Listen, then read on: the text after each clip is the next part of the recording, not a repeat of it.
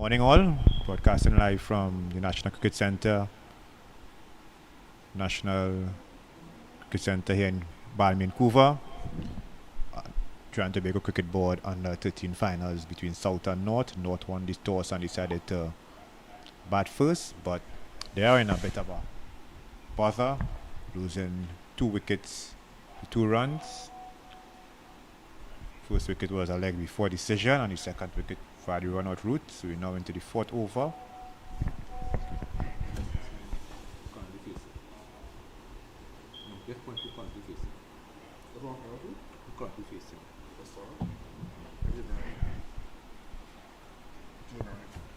We have Daniel U13 facing here, and he picks up a single to the offside. So score goes up to 3 for 2.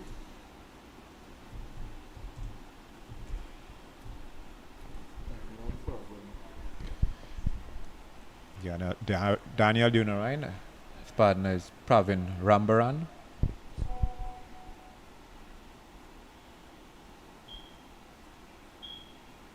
Very overcast here at Central Venue, Central Trinidad. In fact, it has been very overcast and hazy for the majority of Trinidad and Tobago. Not too sure if it's Sahara dust or rain, but it's very, very overcast.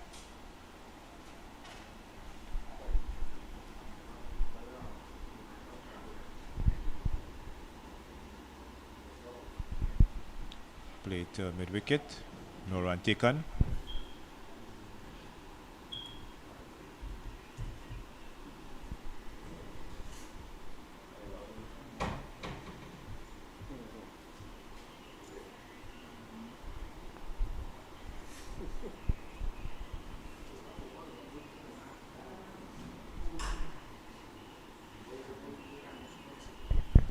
Will be called a no ball, waist high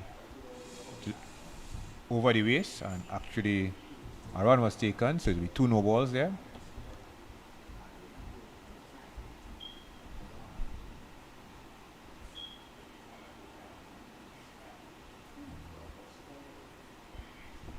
Score moves up to 5 for 2.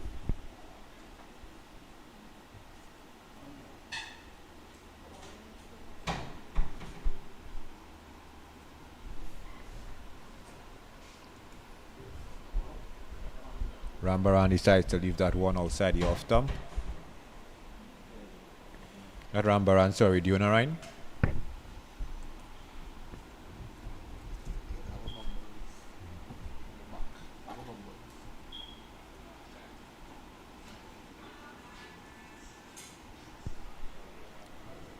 Driven square on the outside for a single.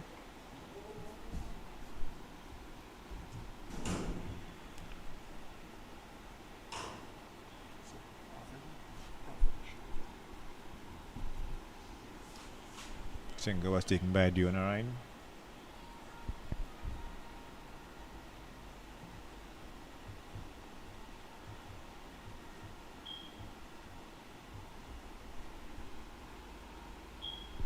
Rising delivery that the batsman handles not very comfortably, but he survives.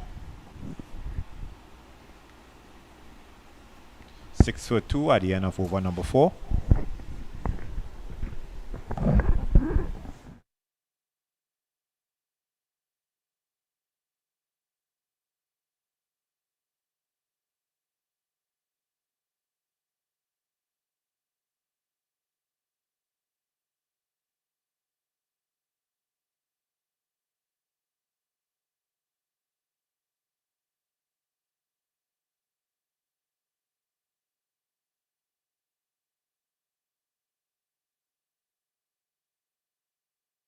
Start of over number 5.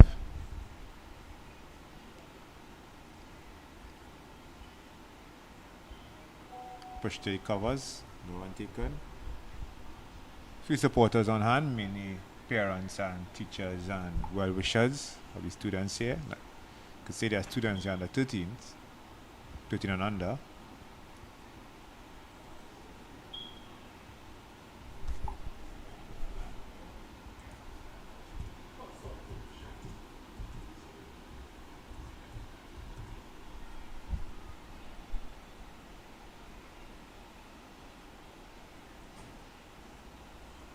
Cut to deep gully will be 1 run. 1 run to the owner line.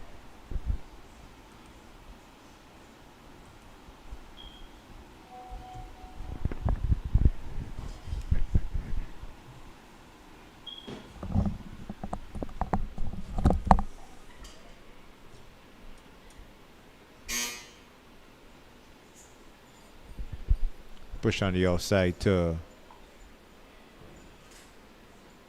cover point.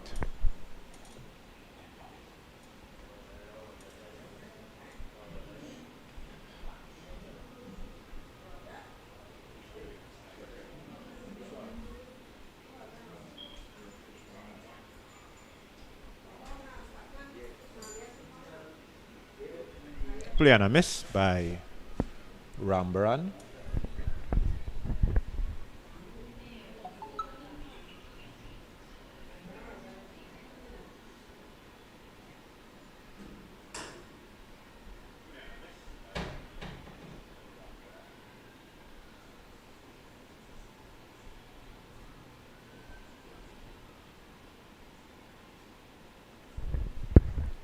Sun trying to make its way out on from the heavy dose of clouds.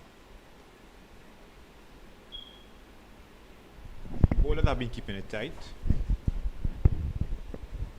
Batsmen have been really kept on the check. Have been kept in check.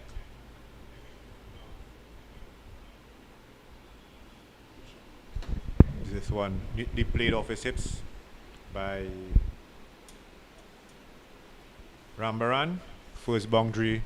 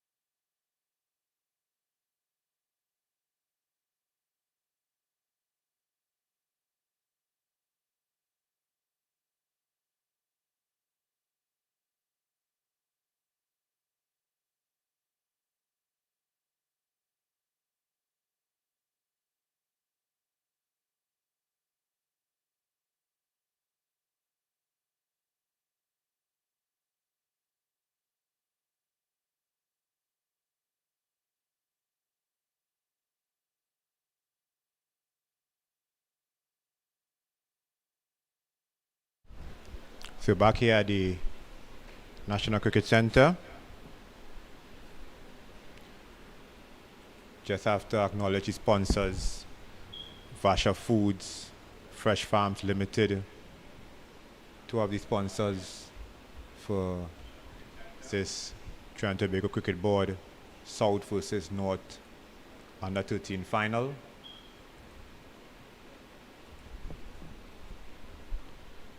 First taste of spin,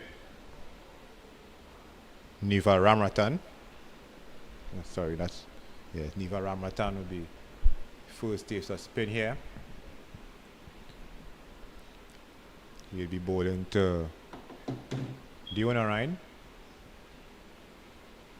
Also want to make mention of South Coast Services Limited, DV Contracting Company Limited, and Freeport Fresh.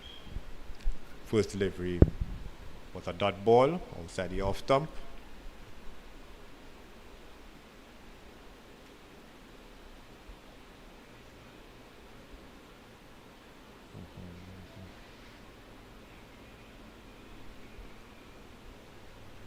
Single taken by Dariel Dionarine through the offside. Score moves up to 27 for 2. So the weather has been slowly improving. A little bit more blue skies we're seeing here.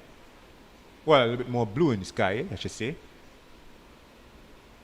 Still very cloudy / overcast. It was gloomy at the start of the game, but the weather has improved.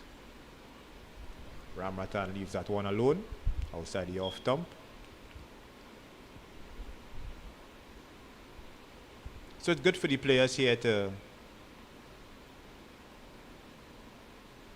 be in competitive action. These are the ones for the future and have to be encouraged.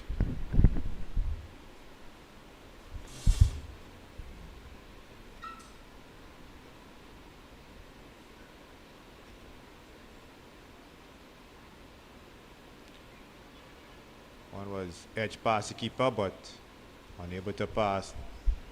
Field that short third man. South bowlers have really been disciplined in their line and length. Wasn't all perfect, but they haven't had the North bowlers dominate them. That's the end of over number 9. 27 for 2. North.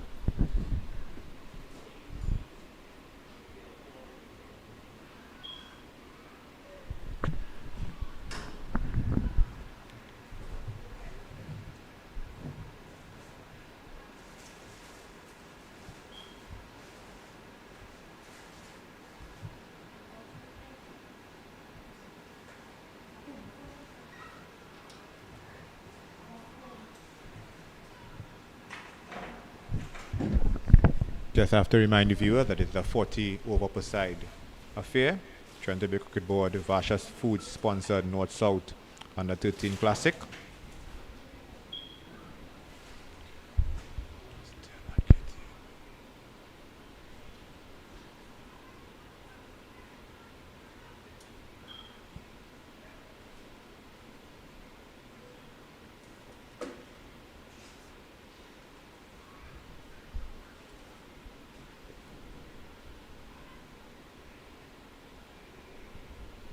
Kieran Waterman picking up the attack from the northern end.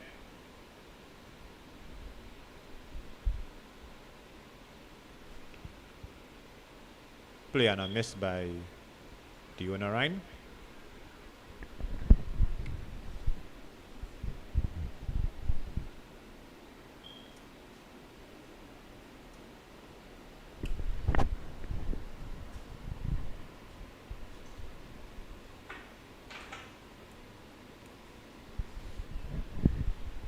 One plate safety onto the offside.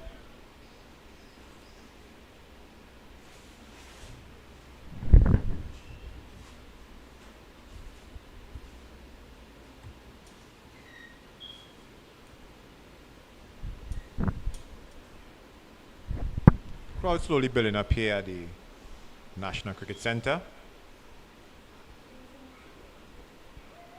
Well driven by Dionarine, but unable to beat the fielder at extra cover.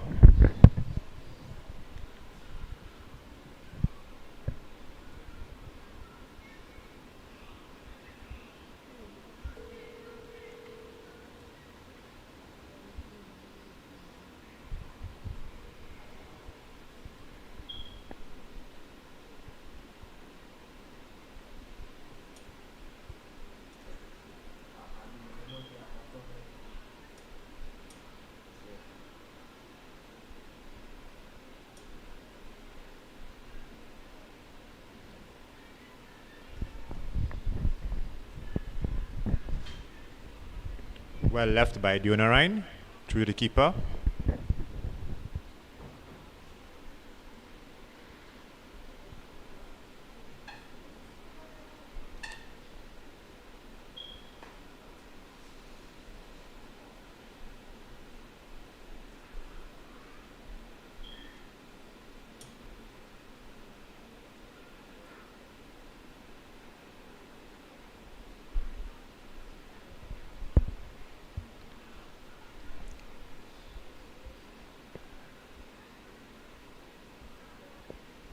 End of over number 10.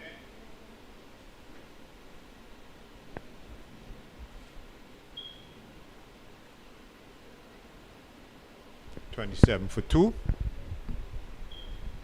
Seeing the umpire signaling for the players and technical staff to organize water. Would be a water break perhaps after this over. More than likely. After this over by Diva Ramratan. And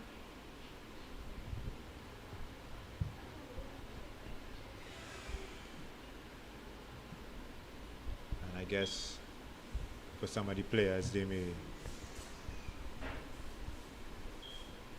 need to get some reassurances from their technical support as to how they go about things. Ramratan has settled it a good rhythm so far. First taste of spin for the match.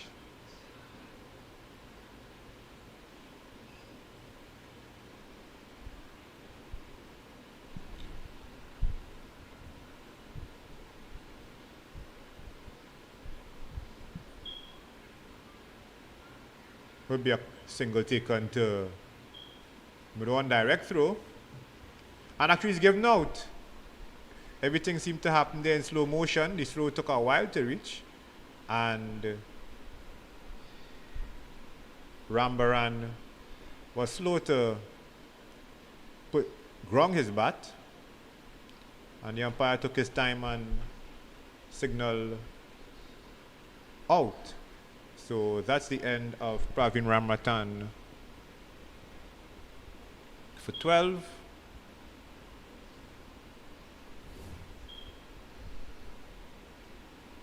Score is 28 for 3.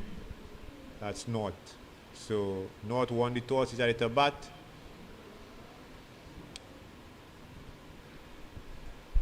.28 for 3.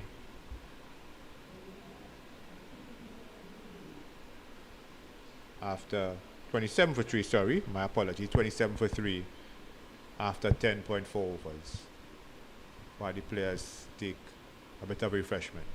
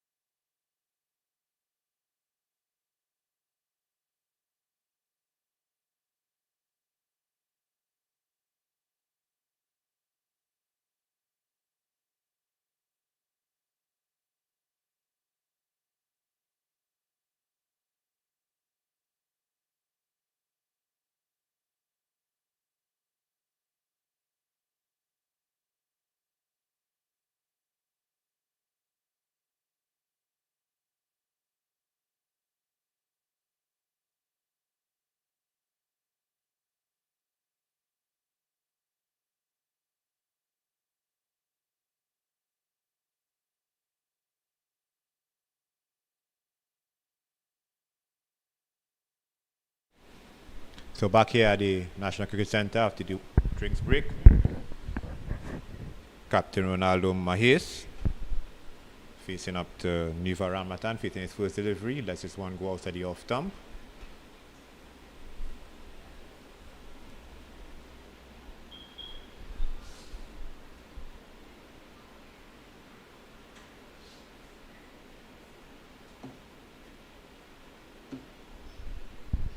Well played to short mid wicket. That's the end of over number 11. Scored 27 for 3, North under 13s. Just quickly give you a rundown. Andre Bridgelal was leg before to Dylan Rambarose for North. Sundar Ramratan was run out for North. And Praveen Rambaran was just dismissed for 11. Dariel Dionaran is on 7. And skipper Ronaldo Mahis yet to score, sorry. The only wicket taker, Dylan Rambarose, 1 for 14 off his 4 overs. The other 2 dismissals were via the run-out route, as Keaton Waterman will continue with his brisk medium pace from the northern end.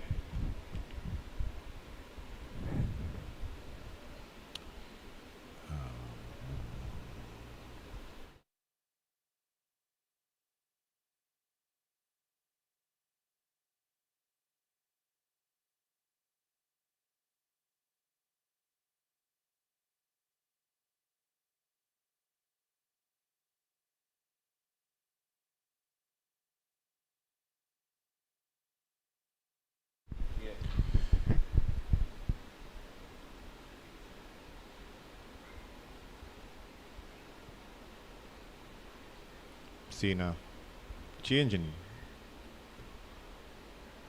batting styles here now. Not, I had to make a correction there. Mahis was yet to face. This is actually his first delivery. So my apologies for the previous over. Mahis cutting outside the off stump. Mahis is actually the brother of Anderson Mahis, who will be involved in the CPL for the first time. The Trinidad and Tobago and KFC Clark Road left arms spinner.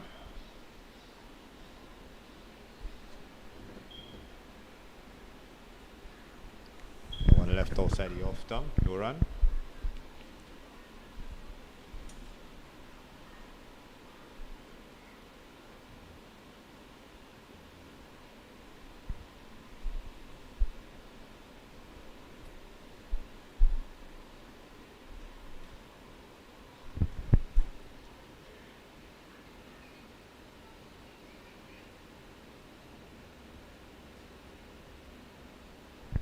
He's just from a cricketing family, so his mother. I have to say hello to Gaylan Pirot,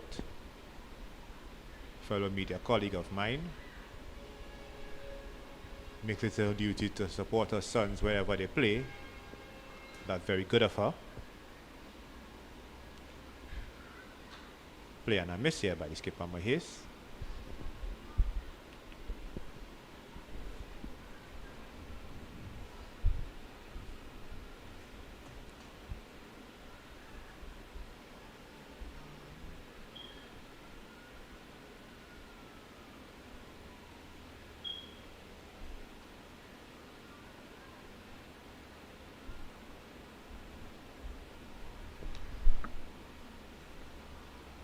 Another play and a miss by Mahis. And he never made an over 27 for 3 after 11 overs.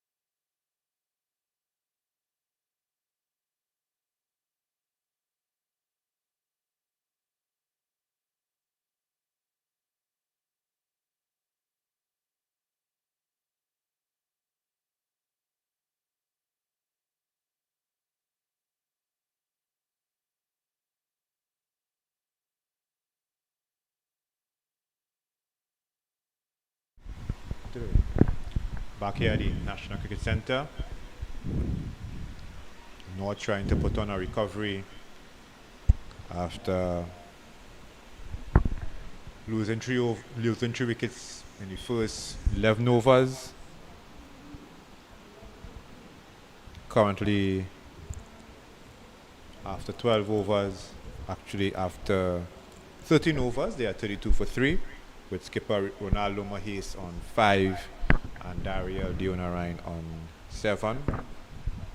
Kedan Waterman will continue from the northern end. I was speaking in high terms of the weather just a short while ago, but it has gotten a little bit more cloudy here. Not menacing, but a little bit cloudy here at the National Cricket Centre.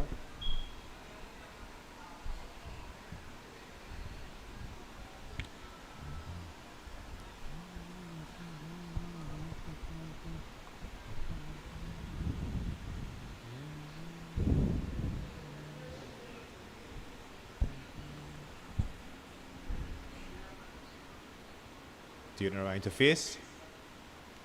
Pushes it down to short third man region. Fielder from Gully had to move to his left to stop. Single taken.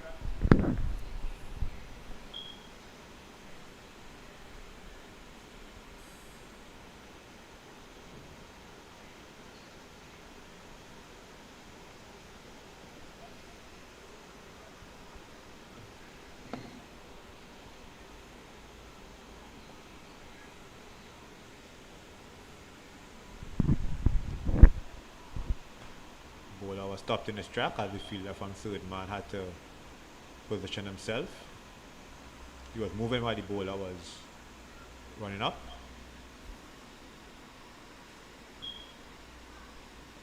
Mahis unable to beat the fielders in the covers, in the cover region.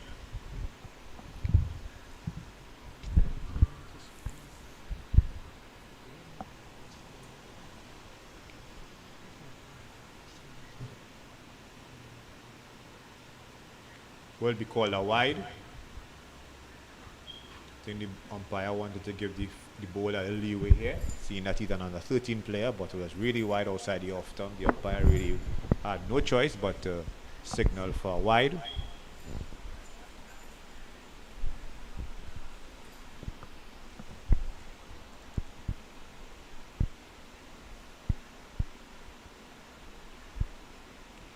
Played back to the bowler.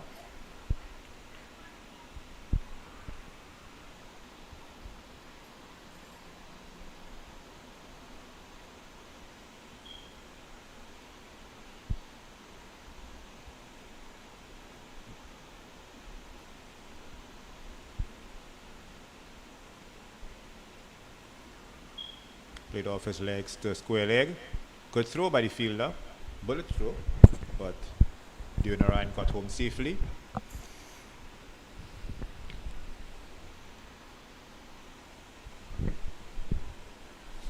Just to mention the sponsors are the South Coast Services Limited, DV Contracting Company Limited, Fresh Farms Limited, Vasha Foods and Freeport Fresh. Thanks for their support for this match and also this under 13 competition, the North-South Classic.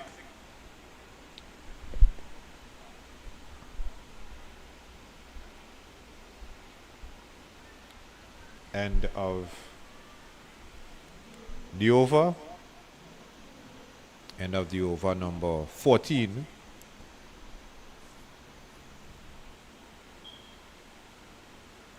$36 for 3.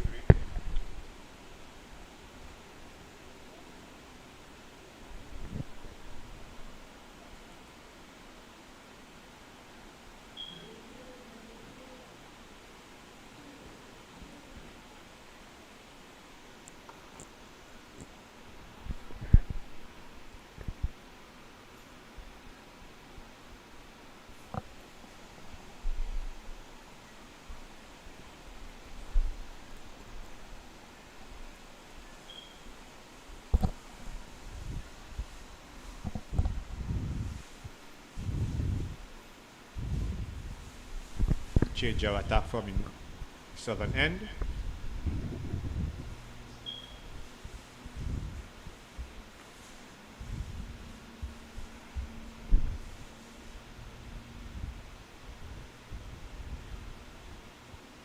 Ashmir Jumadin, one off spinner replacing the other. He has replaced Neva Ramratan.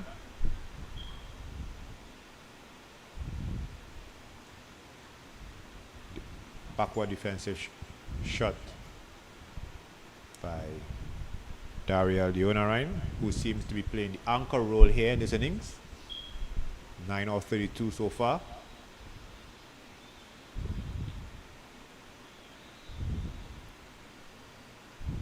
Got an outside edge onto the offside. Perhaps if there was a bat pad, he will have gobbled up that one. Leonarine lives to fight another day.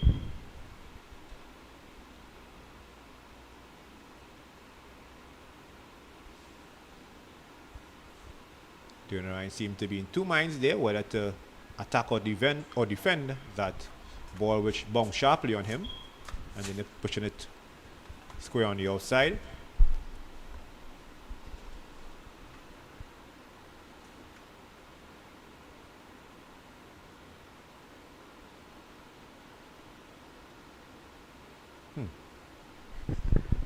This one had the batsman in two minds and went past him, past the keeper, and it has gone for 4 byes. So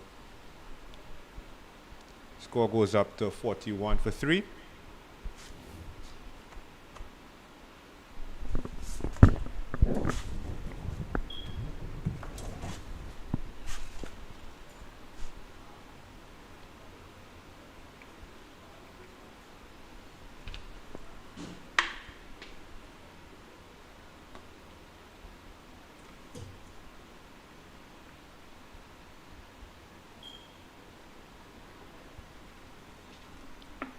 Well left by Leonarine this time around.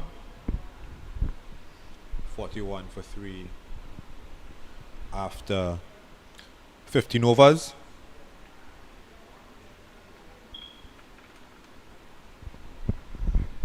Just want to remind the viewer that this is a 40 over per side affair. Final of the Trinidad and Tobago Cricket Board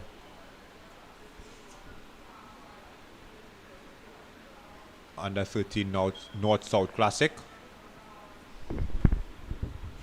Folks of my vintage, those who follow local cricket before this franchise T20 era will remember the North-South Classic was an annual affair at Guaracara Park. A few times matches took place at the Queen's Park Oval, but for a number of years it was at Guaracara Park. Good to see that the North-South Classic has been revived, but at least for the younger brigade, they got an opportunity to test themselves against the best here in Trinidad and Tobago, as Waterman continues from the northern end.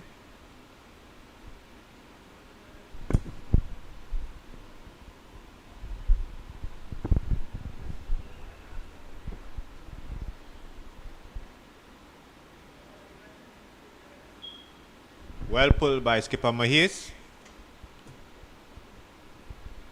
Mid-on fielder just runs to retrieve the ball from where it has landed over the boundary rope. A few bounces over the boundary over the rope for 4, so that's 4 runs to the skipper Mahis.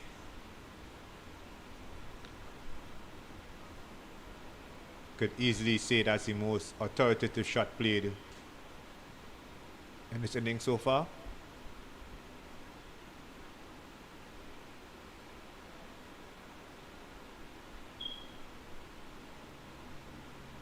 This could well be another 4. Full toss, pull to the leg side.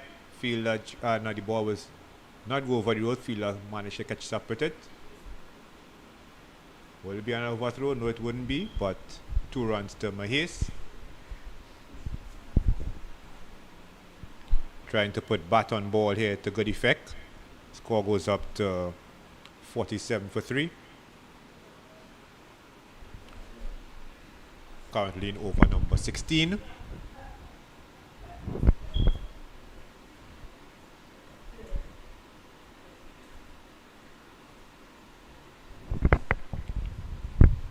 appealed for leg before the ball struck the pads of the batsman, but from my vantage point, looked as if it was heading down the leg side. At least from my vantage point, I'm not where the umpire is stationed, so he's at the best spot to give a decision and signal not out.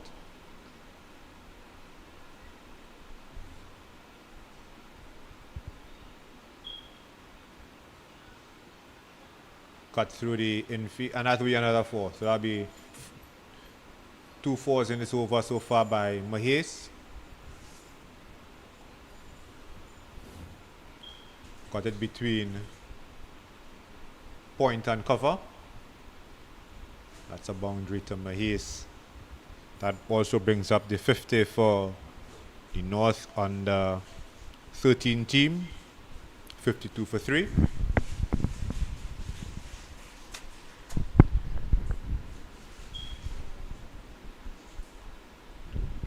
Driven to mid off for a for no run, 52 for 3 after 16 overs.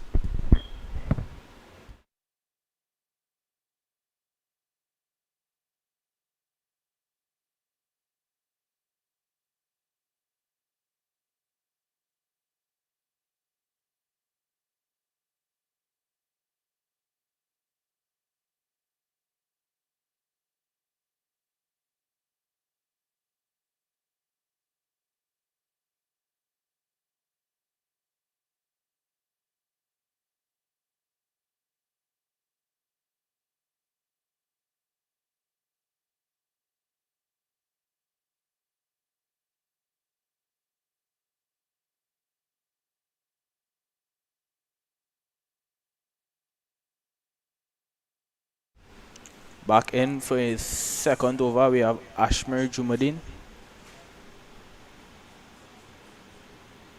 A lovely cover drive there by the batter. Fielder come wrong.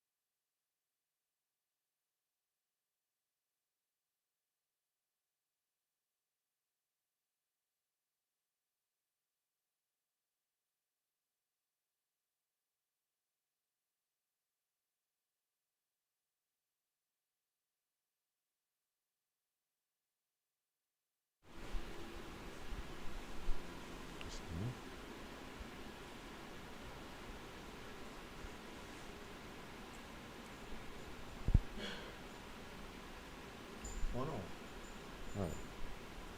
53 for 3 after 17 overs.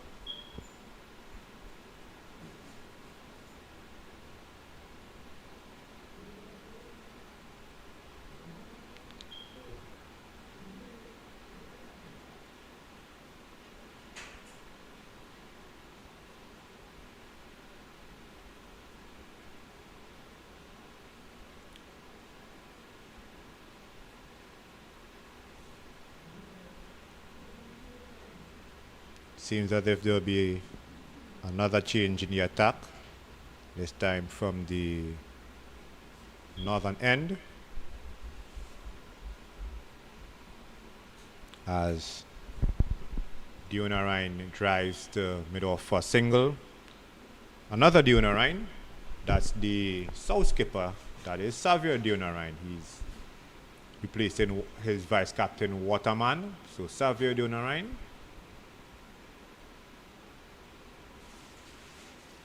It is off breaks. He's bowling to his upper. So Xavier Deonarine, the skipper of the south team, bowling to the skipper of the north team, Ronaldo Mahis.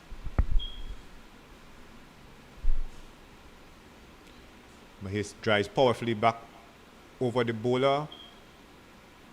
Fielder from long on was able to make a move to his right and stops it.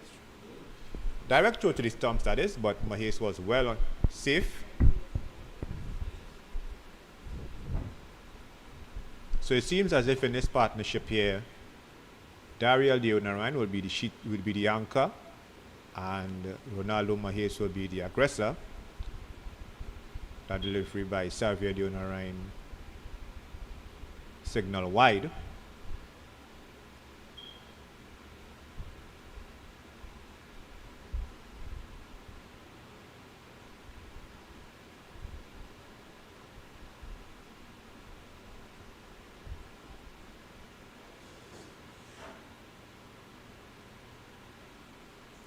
First real sign of aggression by Dariel Deonarine, driven over the bowler for a single to long on.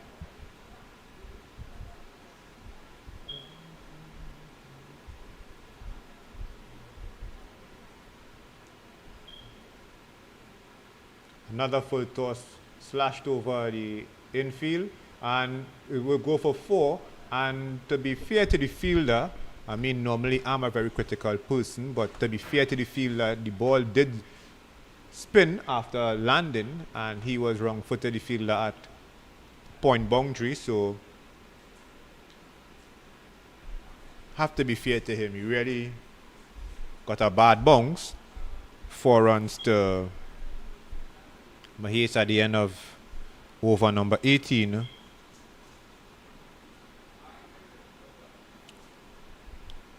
Score should be 59 for 3.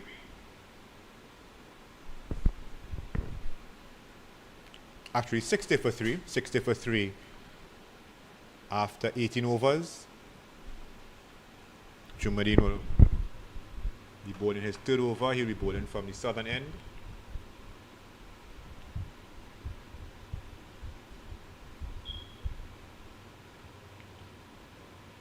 Short ball pulled by Dariel Deonarine, and that will be 4. Valiant effort by the fielder running into his right from the mid-wicket boundary, but it was really a short ball, and Dariel Deonarine gave it perfect treatment. 4 runs to him.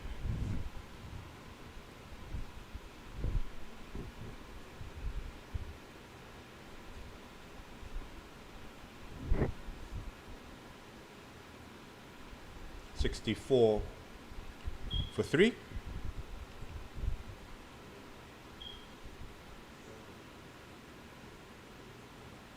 Driven through the offside. So it seems as if Dariel Deonarine now has decided to play a few attacking shots. Got to the pitch of the ball there and drove it to a long off for a single.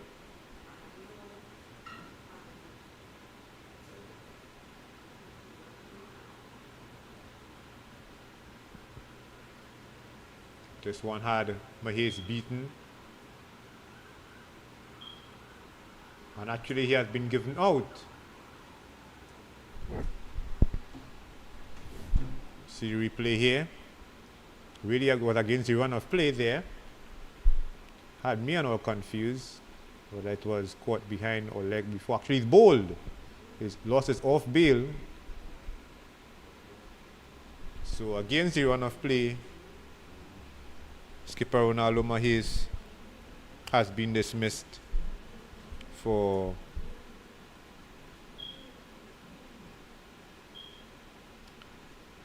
22 has been bowled by Ashmir Jumadeen. So the score is 67 for 4.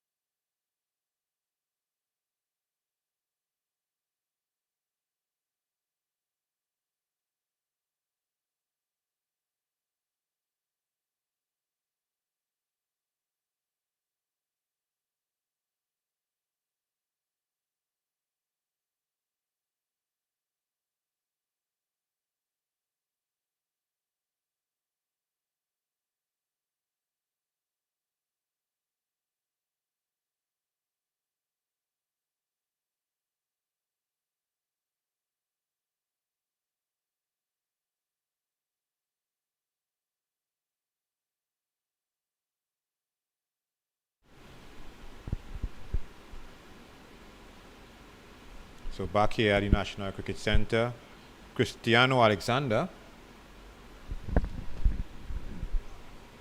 middle.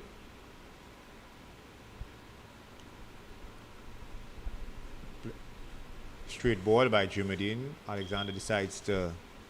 He did attempt a shot, but he changed his mind.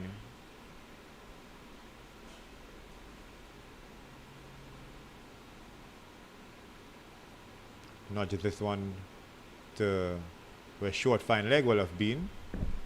But he decided not to take single, not to chance it.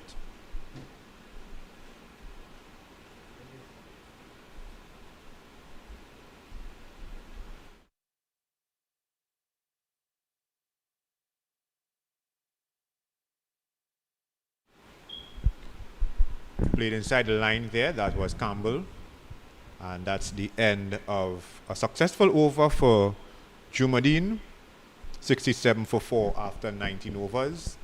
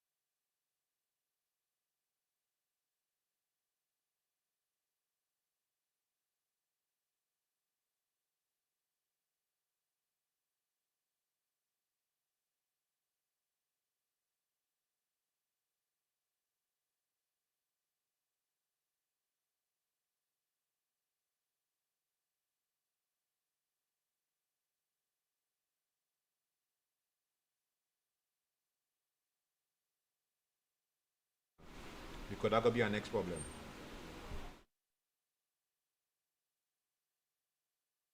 So back here at the National Cricket Centre, 86 for 4 after 23 overs here in this Trinidad and Tobago Cricket Board Under 13 North-South Classic.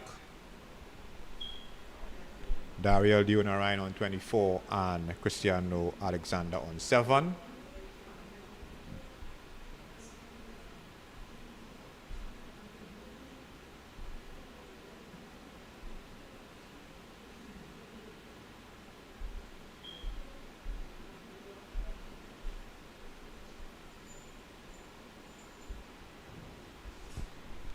Xavier Dionarine continues from the northern end to Dariel Dionarine.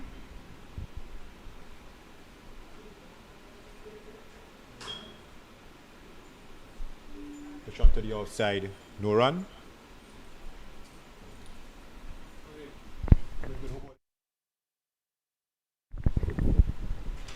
Pulled, oh my, could have been wicket number 5. I was not about to applaud the batsman for his shot, but he picked out the mid-wicket fielder and the ball went in and went out of his grasp. So that's unlucky for the mid-wicket fielder. Ball went in and straight out of his hands. You see what happens here now. The ball is kite in the air and lands safely.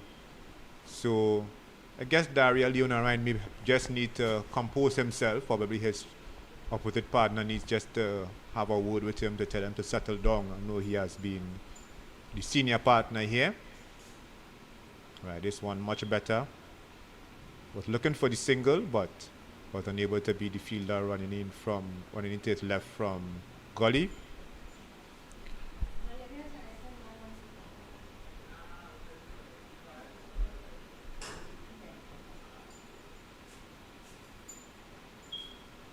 Well played to short extra cover.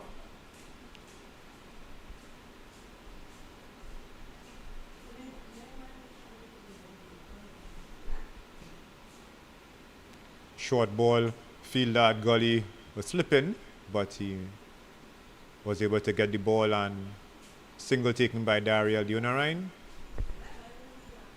That's the end of over number 24, and North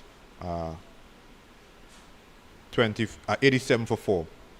Dariel Dionarine on 25 and Cristiano Alexander on 7.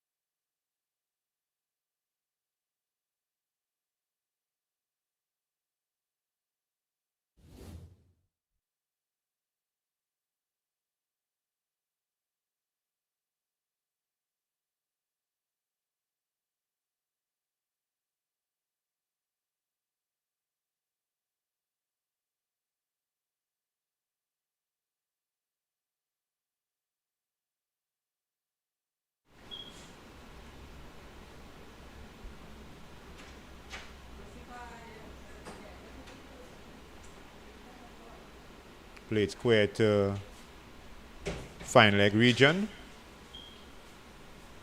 for a single.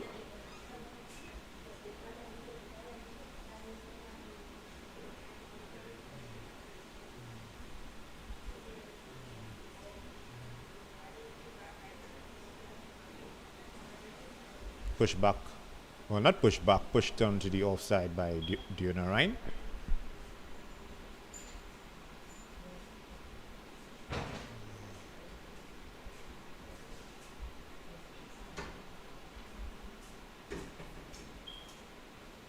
Looked as if he wanted to drive, but the ball is kept low.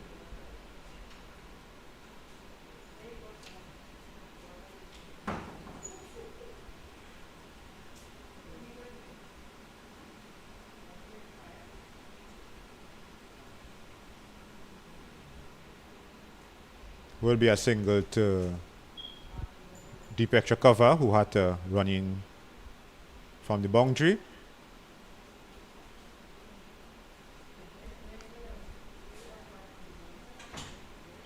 Single to Daryl Dunarine.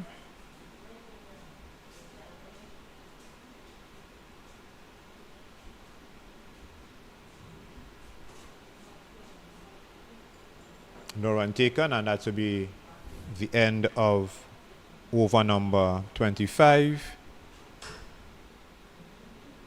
90 for 4, and there will be drinks.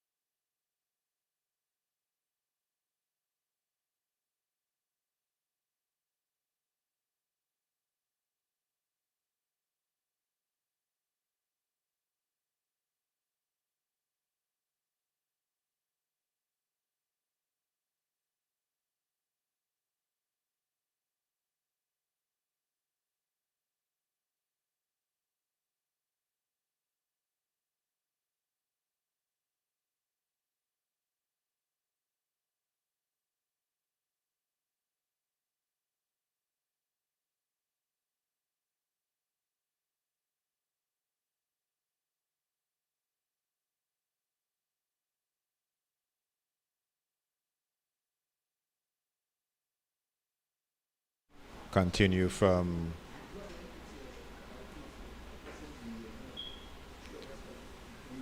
the northern end, and wide signal by the umpire.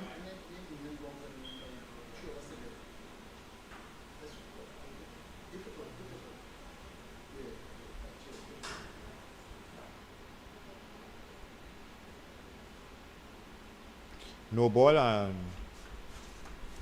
signal by the umpire. I was not about to say it will be a free hit, but I have to remember these are under 13, so that will not be allowed. But it's a no ball nonetheless. Savio, you know, I'll have to bowl it over. And this one has been lofted in the air by Daryl Dunarine, and 2 bounces over the ropes for 4. So 4 runs to Dariel Dunarine. Scores goes up to 96 for 4.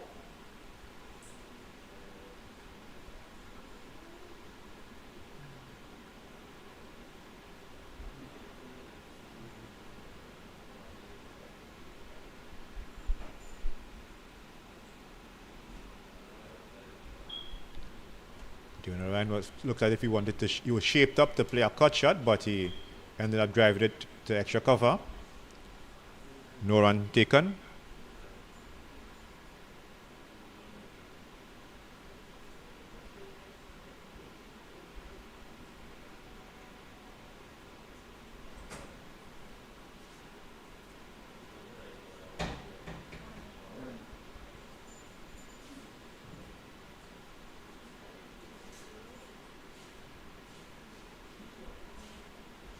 Play and a miss by Dunarine. Dariel Dunarine, that is.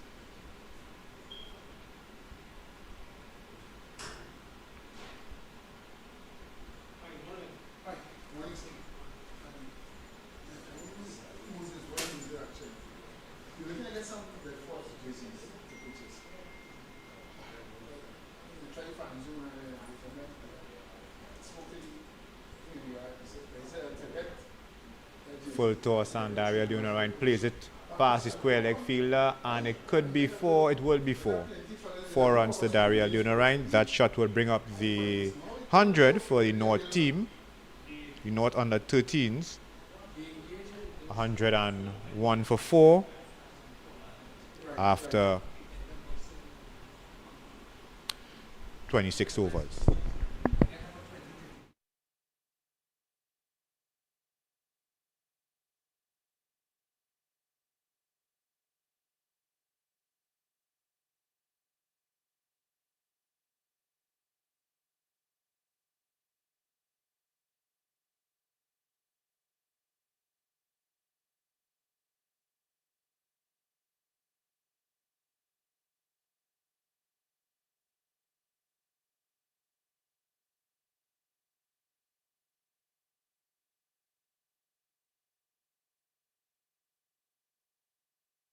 Jumadine to pick up to continue from the southern end.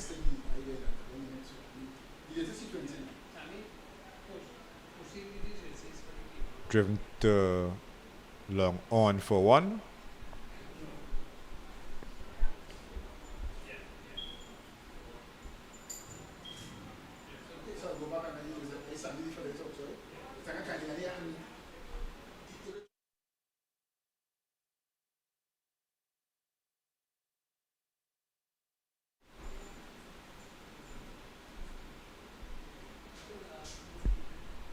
Played onto the offside. We'll get a single as Dunarine.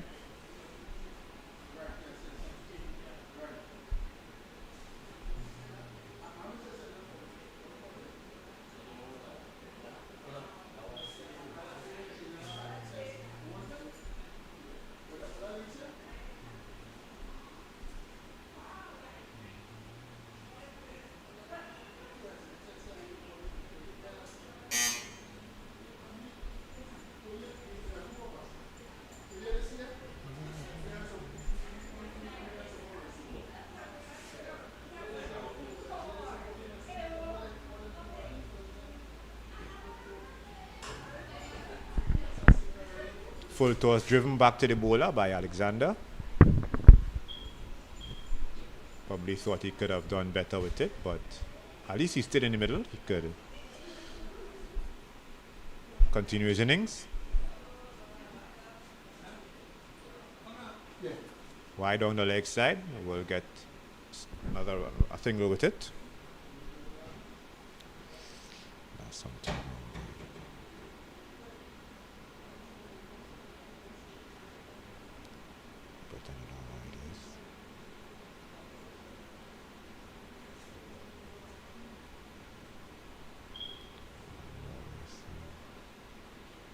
Pulled over the mid-wicket fielder.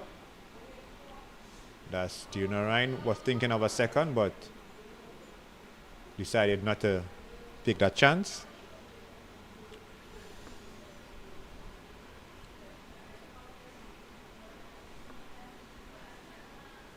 107 for 4 after 27 overs.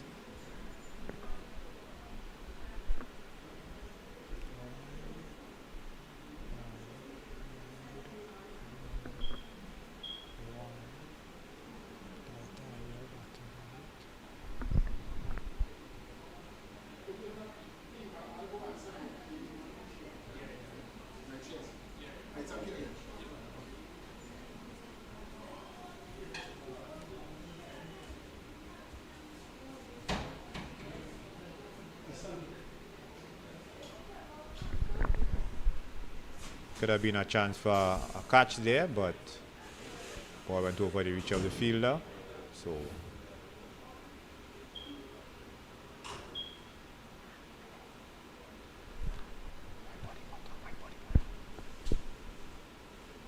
another full toss.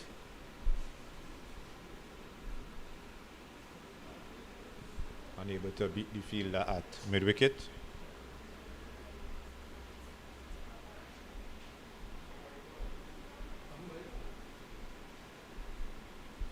We'll get a single. Oh my. I was not about to say, well, I've gotten a single, but misfield at long on. And that's a boundary to the Unarine. Daryl the Unarine. Fielder was a bit casual. What could have been one went for 4.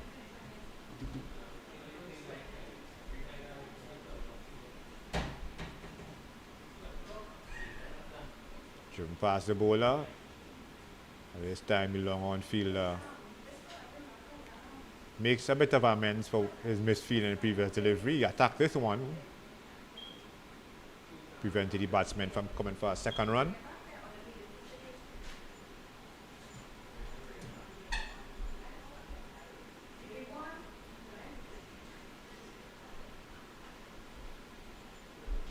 No run.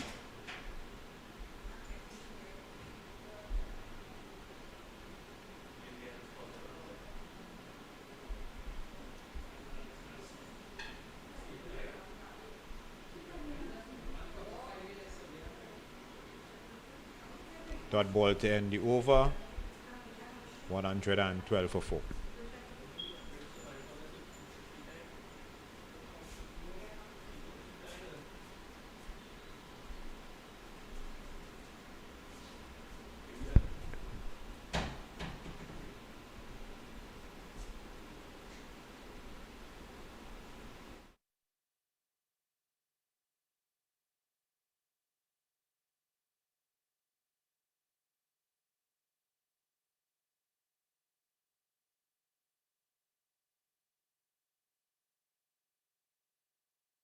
We need in the midst of a good spell here from the southern end.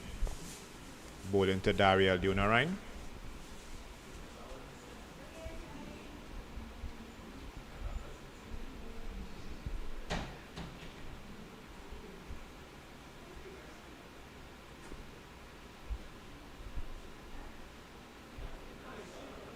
Well, driven by Daryl Dunarine to long off for 1 run.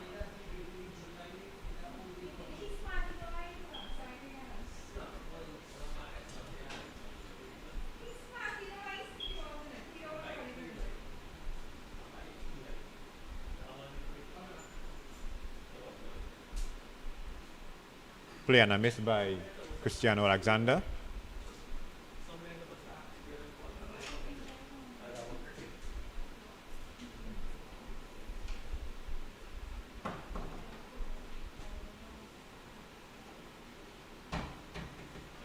Pull deep and it will go for 6. First 6 of the match to Cristiano Alexander. Really a short ball and got the treatment that it deserves. So 6 runs to Cristiano Alexander. Score goes up to 119 for 4.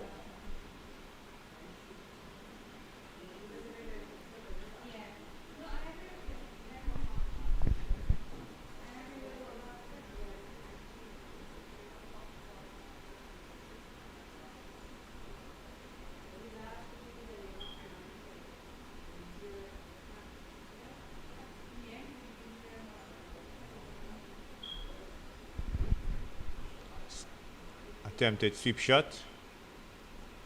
Not signaler wise, so it may have either brushed the bat or the pad, maybe the pad.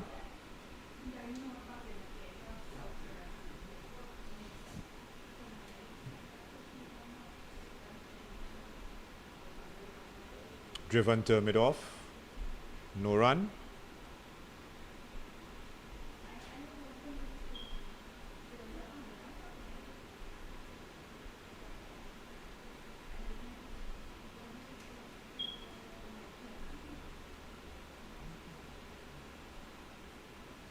Driven, bowler stops it in his tracks. 119 for 4 after 29 overs.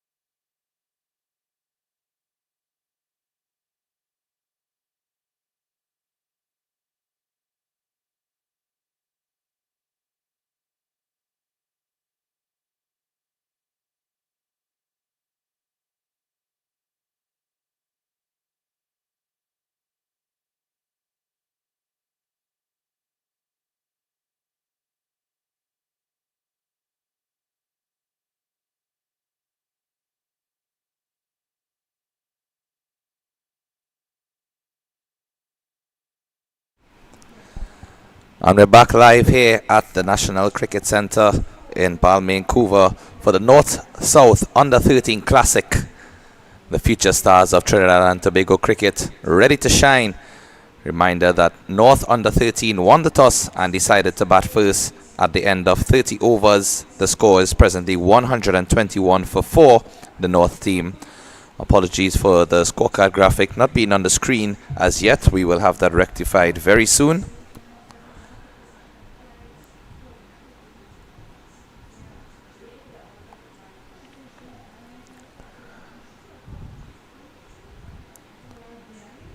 Batsmen at the crease, Dariel Jennerine on 44 and Cristiano Alexander on 15.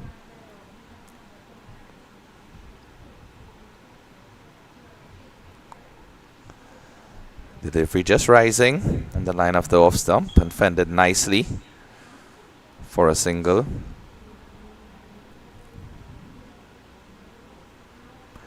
And Lucas Sabala with the ball in hand into his 5th over. 4 overs, no wickets for 9 runs previously.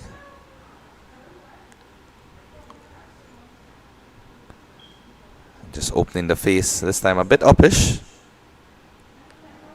Keeping that fielder at the 3rd man region on the boundary active.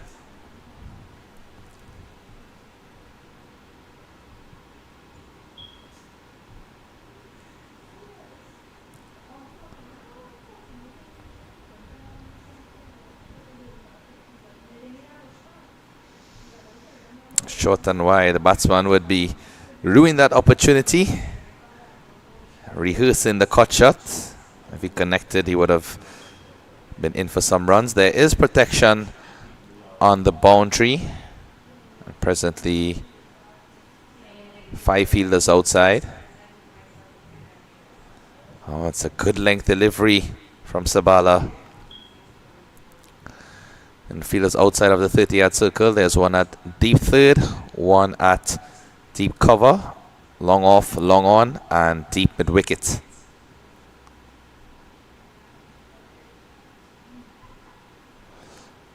Lovely looking try, but there is protection at point. And some good fielding from the youngster. Good all-round cricket on display. A very pivotal aspect, this under 13 level.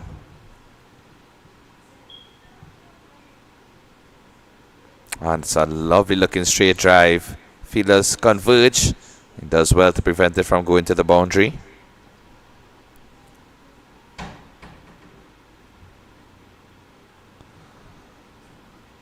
Alexander pushing up to 17 as the 31st over comes to an end.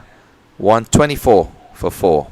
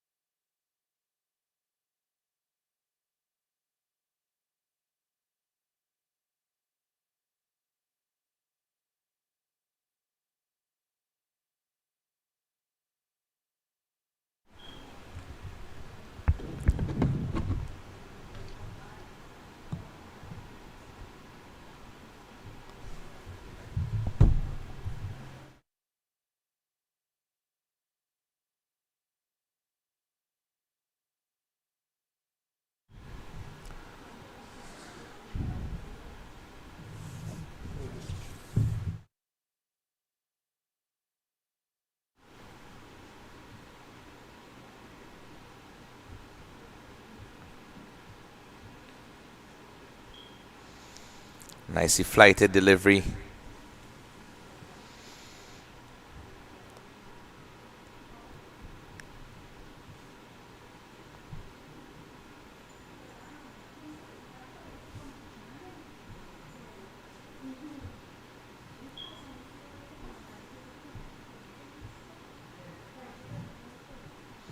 And he goes with a flatter and faster one. Nicely played.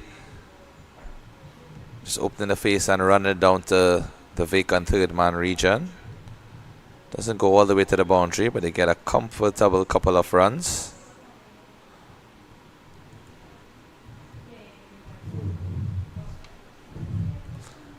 Jonathan Mungaroo, the bowler.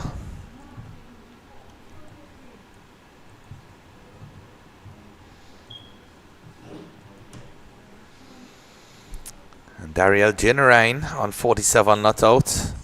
We'll be anticipating a half century. Some extra flight in that delivery, looping. And it came down just in time.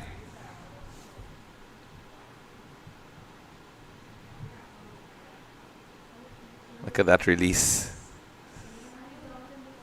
And another flighted delivery. This time the batsman does get connection. Dinarine pushes into the offside for a single. But I like this approach from young Mungaroo.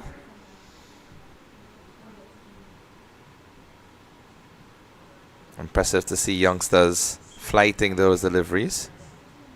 And as I say that, he comes with a flatter one. So he's showing that he has a mixture and a variety of tricks in his bowling arsenal. 32nd over comes to an end. It's 128 for 4. A recap of the innings so far. Andre Bridgelal, he went without scoring. Leg before wicket to Dylan Rambarose. Praveen Rambaran scored 11 of 35. Run out via Caden Waterman. Sundar Ramratan also went without scoring. Run out via Nival Ramratan and Arvan Bikram. Dariel Dinarine is on 48 not out. Ronaldo Mahes scored 22 before he was bowled by Ashmir Jumadeen. Well played through the gap. This will run into the boundary rows for 4. It does. And that should bring Dariel Dinarine to his half century. And he raises the bat in celebration. Really well played innings from the youngster, carrying the North under 13 team to a very competitive total indeed. That boundary pushes him up to 52 not out. A classy stroke there from Dinarine, opening the face and guiding it wide off the field at deep third man and wide off the field at point in the gap for more. Bowler looks at the umpire but does not appeal convincingly. I think he anticipated it would have been going down the leg side.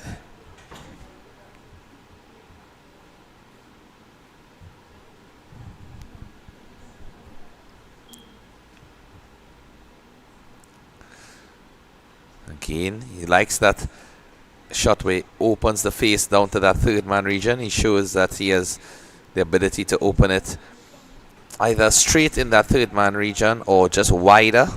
All depends on where the bowler pitches those deliveries. He's good at using the bat and angling to find the gaps, rotating the strike constantly. Now Alexander.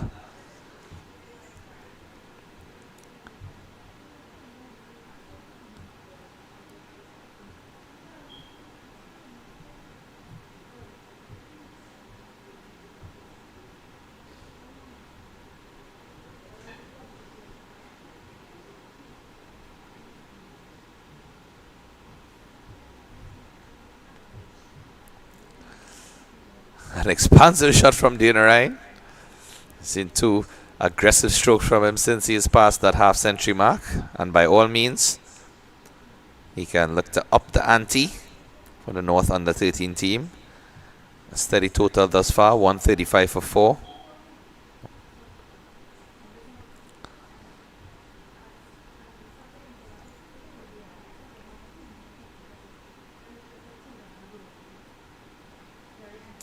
At the end of 33 overs, the score remains on 135 for 4. This present partnership, 68 of 88 deliveries, 29 extras, the projected score of 164 as 7 overs remain in this innings. Mind that it's a 40 over match, this North-South under 13 Classic. I'd like to also thank our sponsors, South Coast Services Limited, Fresh Farms Limited, Vasha Foods, and DV Contracting Company Limited, as well as Freeport Fresh. This tournament developing talent, building champions, and uniting the nation as they play with passion.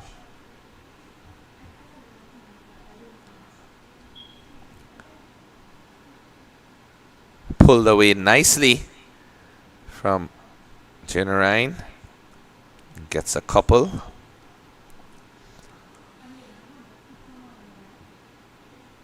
What we have seen in the approach from Jonathan Mungaroo is that he's flighting those deliveries and he's also mixing it with a flatter and faster one in between.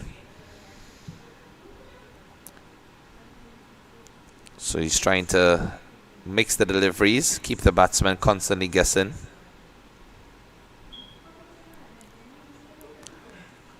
Lovely looking straight drive from the other end. That's 4 more. No better way to get a boundary than straight behind the head of the bowler. As coaches would tell you, if you have to hit the ball in the air, that's the safest place to hit it. Flighted but in the arc, and he waited on it most importantly.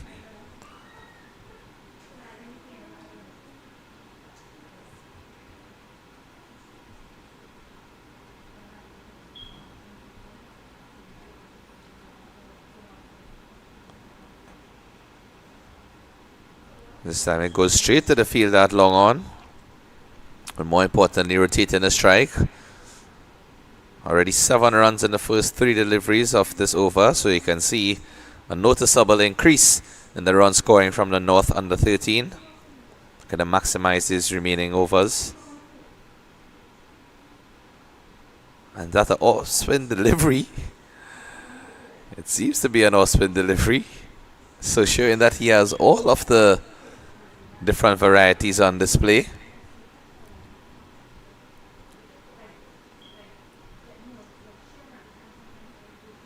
Leg spin, straight on, off spin. And it's a good indicator, apart from watching the wrist of the bowler and his release, the way he flies through those deliveries as well. The one that loops in the air is the leg spin. Off spin is a bit flatter with some flight, and the faster delivery is straight on like a medium, as we see there.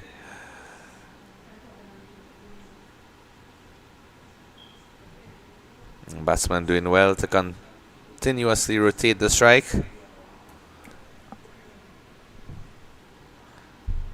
34 overs complete. 145 for 4. Ariel Generine on 62, not out. Cristiano Alexander on 21, not out. Bowlers thus far, 1 wicket apiece for Dylan Rambarose and Ashmir Jumadeen. 2 other wickets coming via the run-out route.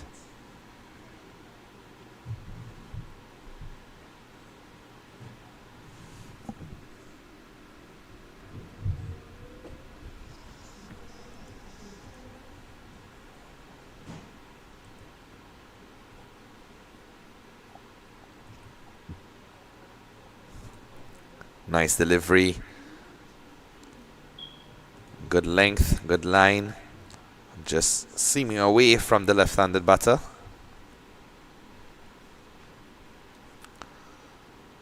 Good approach from around the wicket. Usually see bowlers from around the wicket trying to get those deliveries tailing into the left-hander. And that's a lovely shot from Alexander. Again, doesn't reach to the boundary, but it's a direct hit. There's an appeal for the run out, but the umpire does not seem convinced. Believes that the batsman was in his crease. Really good work there from the fielder. Pick up and throw direct onto the middle stump. Safely home in the end, as adjudged by the umpire.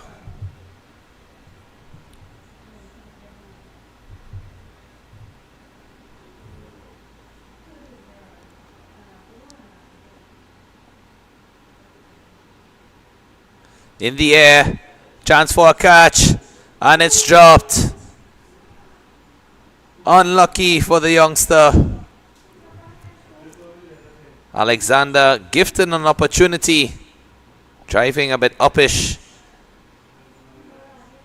And the fielder gathered underneath, but it was just going away from him at the last moment. Unable to catch it cleanly.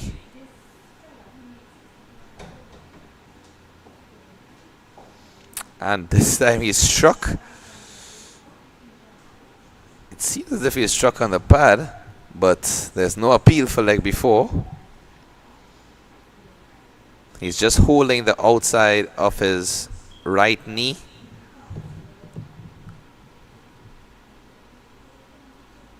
More than likely might have been outside the line of the stumps.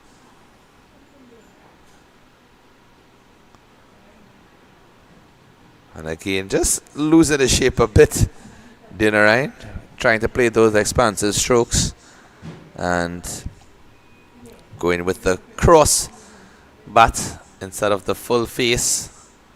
Previously he was playing those traditional cricket strokes and getting good results. Last few deliveries, just trying to hoist it down to the leg side.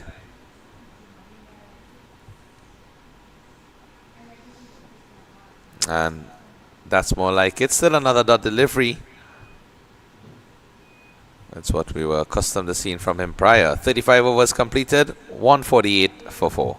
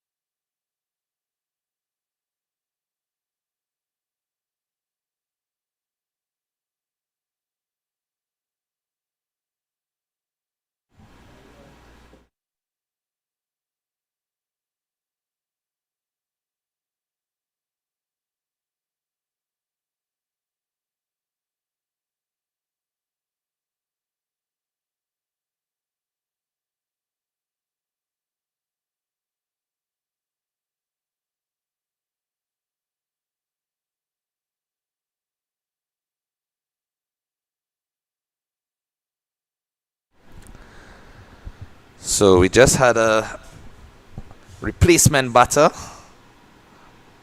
It seems as if the left-handed Cristiano Alexander has retired hurt. We'll just await confirmation from the officials in the dugout.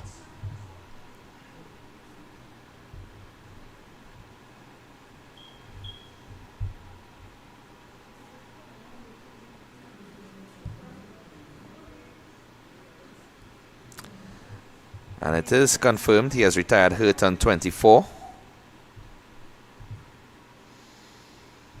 An appeal from Mungaru as he continues. New batsman into the crease, KL Campbell.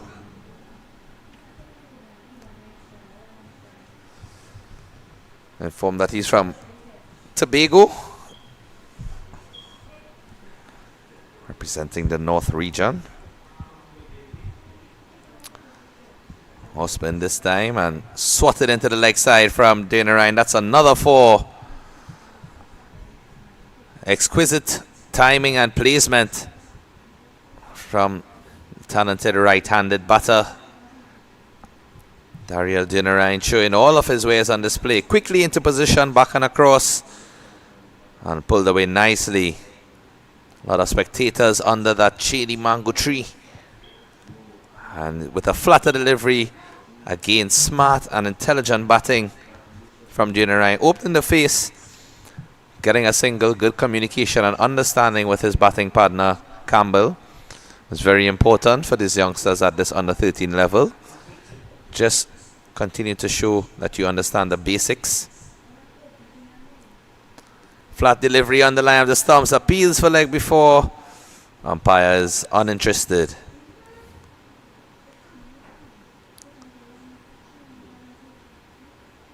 Looks to be one of the flatter deliveries. Yes, it was.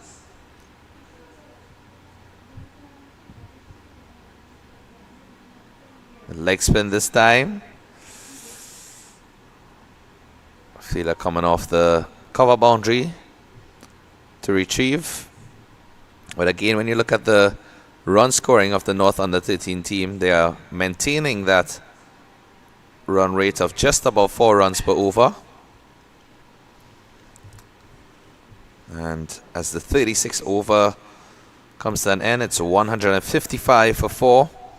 Reminder of the bowling scorecard: 1 for 17 for Amber Rose, 1 for 14 for Jumadine. Jumadine the most economical with the wicket in hand. Also, Nival Ramratan bowled 3 overs for 8 runs. Good spell.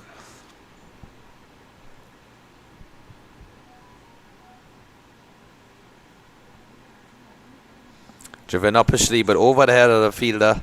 Should be able to come back for 2. And they get it comfortably in the end.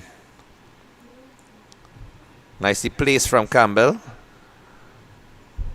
In a vacant part of the field between the fielder at deep cover as well as long off, allowing him to get those 2 runs.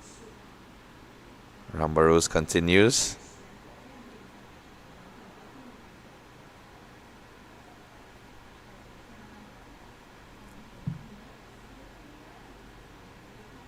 Good backing up on that occasion. A powerful return to the non-striker's end.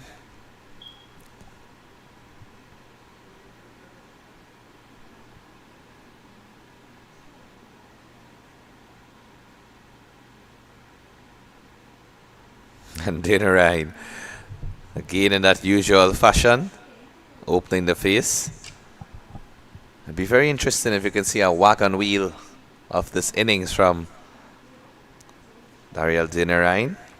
See how many of runs have been scored in that region between third man and point.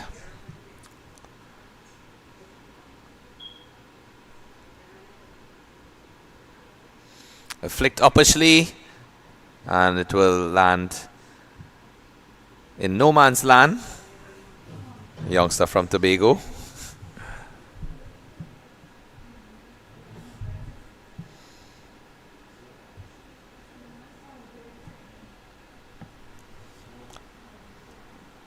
So yes, in fact, looking at the wagon wheel of Dinnerine, he scored majority of his runs outside of the off stump, as well as pulling toward the leg side. So it be between that third man to cover region, spanning that area, as well as the mid wicket to long on region. So he favors those areas of scoring. Thanks to our scorer Joel Bailey for that pertinent information.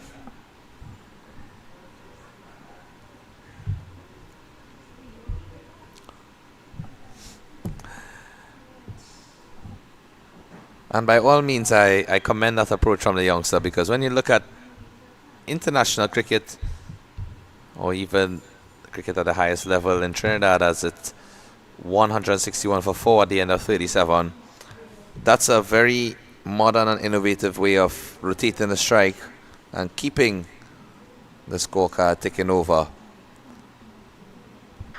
Just accessing that part of the field. And you don't really have to do much as a batsman except open the face of the bat and guide it into the right areas. Does not necessarily require much power or precision. And if you time it well, you can get a boundary. Mungaroo to continue. Starts with a flatter delivery.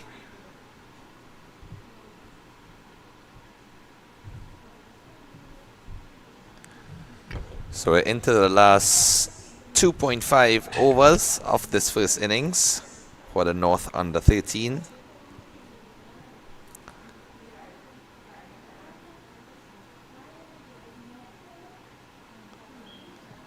Again striking him on the pad, but seems to have been going down the leg side. Dinnerine still coming forward for a single, getting that leg by.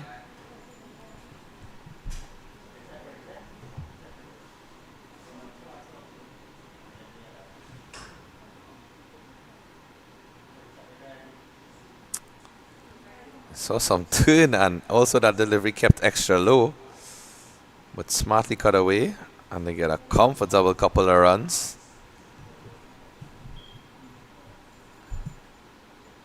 Seems to be a natural run scorer, young Dinnerine. Hasn't really been troubled by much deliveries. And right on cue.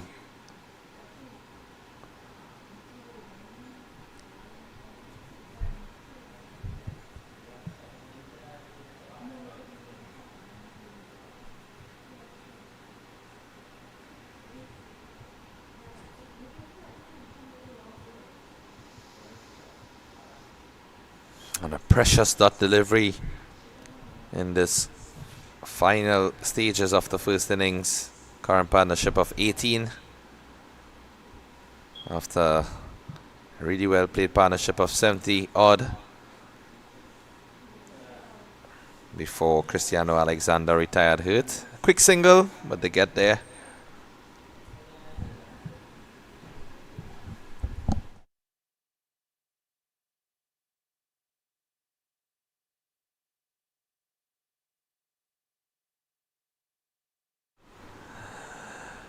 .167 for 4 at the end of 38. 2 overs remain. I'm sure they will be looking forward to that 180 mark. 2 overs, 12 legal deliveries, 13 runs to get there. So they will back themselves.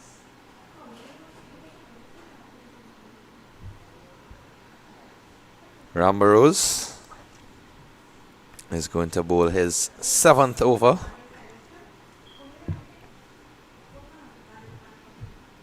A flicked in the air from Campbell. Fielder coming close.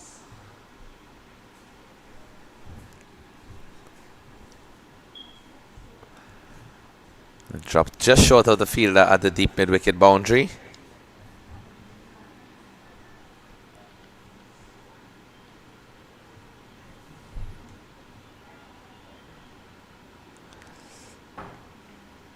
Cut away this time. A chase is on. Will the ball win? The fielder does well. Comes across nicely. Pick up and throw.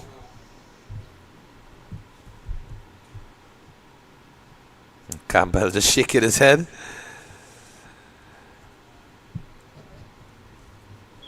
Felt that he could have probably got more runs.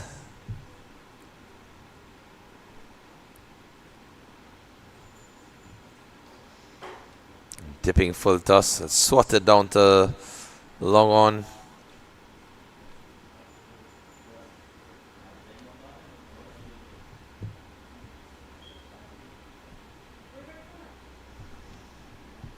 And keeping that standard of scoring a runner ball in the last few overs.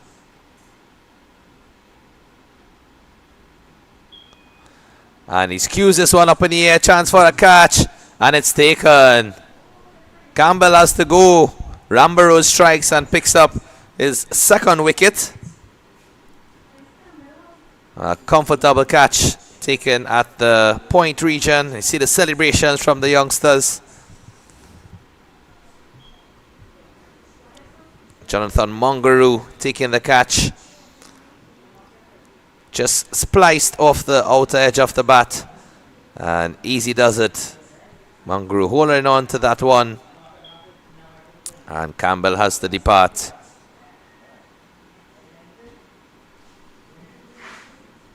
Seven of 11 deliveries was his contribution. Rambarose now with his 2nd wicket. He has 2 for 27 with 2 legal deliveries remaining in his 7th and final over. So he'd be happy with his returns as well. Jabri Adams, the new batsman, entering the field of play.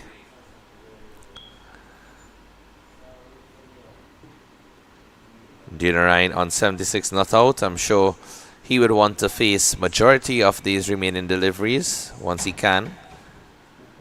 Adams possibly receiving the instruction to see if he can get a single and rotate the strike for Dinarine.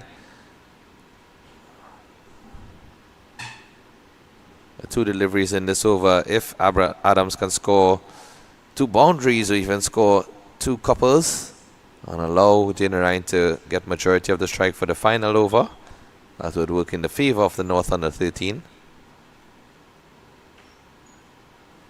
Splices off at the outer edge. What a stop!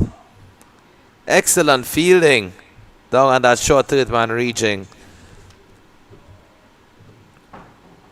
Diving to his right, low down.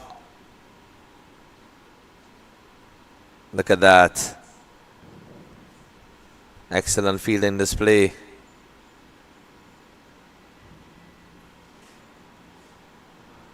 Another dipping full toss. Never easy to play those type of deliveries.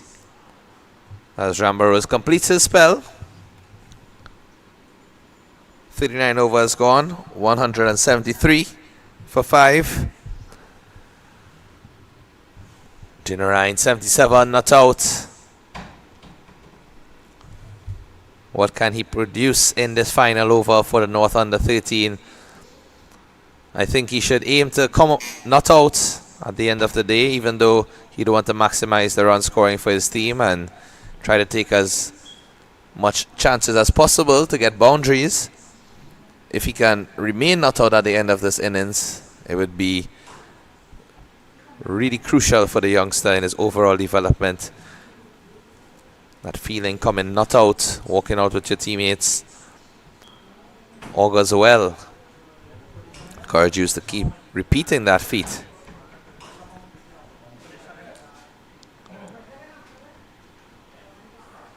Sorted down the ground. Initially was pushing as if he wanted to come back for 2, but after the excellent fielding we saw, didn't want to take any unnecessary risk. Adams now to face up Severe Dinarine, bowling the final over.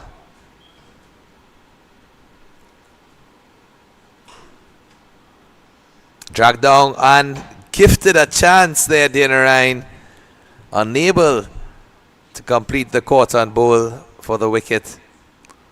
Delivery just seems to have held up in the pitch a bit. It's sorted back. Comfortable catch at height, but this time he gets the wicket. When it's nice, he does it twice, Dinarine. Similar type of delivery.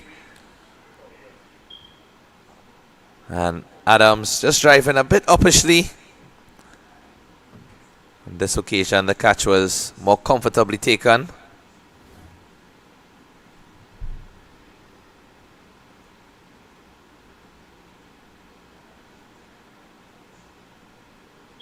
Yeah, just looped forward.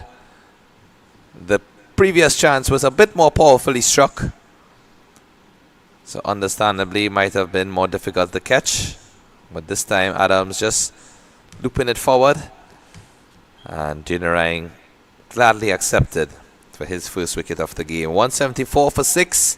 3 legal deliveries remain in this final over. New batsman to the crease, Tyler Monilal.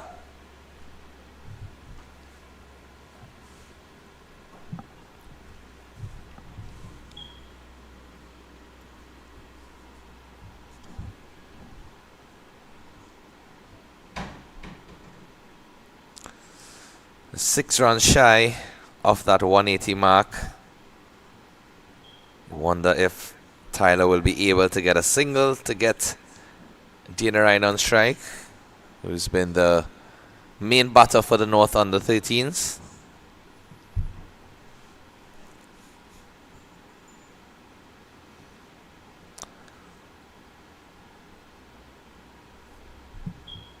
Flat delivery.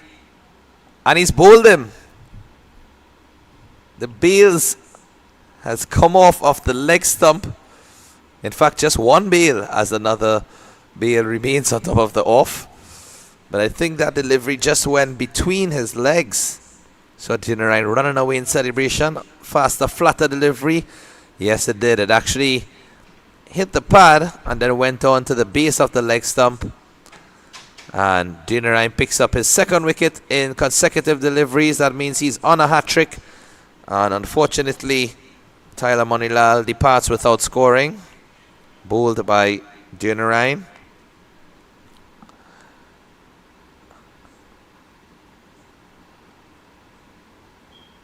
And Dariel Dinarine, the batsman for North, is stranding on the non-striker's end.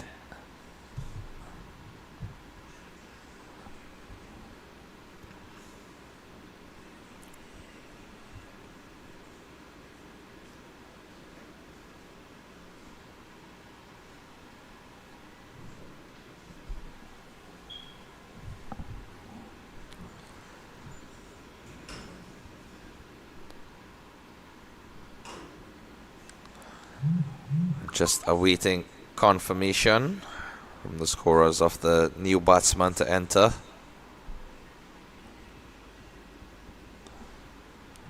174 for 7. Severe Dinnerine on a hat trick. And leaving the same field set. This is swatted in the air. Goes straight on the ground. Over the boundary rows for 6.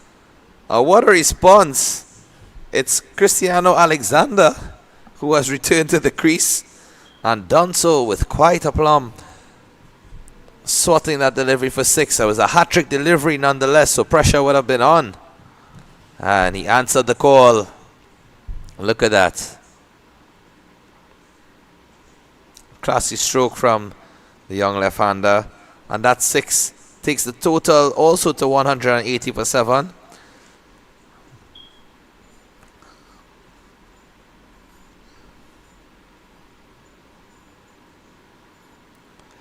Flighted and swatted in the air again. Chance for a catch.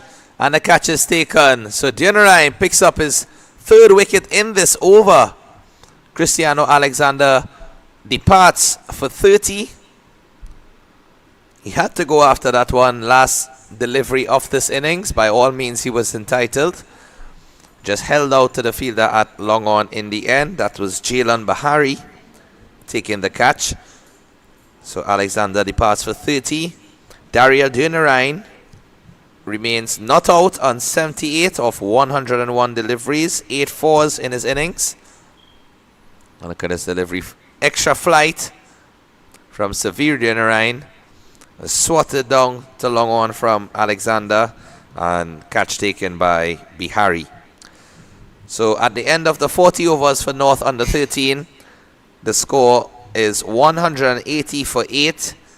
That means South under 13 will require 181 runs in their 40 overs when they come to the crease. The pick of the batsmen, Daryl Dinnerine 78 not out, Cristiano Alexander 30, Ronaldo Mahis 22.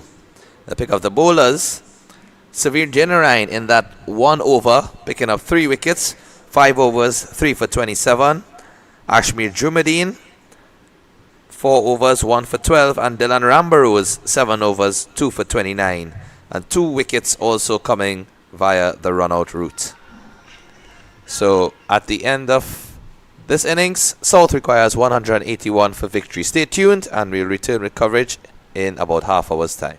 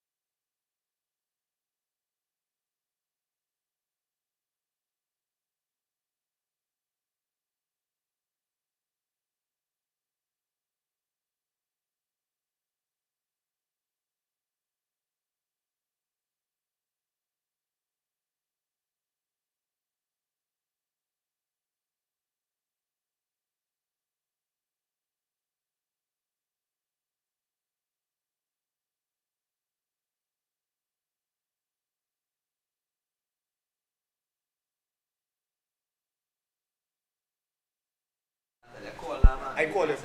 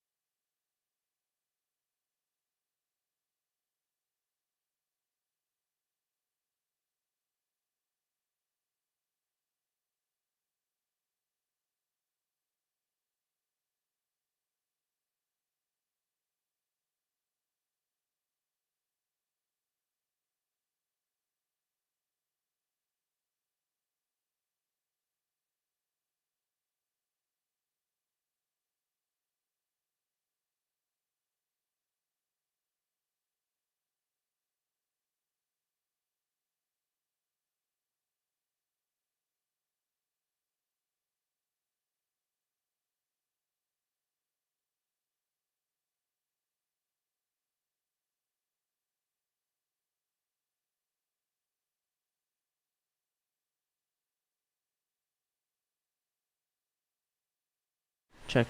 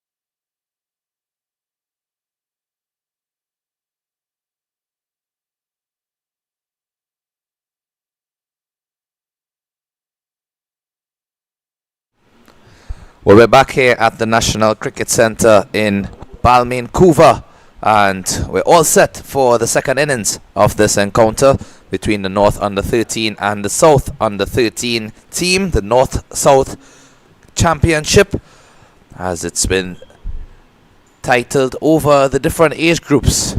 The North Under 13, they would have won the toss and decided to bat first. They made a total of 180 for 8 in their 40 overs, and South Under 13, they will require 181 in their 40 overs when they come out to bat. The umpires are out on the field and just awaiting the players to make their way out as well. As you see, a lovely shot there in the backdrop of the Aquatic Centre. We'll take a look at that in just a couple of minutes as the players are coming out slowly. And yes, there we see the North team getting all set to take the field. So yes, just at the back of the National Cricket Centre, we know that there's the Atto Boulden Stadium. There's also the home of the TTFA, the home of football. Their main office is located. And also there's the National Aquatic Centre as well as the National Cycling Velodrome. Presently, at this point in time, the University of the West Indies, the UE Games, is going on, and there are activities at all locations throughout Trinidad and Tobago. So we encourage persons to tune in to 360 TV and also take account of those UE Games that are going on at the various sporting disciplines. Everything from cricket to football to table tennis to volleyball, track and field, and all of the swimming components. It's a lot of action on display. So the players making their way on the field. North Under 13, opening batsman for South. We will provide you with those names shortly as soon as they're confirmed. And a reminder that this Under 13 North-South Classic is proudly sponsored by South Coast Services Limited, Fresh Farms Limited, Vasha Foods, DV Contracting Company Limited, and Freeport Fresh. And this North-South Classic is all about developing talent, building champions, and uniting the nation as all of these youngsters play with passion. So we always encourage persons to support our young cricketers as they battle for pride and glory in what has already proven to be an exciting showdown from the first innings, and we can't wait to see what the second innings will bring forward.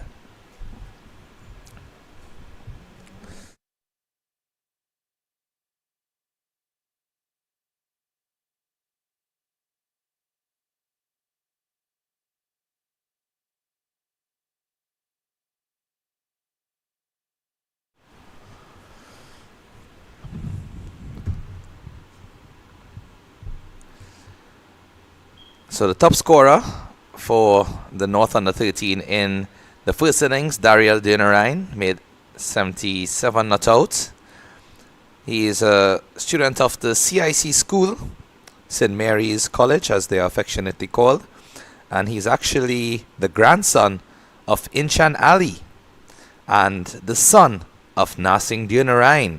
So he comes from some cricketing legacy there. Inchan Ali, a fabled wrist spinner from Trinidad and Tobago. In fact, just across the highway in Couva is the Inchan Ali Park, the home of Presal Sports Club. And Inchan Ali, a revered former national player. And Nasing Dinarine, who is the father of Dariel Dinarine. Nasing would have been a very prominent player for the Guyana cricket team, as well as featured for the West Indies senior team and the West Indies A team in several tournaments over the years. And I've been told that Dariel, he bowls the same left arm Chinaman like Inchan Ali, so looking forward to him getting the ball in hand this innings. Pertinent information provided by coach of St. Mary's College, Aaron Kurban Ali, who does an excellent job with all of the youngsters.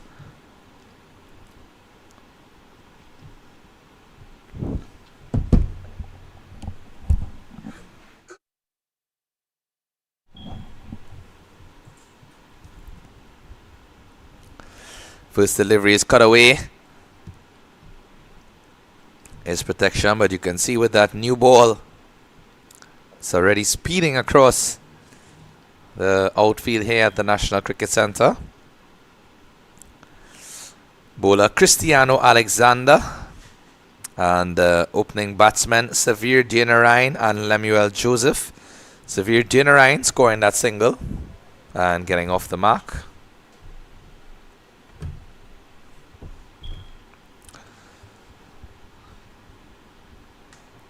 And these youngsters, they just need to play smart cricket. They don't need to take any unnecessary risk. Required run rate of about 4.5. Angling down the leg side.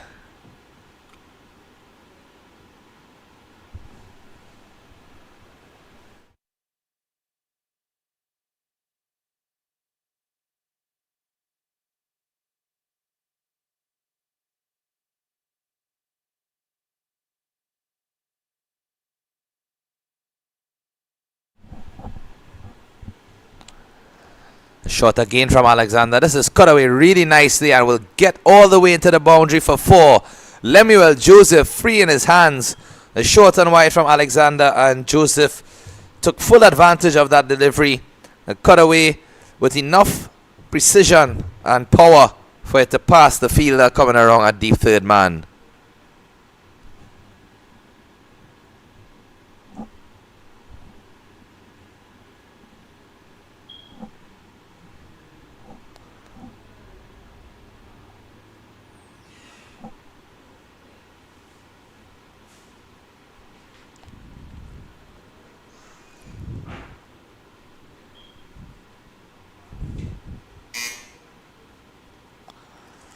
And a wide delivery from Alexander, so not finding his ideal rhythm as yet.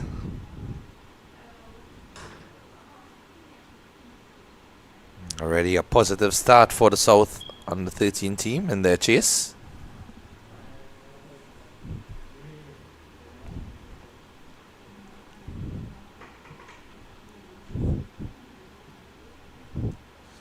Cut away again. This time it will also run into the boundary. A different direction. The same result. Lemuel Joseph seems very confident with anything short and wide outside of the off stump. And Alexander providing those deliveries for him to make full use of.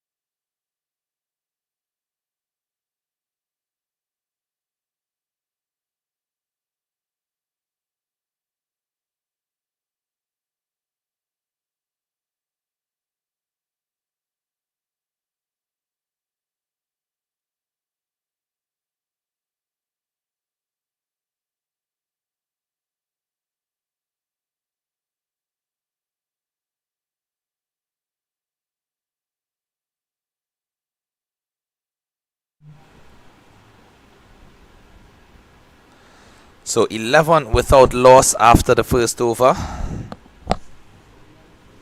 In fact, 13 without loss.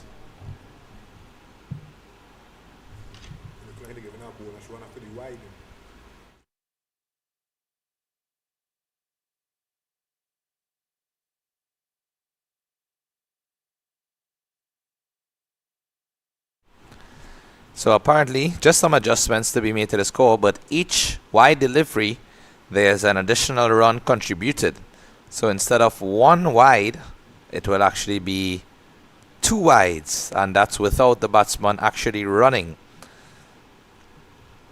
One of those initiatives that we see in the younger age groups to try to encourage the youngsters to not bowl any extras by imposing that penalty. So 13 without loss. New bowler Rizan Karim.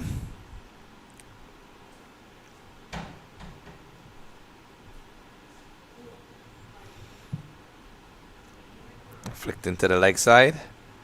And he'll get a single. Doing well to rotate the strike thus far.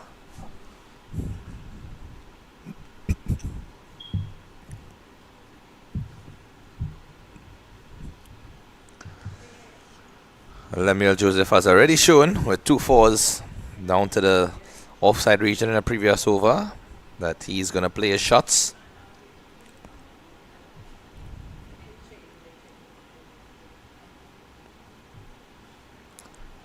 Another wide delivery. Severe Generine, who's opening the batting and facing up alongside Joseph. He picked up 3 wickets in the final over of the first innings. Was in fact on a hat-trick at one point, then was struck for a 6 on the hat-trick delivery, but ultimately got his wicket on the delivery after.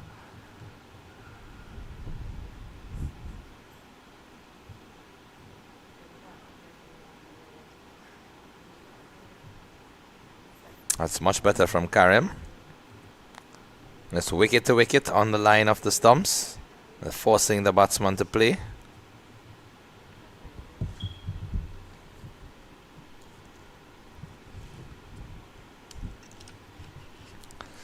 When you look at the equation, 165 and 232, a lot of deliveries for these youngsters to score those runs.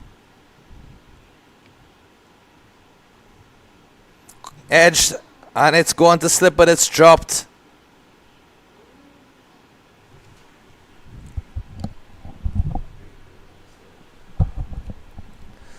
So unfortunately, that one just dropped by the fielder in slip.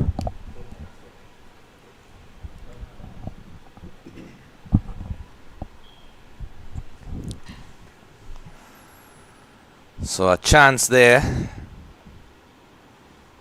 for young Joseph.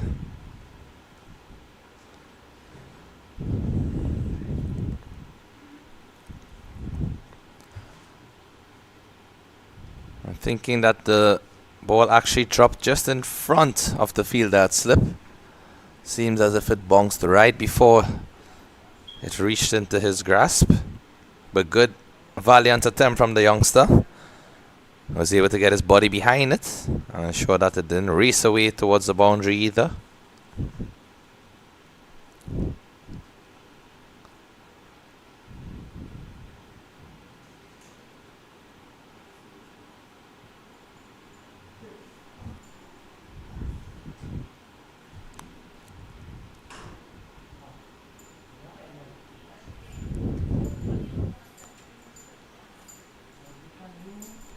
And that completes the end of the second over. It's 18 without loss.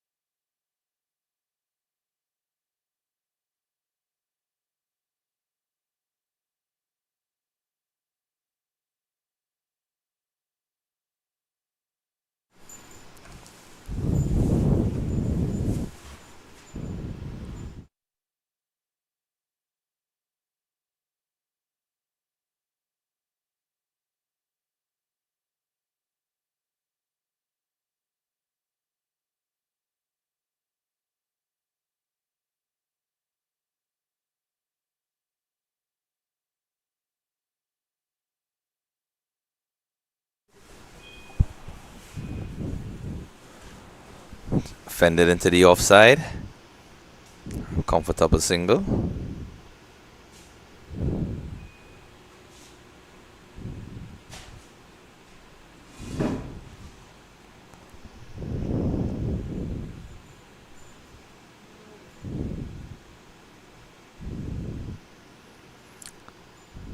Score already at a healthy run rate for the South Under 13 team.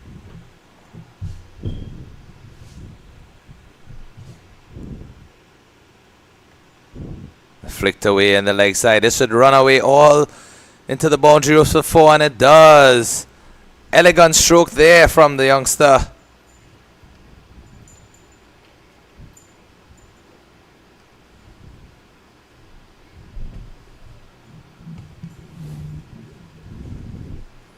Just straight onto the pads, a foolish length delivery. And look at that, stylishly flicked away for 4.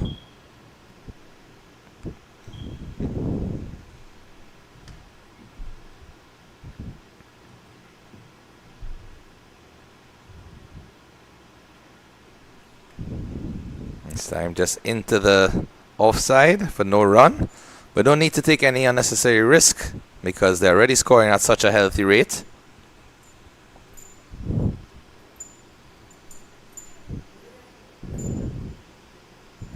.156 required, 25 without loss, 8.82 the current run rate, required 4.2.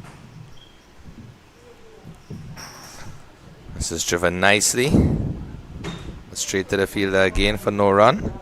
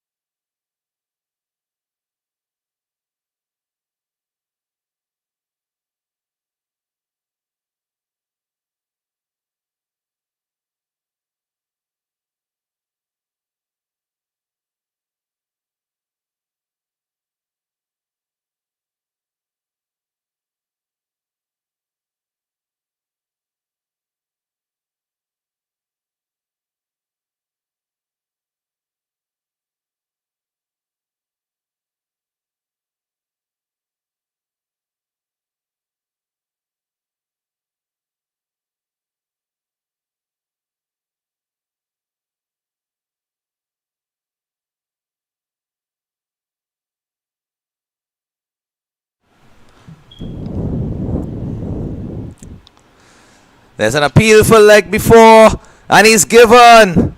A wicket. Cristiano Alexander strikes, and Severe Generine has to go. What a delivery here from Alexander, just tailing back in. And also keeping just a touch low. First wicket falls. South under 13, 28 for 1 after 4.1 overs. And the North under 13 with a very important breakthrough. South was very positive in their start, and they needed something to just break that opening partnership. And Severe Generine has to go. Made 7 off of 11 deliveries. And was a judge leg before wicket, the bowler Cristiano Alexander. Lemuel Joseph is still there on 15, and he's now joined by Jalon Bihari.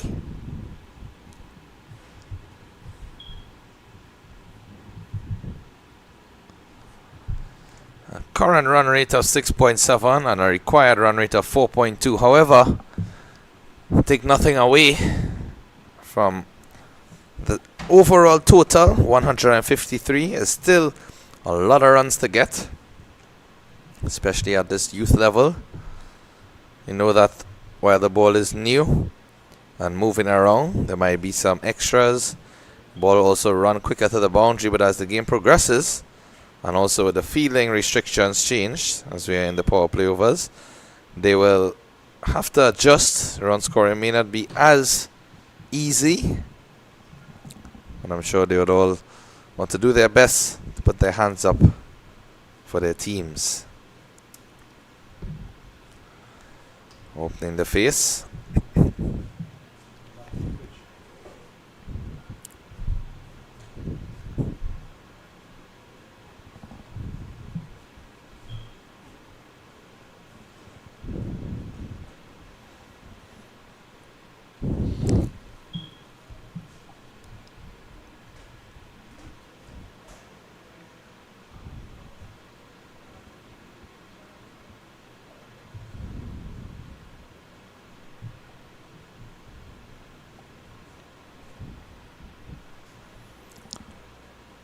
So already you can see with that wicket falling, new batsman coming in, just needing some time to adjust to the crease as is expected. It's only natural, and that would also affect the run scoring a bit. Pulls away as he was not ready.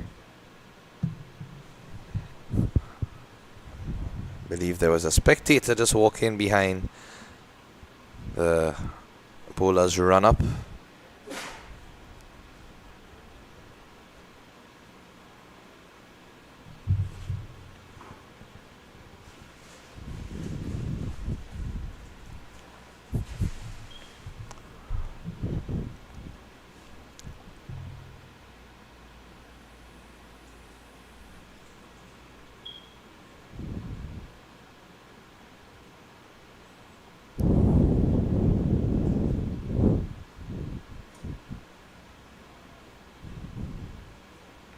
Short and cut away stylishly. This should run into the ropes for 4. It does. Another boundary to Lemuel Joseph. He pushes up to 19. 4 fours in that 19. Dealing in boundaries for the majority. But again, that you've seen anything short and wide outside of the off stump, he's favoring.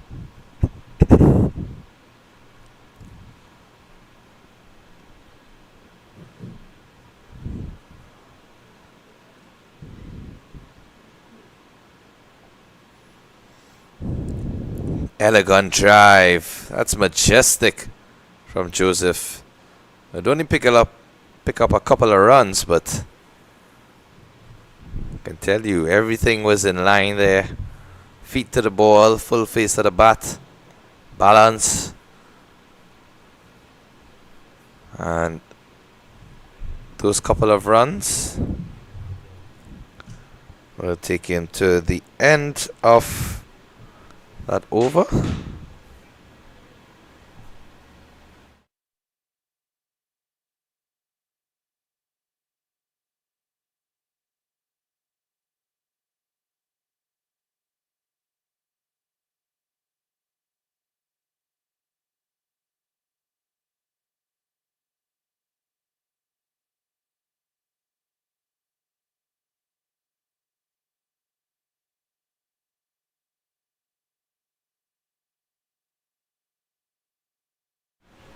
A 35 for 1 after 5 overs.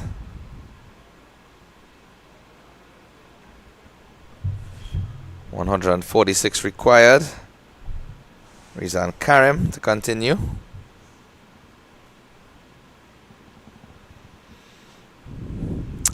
Oh, unfortunate misfield, allowing the batsman to go through for a single.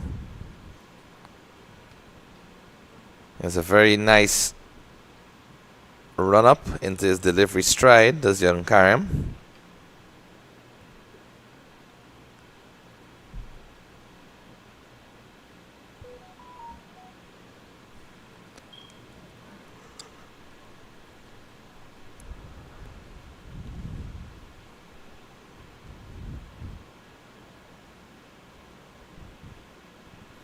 And striking him very full on the pads. I think it was tailing down the leg side because the appeal wasn't as convincing from Karim nor from any of the supporting players. But what a Yorker length delivery though. Really good execution from Karim to get that ball down into the block hole. Look at that, tailing inward, and in fact caused the batsman to just topple over onto the crease. Such was the power of that delivery and the force.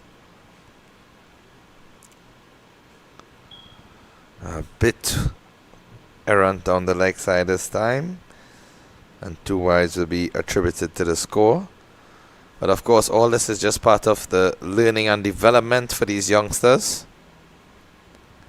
The new ball is never the easiest to control, especially when the new ball is swinging. You have overcast conditions, you have wind factors.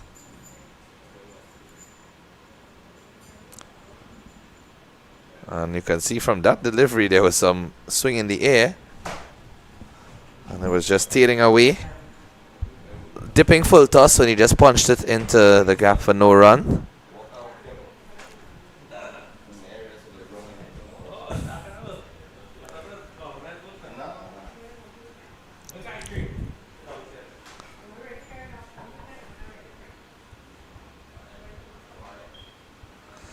Driven exquisitely, but again, nice stop. Seen some really good feeling efforts from the under-13s on both sides, north and south. Say a special good day to Mr. Avinash Suraj, one of the executive members of the Trinidad and Tobago Cricket Board.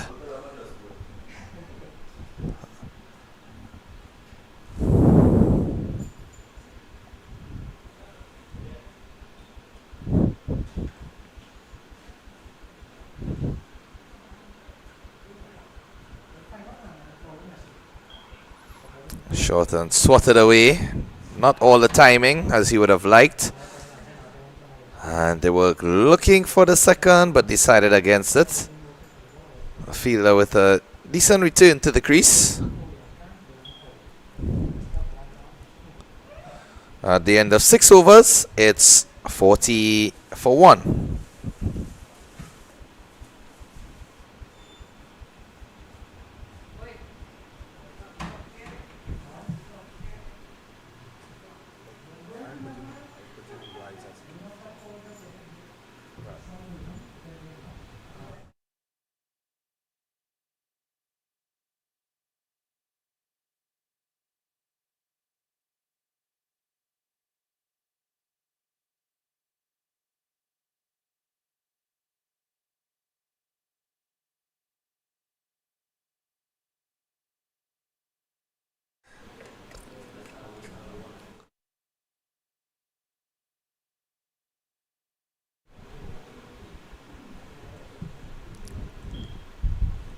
Alexander to continue in his 4th over.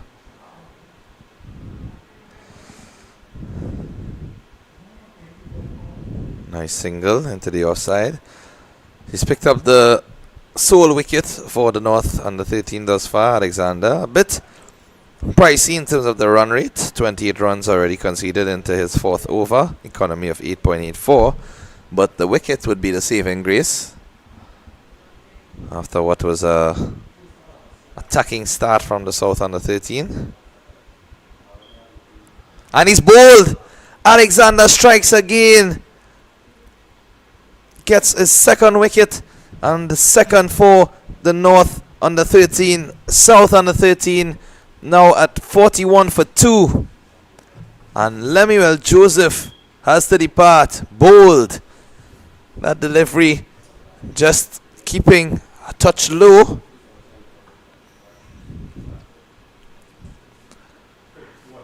And you can see it probably hit the stump around the halfway mark. And Joseph left bemused at the crease. Has to return to the dugout for a well-played introductory innings as he opened with 21 off 20, 4 fours in that. So he got the South under 13 onto a very positive start. And in fairness to the youngster, that delivery was a difficult one to play overall. It kept a bit low and it went into the stumps. Don't think that he played the wrong shot in essence. It's just the invariable bounce or lack of bounce that would have caused some difficulty. New batsman Caden Waterman. So Jalen Bihari is on 4 and Caden Waterman is now coming to the crease. A bit of rebuilding to do for the South team. Cristiano Alexander picking up a wicket in his previous over. Had severe Dinrai LBW. And now bowled Lemuel Joseph in the previous delivery. So he has the scalps of both opening batsmen for South. And smart cricket from Waterman. Immediately off the mark. Opening the face down to third man region for a single. We saw a lot of that from Daryl Dinarine previously in the first innings, where he top scored with 77 not out.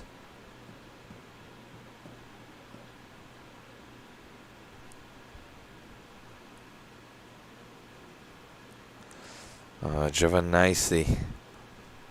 I like the approach of some of these youngsters in terms of their technique and the ability to play those proper cricketing strokes. We know that in this modern day and version of the game, we see a lot of innovation, a lot of new shots being invented and implemented.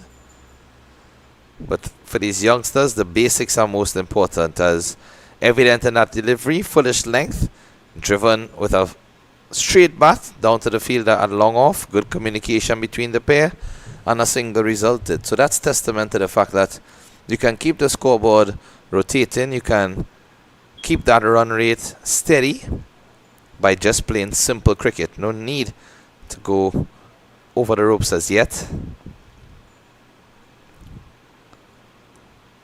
And on this occasion, I wonder if they could have possibly taken a single there, as the fielders were not close in on the ball, but they decided against it. 43 for 2 at the end of 7.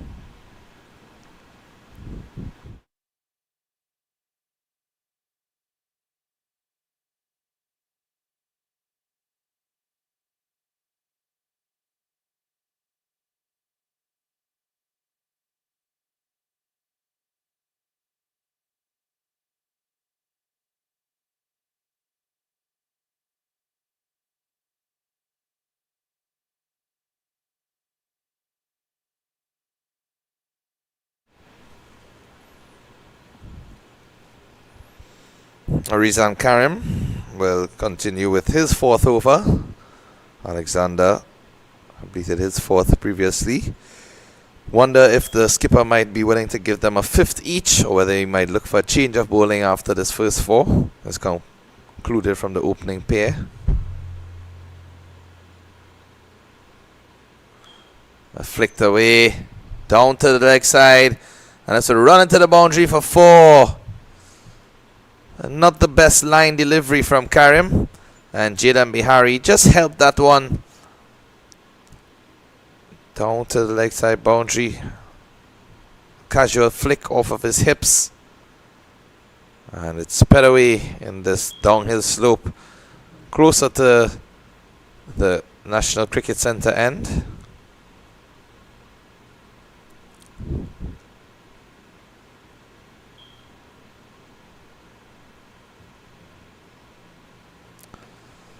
Again, this drifting to the leg side, but on this occasion it went straight to the fielder, so unable to score.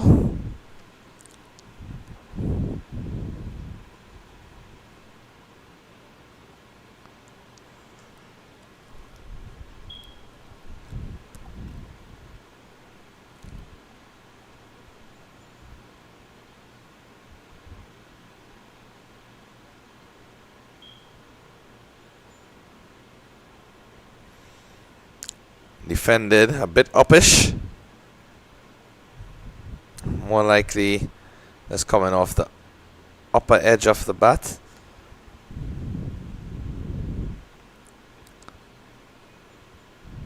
He's bowled a nice steady line, has Karim. Apart from the four of the first delivery in this over, has been consistent just on that off stump line.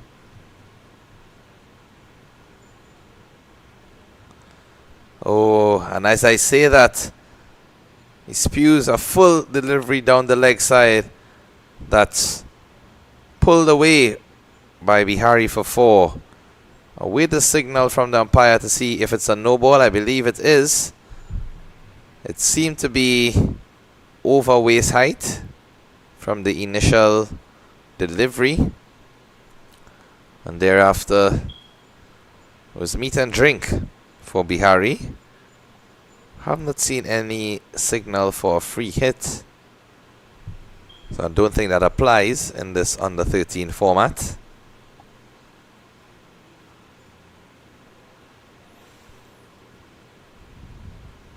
And that's a really nice shot.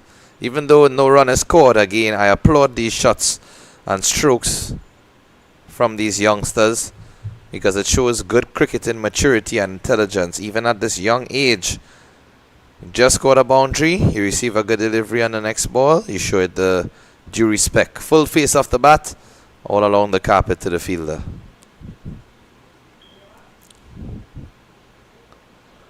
And again, it's a really good delivery from Karim. That was wrong Yorker length, and tailing inward into the pads of Bihari. Did well to get the bat down in time and ensure that neither his pads nor his stumps were disturbed.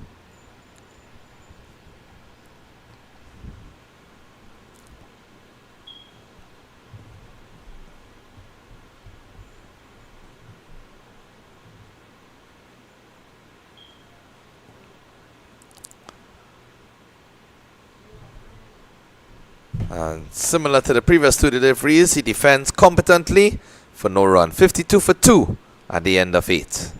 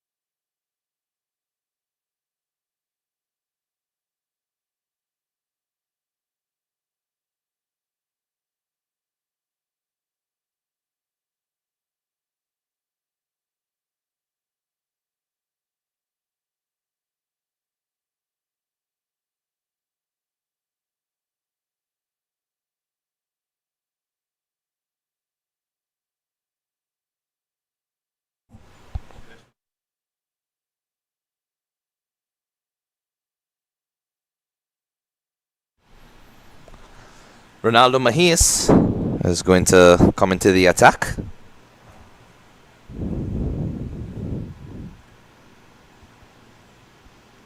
Flight to delivery.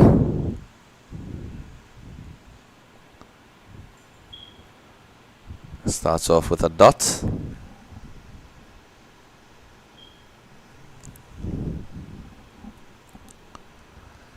And down the leg side. Not sure if he got bat on it. It will run into the boundary ropes for 4. It does. And umpire signals leg byes. So leg byes, 4 of them. Delivery down the leg side.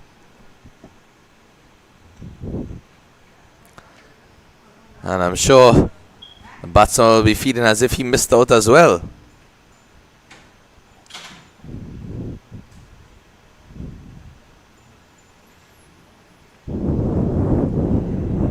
Stifled appeal from the wicketkeeper, but no real interest there.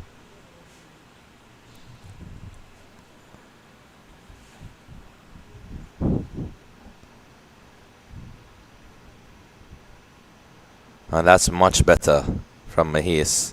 He has found his line there. And if he can maintain some consistency in that area, it will augur well for him going forward. Short. It's cut away. But again, no run. So doing nicely. Apart from that errant delivery that went for the 4 leg byes. It's featured well. And they should get a single. They do. An unfortunate misfield. Oh, they should get another.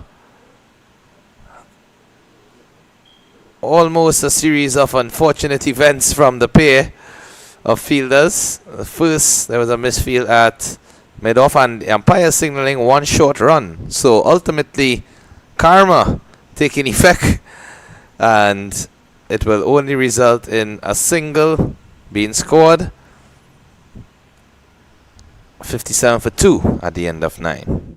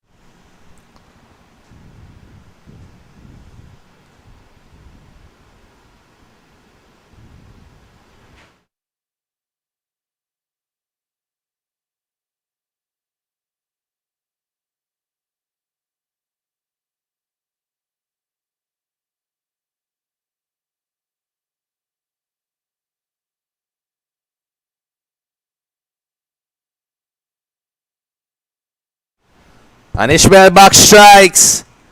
Gets a wicket in his 3rd delivery. And look at that.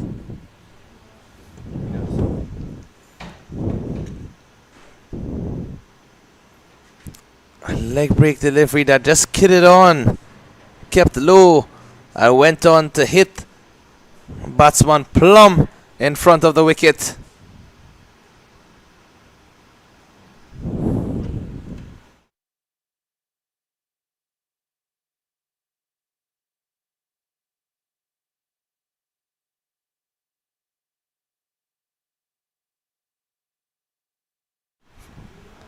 Score is now 57 for 3. Jailam Bihari being dismissed there. Leg before wicket to Ismail Baksh for 13 runs. And the new batsman coming in, Shridi Grieve.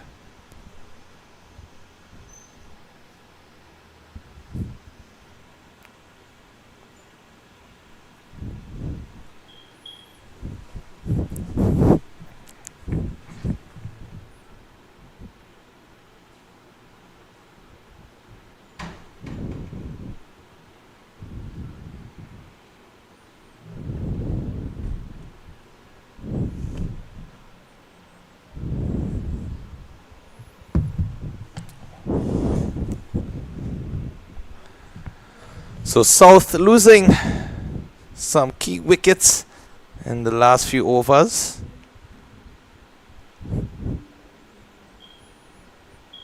Oh, it's a good delivery from Baksh.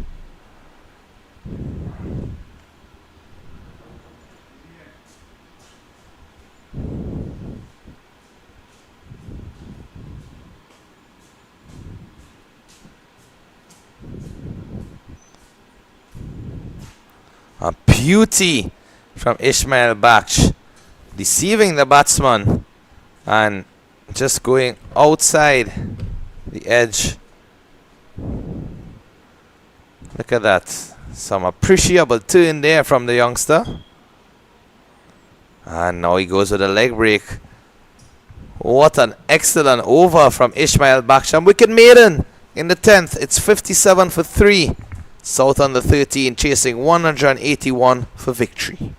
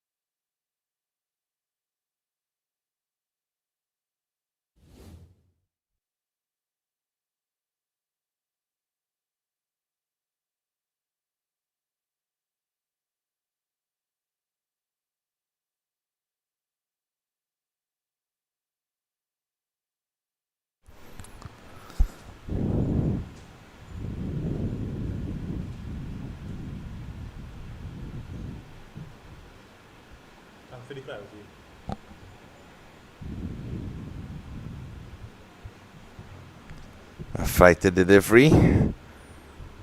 And they do get a single this time. First delivery was on point from Mahias.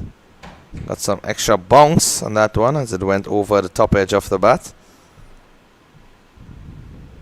And now he'll be relishing this opportunity against the left-hander. It's always a favoured matchup when you have a right-handed off spinner bowling to a left-hander.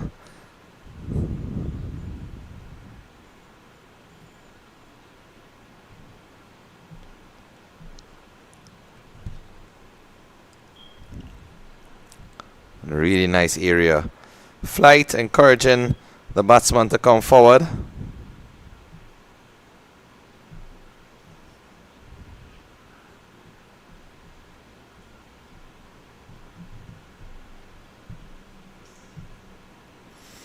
And some turn on that occasion as well. Nicely played.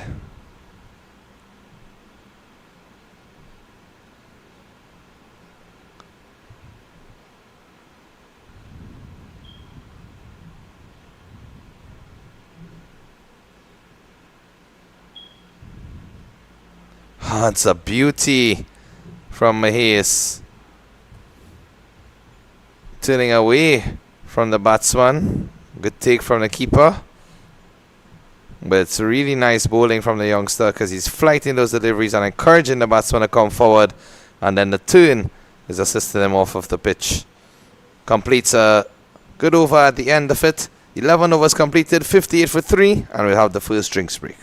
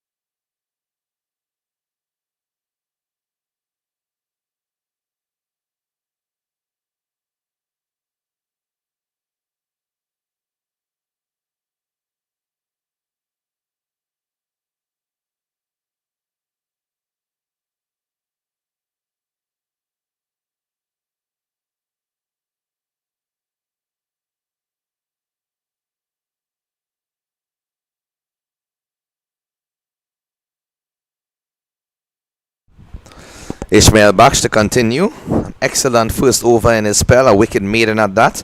And showed a lot of variety in his deliveries.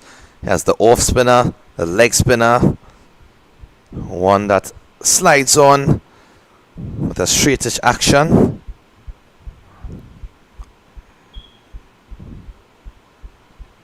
There we see the traditional leg spinner.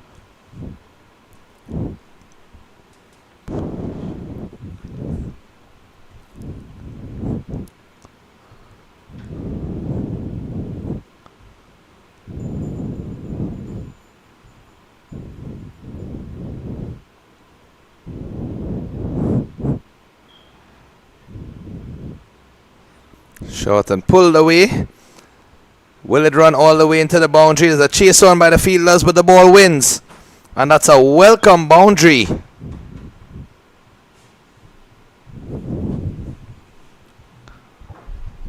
All the way into the ropes on the leg side. The delivery, it just stayed a bit low. And what I like about the approach from the batsman is that he stayed low as well.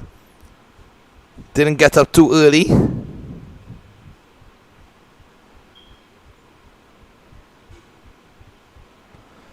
And that's a 4 to Kieran Waterman.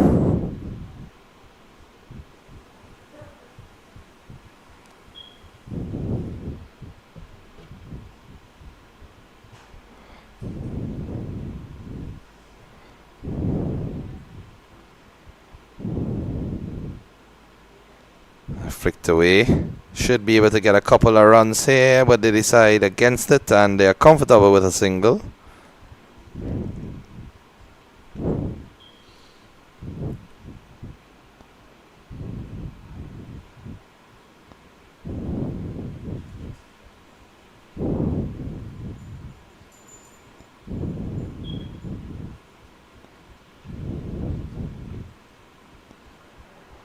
Some feeling adjustments being made now for the left-handed Shridi Grieve. And there's that straight-on delivery, the quicker one. I've seen it use the first delivery for a new batsman. Now he goes with the traditional leg spin.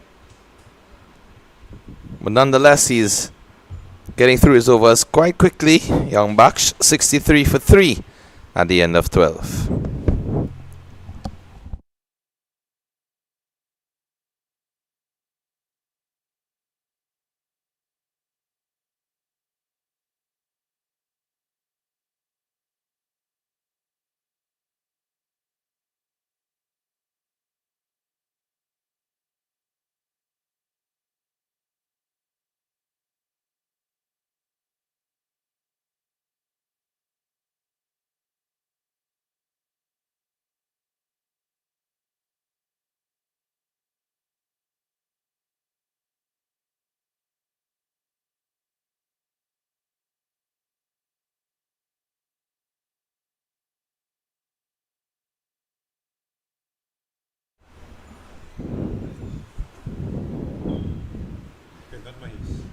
So it's a new bowler, Ronaldo Mahis, bowled 2 overs from the centre just for 2 runs.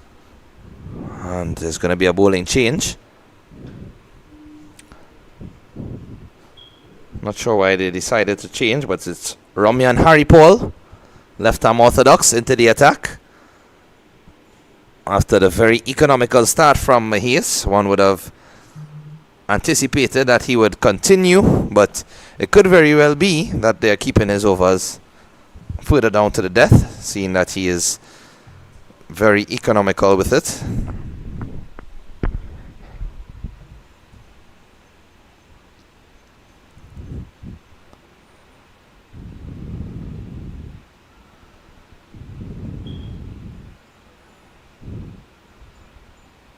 Fell into the offside and a quick single, but they get there in the end. That's good cricket. He saw that the fielder was on the edge of the 30-yard circle and played it with soft enough hands so that the ball was not going too quickly to the fielder, allowed them to come through for that single. It's rotation of the strike.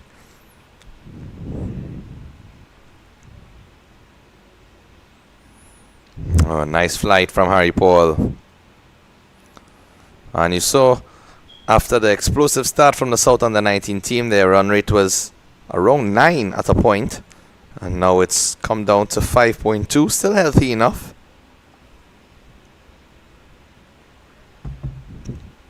But those wickets would have been at crucial times to break the certain partnerships that were building. 2 to Cristiano Alexander and 1 to Ismail Baksh.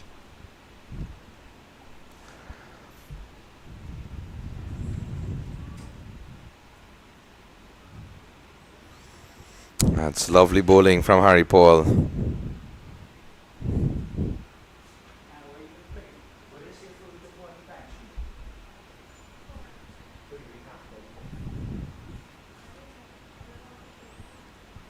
And that's well watched. I think he is waiting for the umpire to outstretch his hands, but no luck there. 65 for 3 at the end of 13.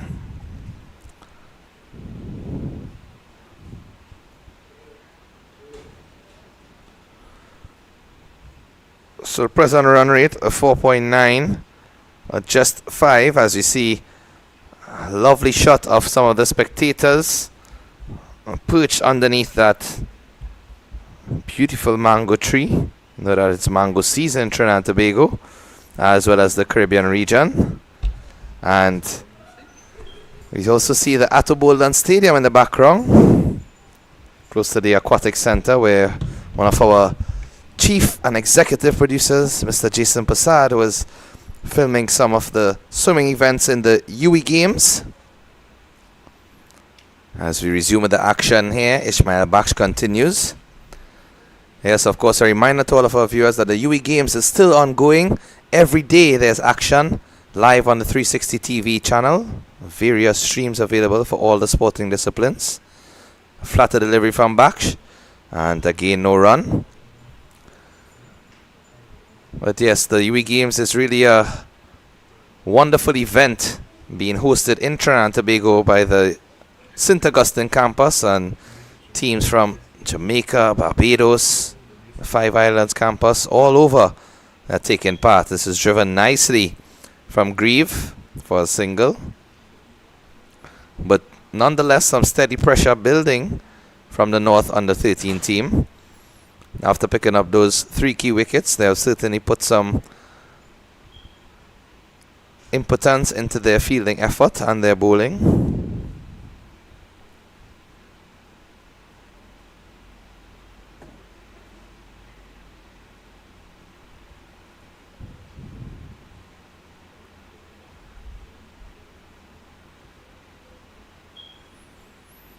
And that delivery did not get up at all.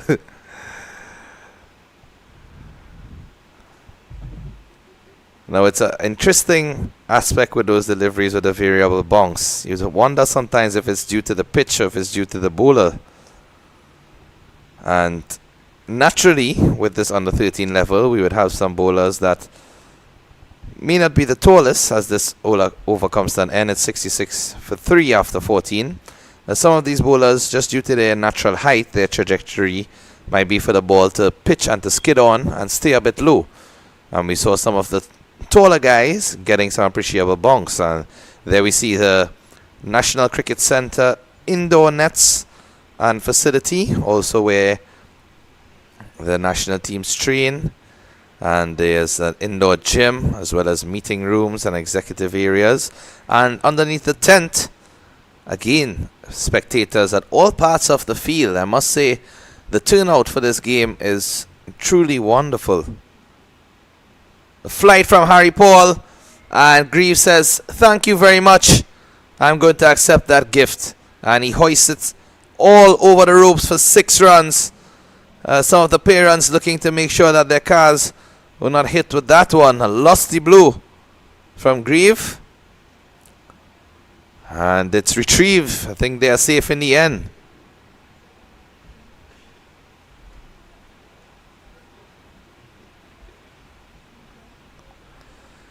So Harry Paul, just a bit too much flight with that delivery. His previous over, he flighted it very well because he got the ball to dip just before it pitched. And that's much better. They're going to look for two as the keeper has to give chase, but they decide against it. Good work from the youngster.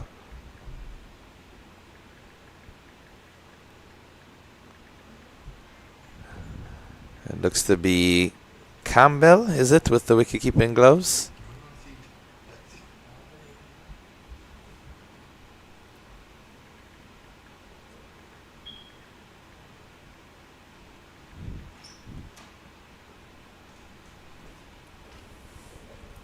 Oh, it's a really nice delivery from Harry Paul. Excellent flight. Some nice turn and bounce. Once he gives the ball air, he's getting purchase off of the surface. And you see a change in the field. Extra support now on the offside. And again, you see that appreciable bounce from Harry Paul. Not the tallest of customers, but he's bowling really well to get those deliveries to challenge the batsman.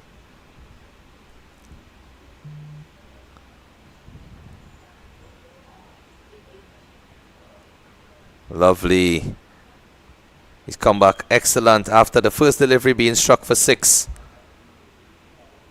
Now he's found his rhythm and getting that consistency with his line and length. And that's excellent. This one coming back in rather than turning away at the end of 15 overs is 73 for 3. And a reminder, we'd like to thank all of our sponsors for this North-South Under-13 Classic. South Coast Services Limited, Fresh Farms Limited, DV Contracting Company Limited, Freeport Fresh, and of course, Vasha Foods. As these youngsters are developing their talent, as they're building champions and uniting the nation as they play with passion. And this Under-13 North-South Classic is in fact notably the only Under-13 competition that's actually going on in the region. We'll give you some more news on that after this over from Ismail Baksh. But yes, Trinidad and Tobago certainly proud that it has the most cricket being played across the region. Ismail Baksh continues. They look for the quick single and they get it. So as we note, this North-South Under-13 Classic, even though there is no regional under-tournament in place for the Under-13s, the Trinidad and Tobago Cricket Board has done tremendous service as it continuously includes all of the age groups in its development, especially from the grassroots level.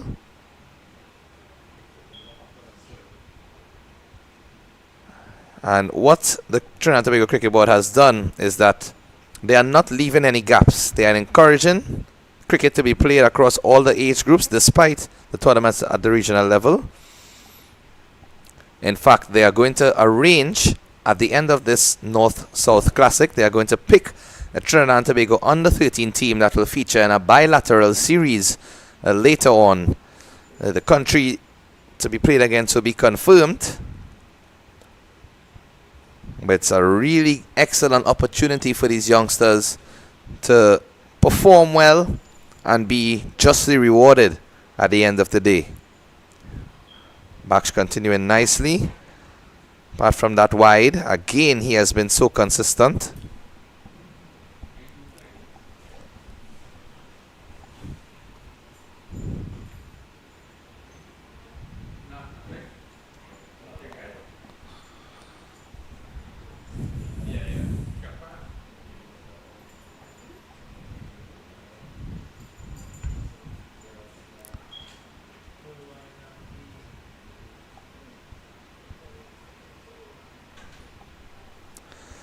.76 for 3 at the end of 16.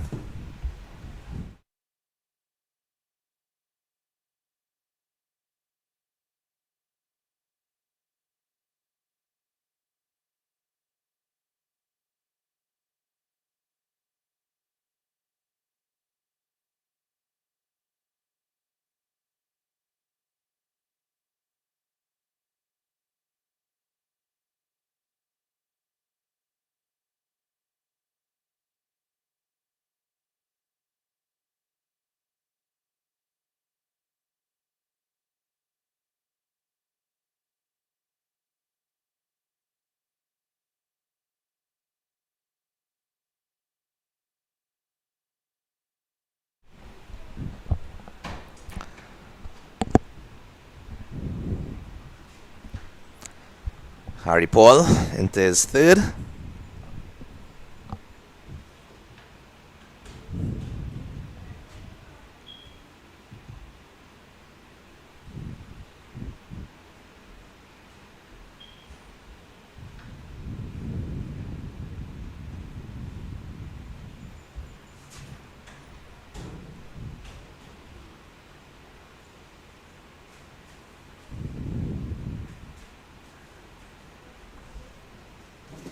Slight adjustment to the field. An extra player being put on the leg side at square leg.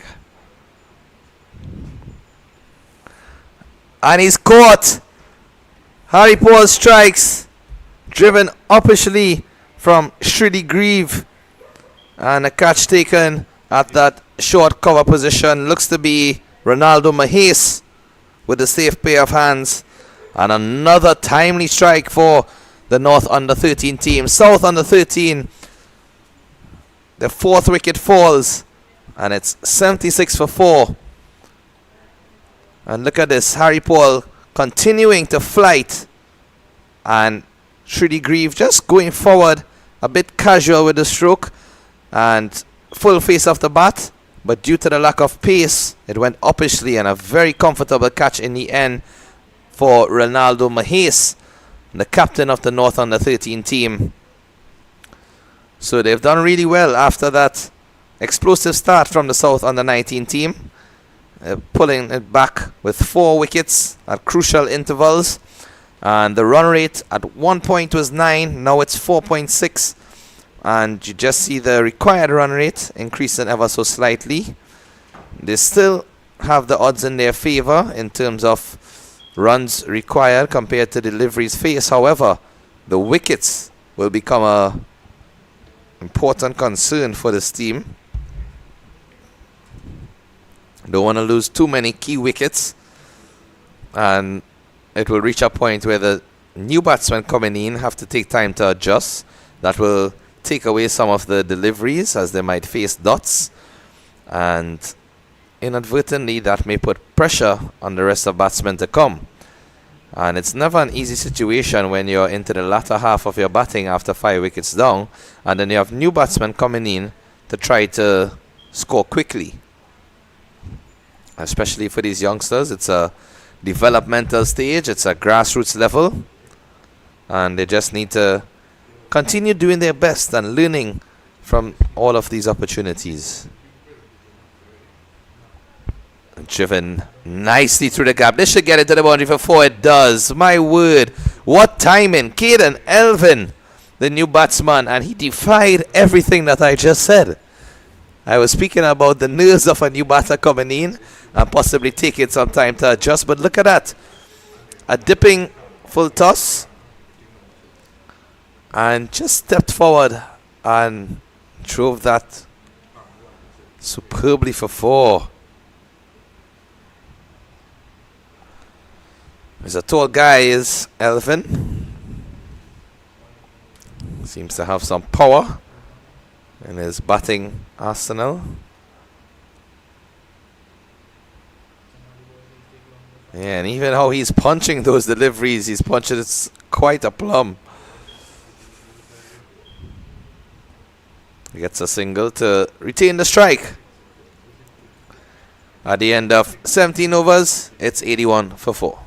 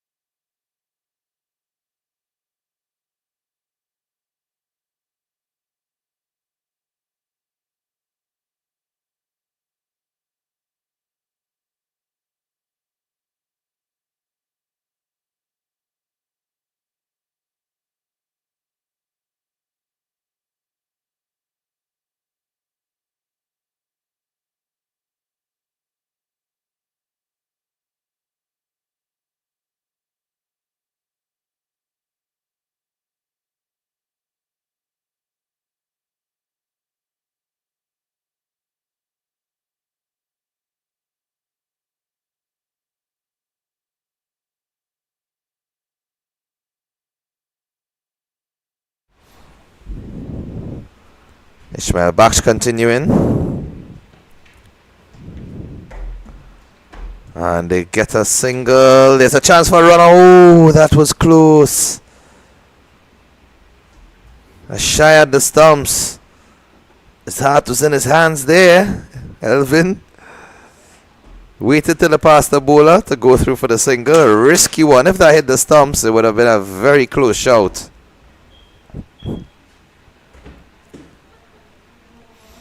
But what a bowling spell it has been from Ishmael Baksh. Into his 5th over, only 10 runs conceded and 1 wicket. Really a splendid performance from Baksh. What I admire most about him is he's courageous in using his variations.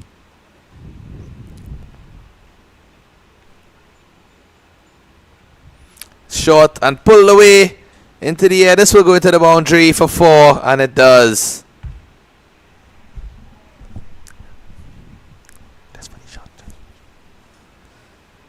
Excellent shot there from Caden Waterman.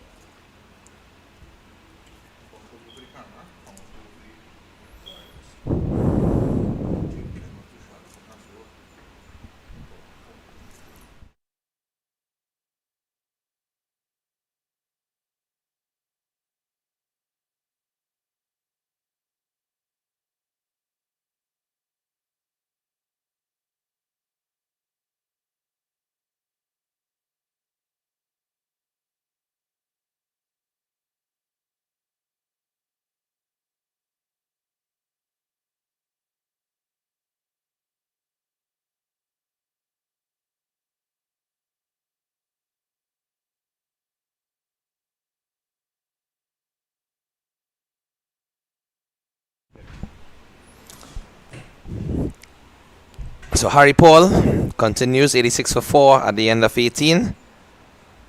He's into his 4th over.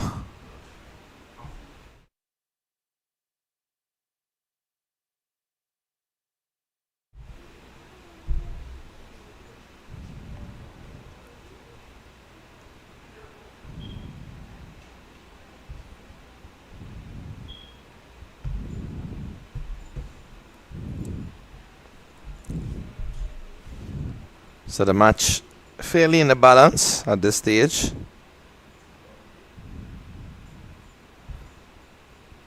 Flicked away, but again no run. So Harry Paul building the dots, building the pressure.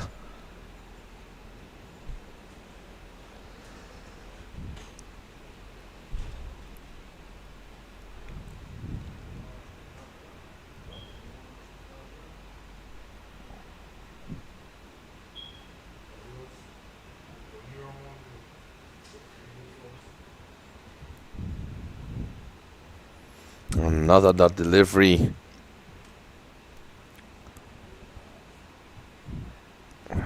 Is Elvin going to try something different? Will he show patience? And patience is the name of the game. He leaves this one alone. The keeper thought the over was complete. He sprinted down to the end, but to no avail, as there's one delivery remaining for Harry Paul to finish a maiden. And he does. Elvin leaves it alone. So a maiden over from Harry Paul, 86 for 4 at the end of 19 overs.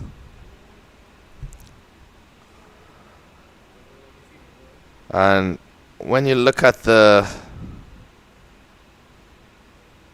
picture on your screen, you can see all of those vehicles parked here with parents, family, friends, supporters, well-wishers of the members of both teams, North and South under 13. It's really great to see that support. Of course, it starts at home, especially when you are playing cricket as a youngster.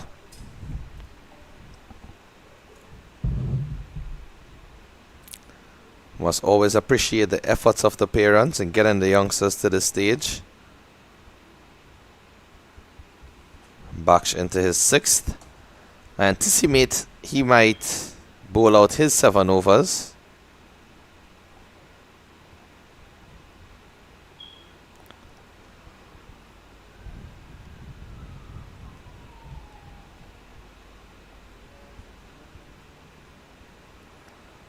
And he's been going through his overs so quickly that his spell is almost at an end, only one after this. Had no idea where that one was going, Waterman. Pitched and it turned. Taking the outer edge of the bat.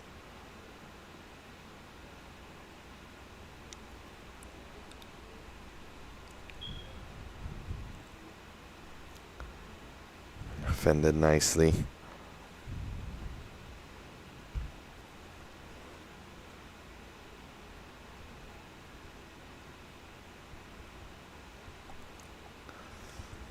It's tucked away. They should be able to get 2. No, they won't. That fielder came across very quickly off the boundary. Initially, it seemed as if they would have been able to push for the second, but unlikely in the end.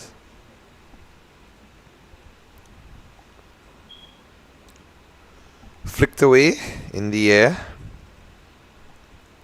but safe again. And for the first time in this game, as the 20th over comes to an end, it's 88 for 4. For the first time, the current run rate is below the required run rate. So it's reaching to that point where the equation of runs and deliveries are getting a bit more even.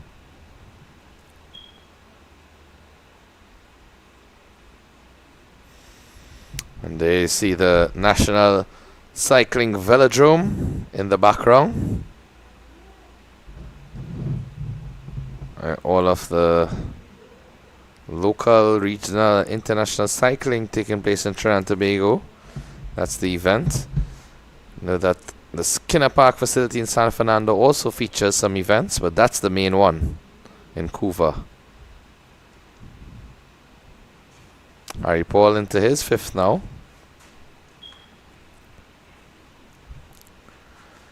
It's admirable to see these youngsters bowling long spells, consider the age group. Going to their 5th over is quite a feat for these youngsters.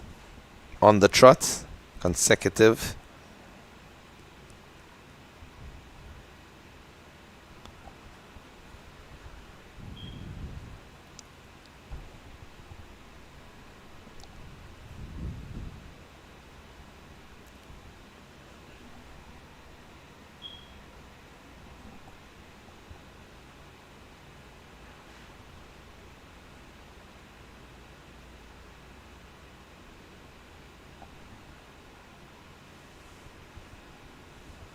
Fighted, and that's nicely played. Knows that the fielders are out on the boundary, so just working it down to that long off region for a single.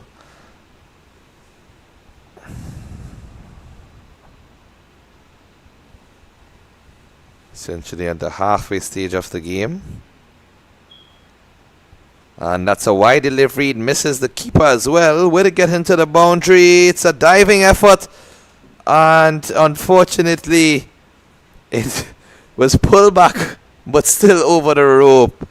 Valiant effort from the youngster, but futile in the end, as the result is still 4 wides.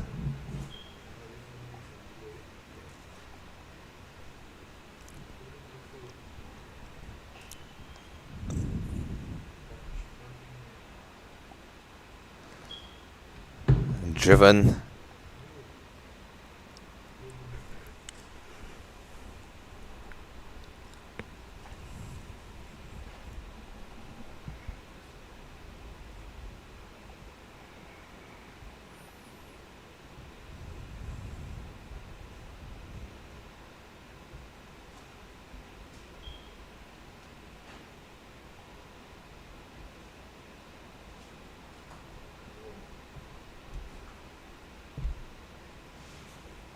95 for 4 at the end of 21.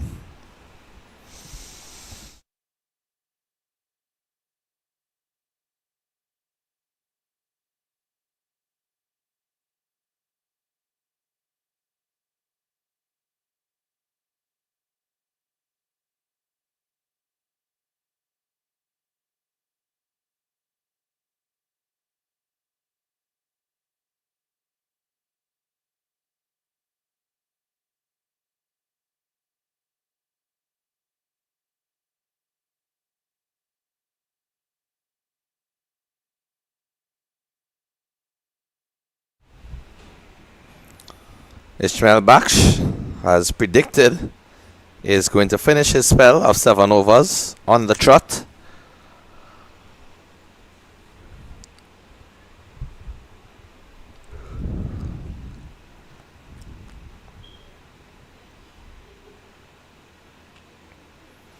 And he's stumped, is he?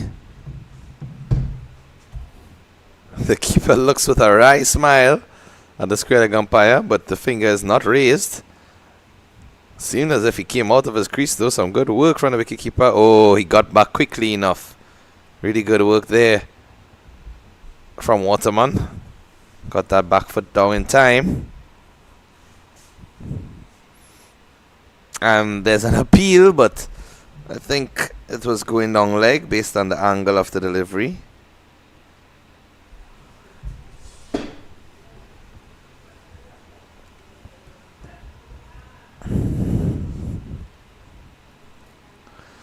It's a chance, and it's taken. Another wicket falls. Ishmael Baksh strikes in his 7th over and gets another breakthrough, just as it seemed a partnership was building there between Waterman and Elvin. Waterman just pushes this one uppishly back to the bowler. Try to scoop that one inside out. Should have more than likely just followed the line with an on drive, but nonetheless was hit uppishly. A very comfortable return catch for Ishmael Baksh, and Waterman has to depart. So the score now 92 for 5. South under 13. Waterman dismissed for 16.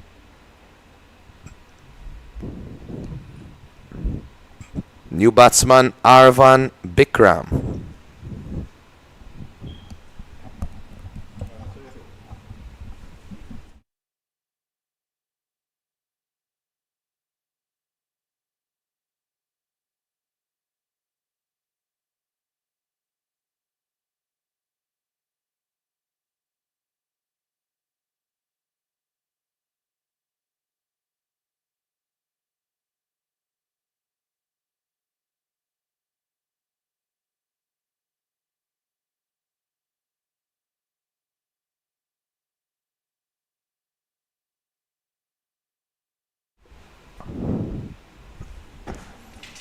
So the new batsman in, Arvan Bikram. Another left-hander.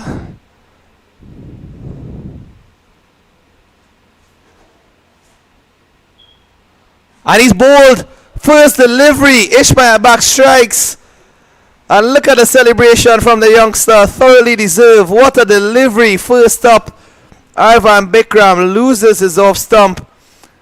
And that's all she wrote for his innings. Look at that. Flight, turn, bounce, and Bikram looks in dismay as he's rooted to the crease, while Baksh runs away in celebration. 2 in 2 for Baksh, 3 in total, 95 for 6. Bikram is dismissed without scoring. 92 for 6 now, and Jonathan Mungaroo is a new batsman who's going to come to the crease for South under 13. The North under 13 team is certainly in the ascendancy, as we see Mungaroo giving some prayer to the Most High before he enters the field of play. It might very well be needed for the South team, as they started off very positively and now they are reeling at 95 for 6 after some very economical bowling from the North team, taking wickets at key intervals. They have really restricted the South team to a position of some constraint. And it's not over yet. There's still many deliveries to go in the game. And the target is still achievable by all mathematical possibilities. However, the game is played on the field. And from what we are seeing, the momentum has shifted in favor of the North Under 13 team. A game played with momentum and energy, and depends on which side has the energy within their favor.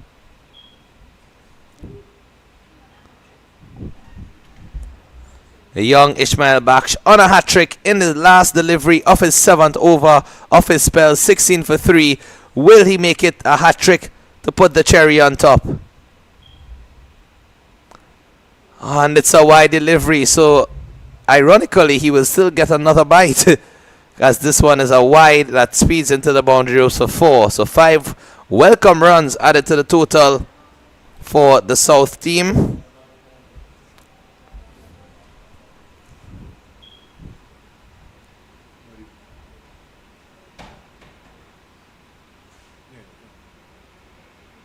This was 5 wides, not 1 wide.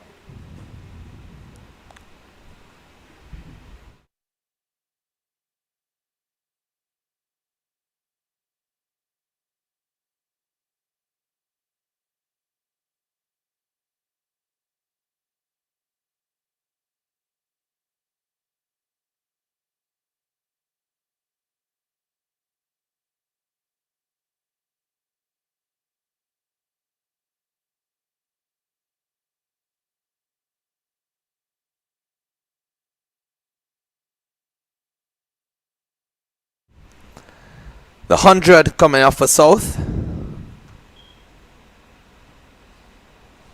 106 in 22 overs.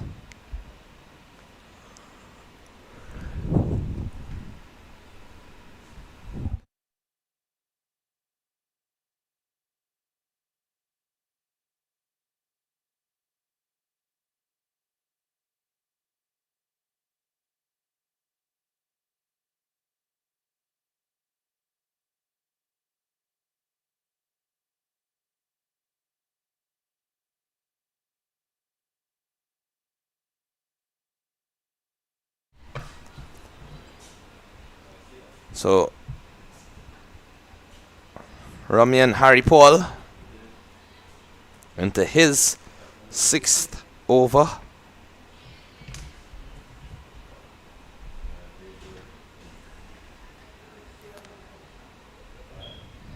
Some appreciable turn.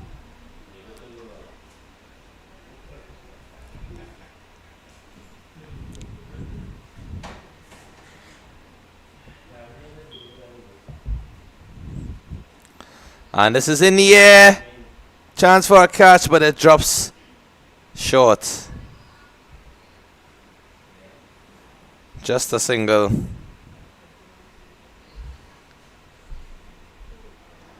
It brings Caden Elvin back into strike.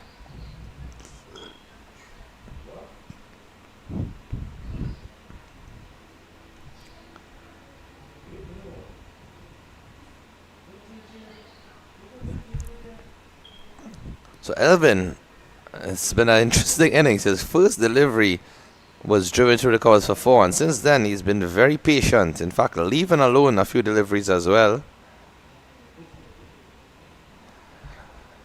And again, you can see they're just playing casual.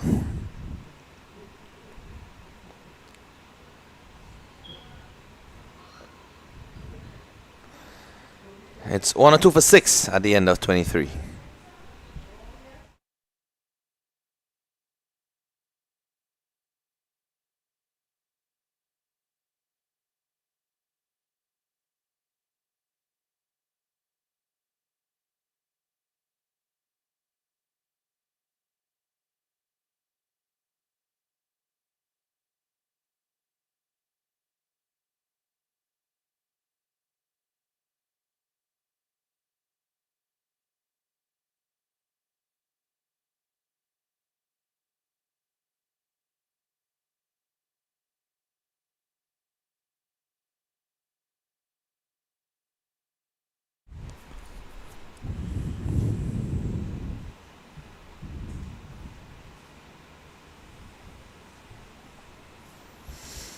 Ishmael Baksh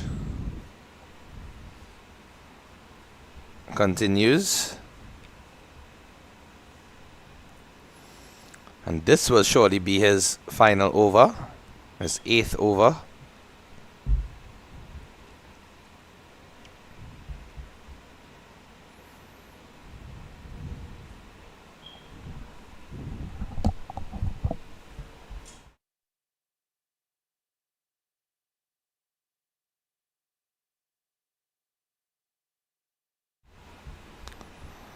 So 2 singles off the first 2 deliveries in this over. A flatter delivery this time.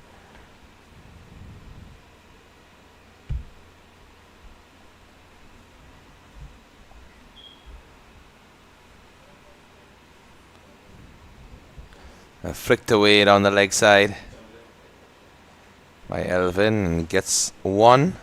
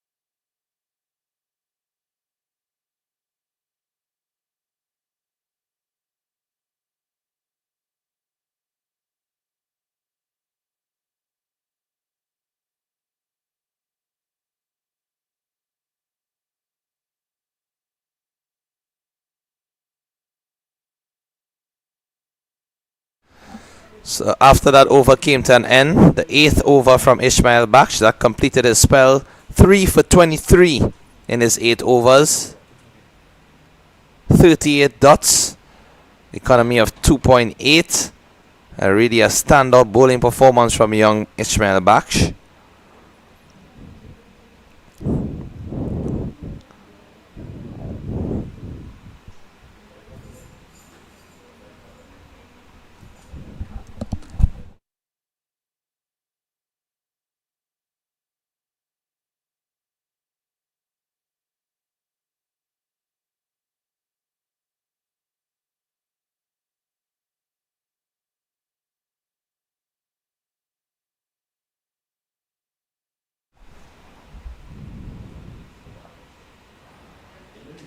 So Harry Paul continues and it's leg before wicket.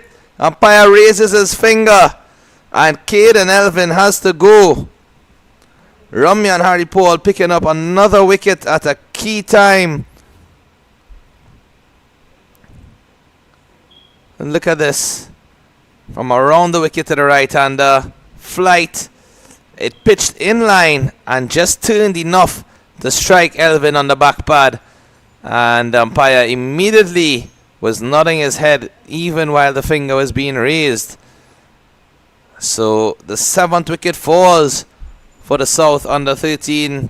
102 for 7 their score. And it's really at this point an uphill task for them. Still 79 runs required of 94 deliveries. And apart from the equation being an achievable one, again it's the amount of wickets that are remaining. Only 3 wickets left. And it's an uphill task for the South under 13 team.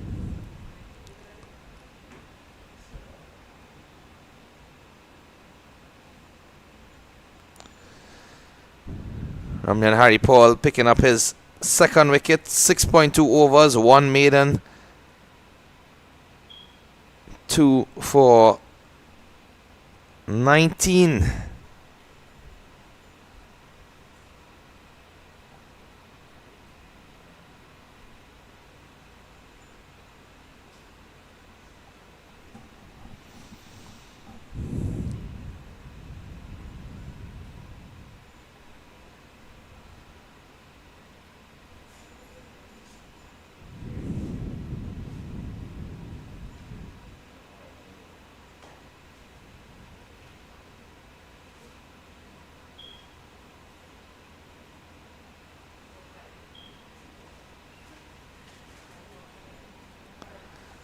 New batsman in the crease, Dylan Rambarose.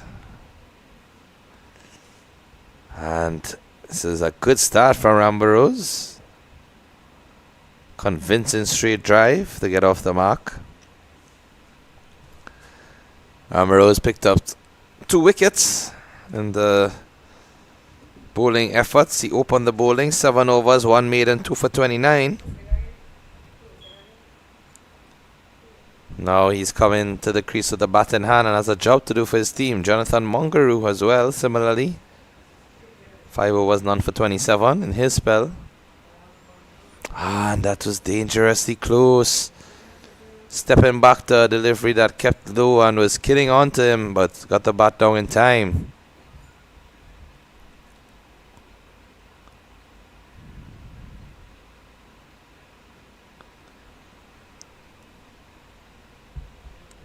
Short and cut away.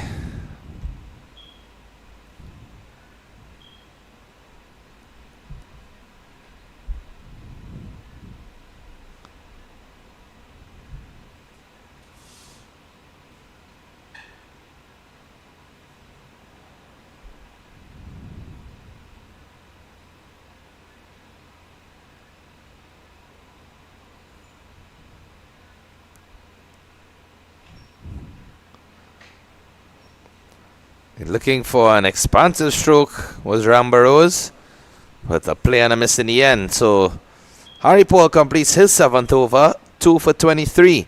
For 7, it's 104 for 7 at the end of 25. And naturally, there'll be a change in bowling from the opposite end as Ismail Baksh has completed his spell of 8 overs.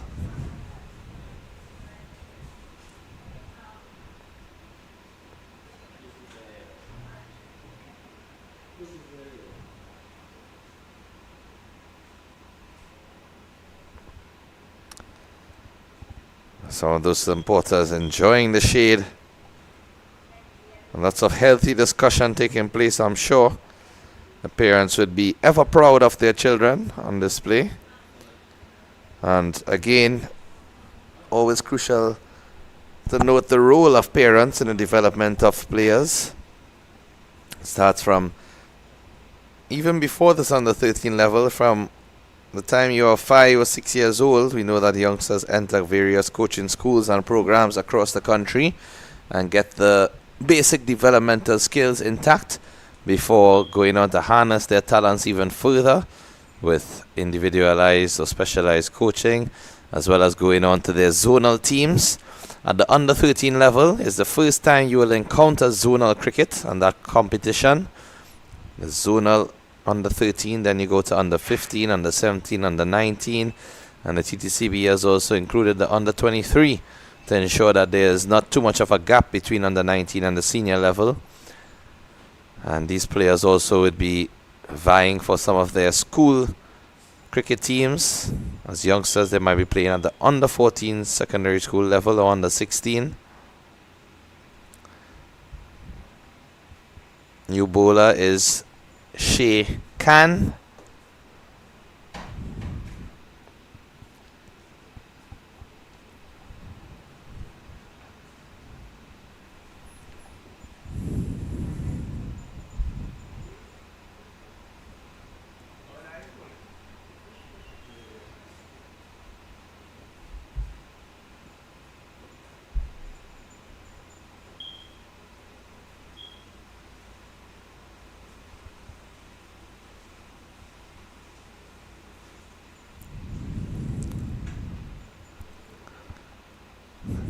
Delivery also keeping a bit low. Khan noticeably a bit taller than some of the other players on the field.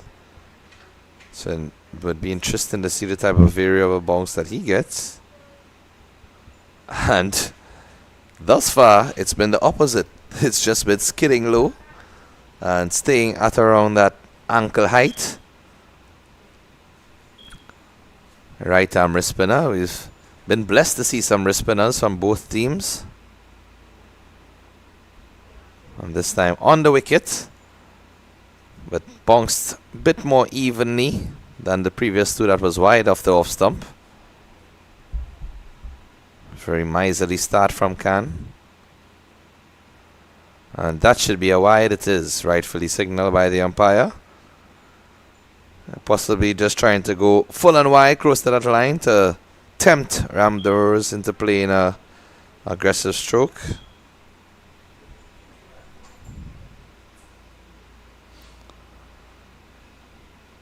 And a play and a miss. So at the end of 26 overs, it's 107 for 7.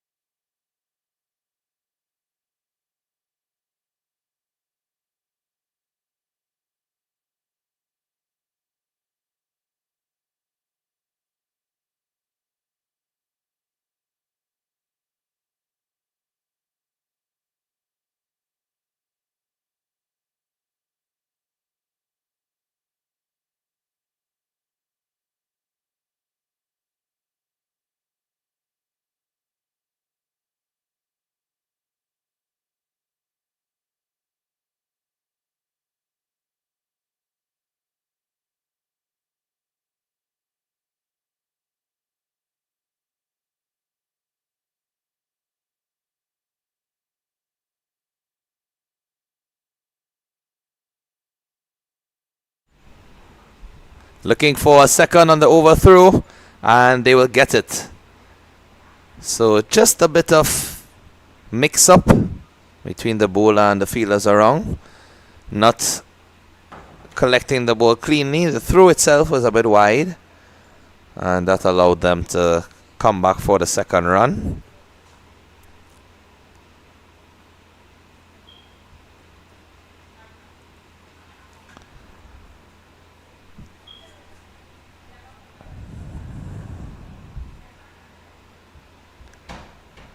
So Harry Paul into his 8th over, the last of his spell.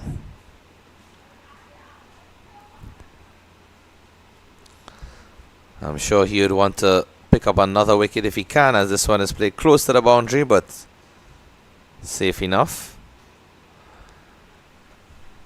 And really has been a tremendous bowling effort from Harry Paul, and also he was bowling in tandem with Ismail Baksh. He completed his 8 overs, 3 for 20.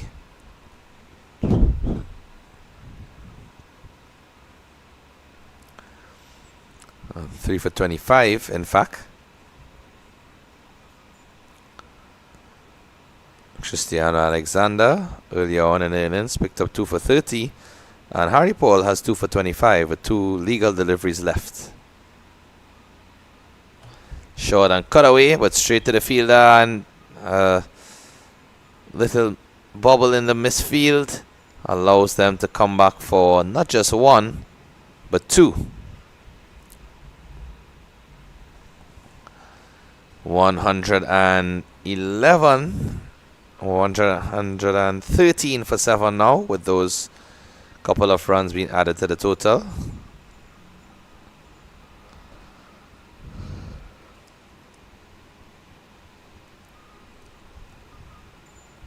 Full toss, it's swatted in the air. Fielder's coming around but does not get there in time. 1 bounce as it is collected by the fielder. And that will complete the end of the over, the end of the spell from Harry Paul. 8 overs, 2 wickets, 30 runs, 1 maiden. And as you look at the batting scorecard there, a few players getting to double figures, so a few players getting starts and just unable to push forward. Again, a reminder of our proud sponsors: South Coast Services Limited, Fresh Farms Limited, DV Contracting Company Limited, Freeport Fresh, and Vasha Foods. And of course, there's a lovely compound if you're in or around the central area. If you're heading north, it will be on the right side of the highway, and if you're coming south, it will be on the left side of the highway. That's where the Freeport Fresh, the Fresh Farms, and the Vasha Foods headquarters they are located, and you can visit that location to get all of your products from those entities at excellent prices. Discounts always available. Top quality products for top quality citizens. It's a lovely delivery from Can.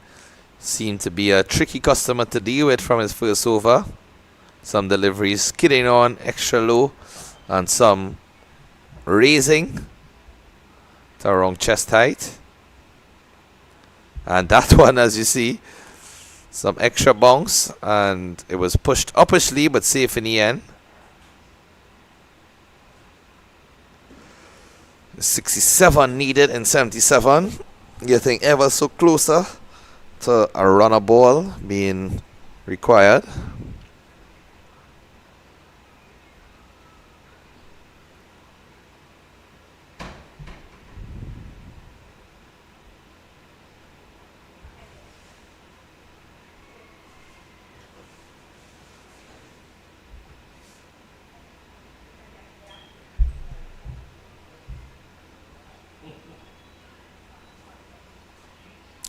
And this is flicked away on the leg side. This will be 4 runs, and it is badly lined there from Can. And a footish length also onto the pads. So it was relatively easy for Rambarose to just whip that one away for 4.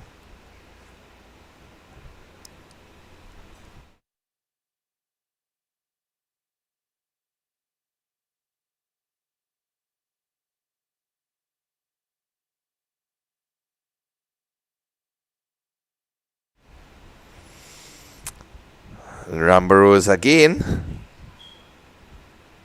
This time down to long off, but you can see he's gaining in confidence with his stroke play. Previously he would have just been pushing and prodding. Now he's expanding into drives. Short, and missed out on that one, did Mongaroo. As the over comes to an end, it's 120 for 7 at the end of 28.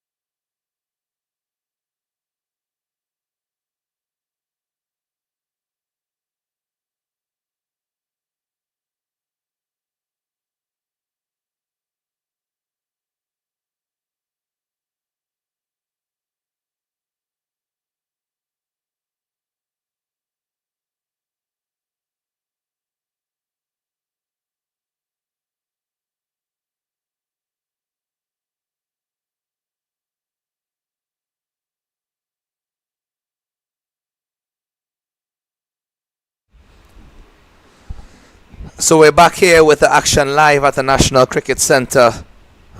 This wonderful facility in Couva, Trinidad and Tobago, where we have this all-important North-South Under-13 Classic.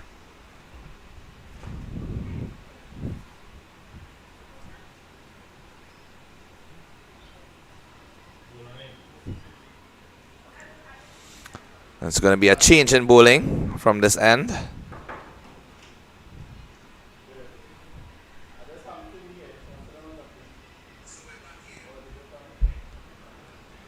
And it's edged down to the field at third man for a single. Just awaiting confirmation of the new bowler, and it's Cristiano Alexander who is returning to the attack. Picked up 2 wickets previously in a spell. 4 overs, 2 wickets for 30 runs. And now coming in for the second half.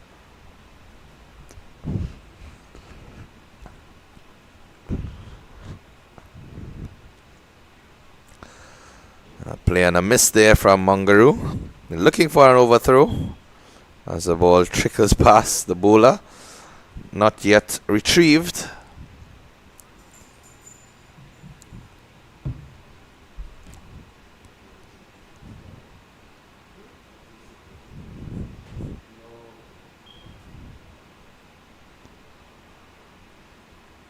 Down the leg side, it's a wide delivery.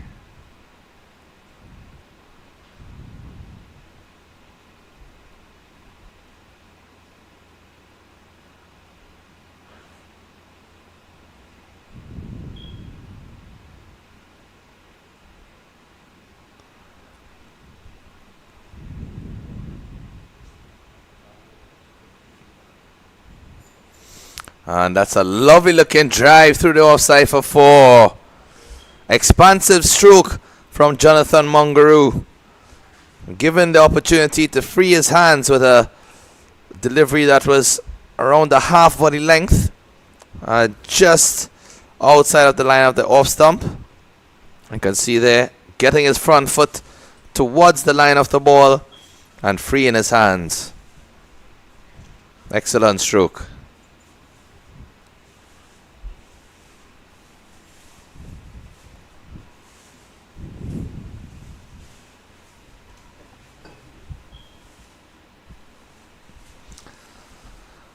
It's fended into the offside for no run.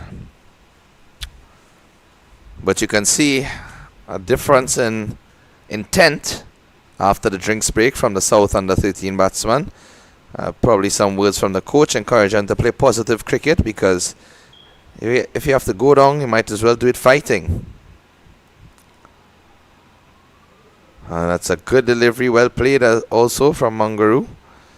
With 54 required and 69 deliveries, you don't want to be too defensive in a situation where you are forced to be attacking coming down to the end. Play your shots while you can, play positively, and you'll be able to maximize your run scoring abilities. At the end of the over, it's 127 for 7.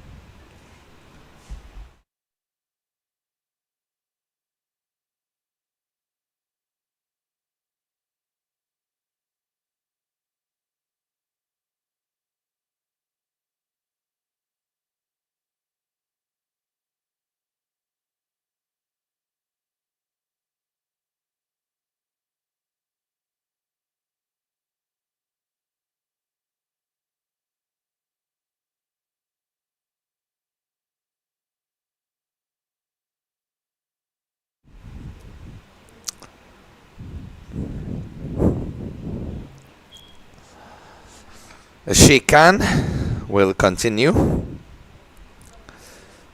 54 and 66 the target for South, 3 wickets for North.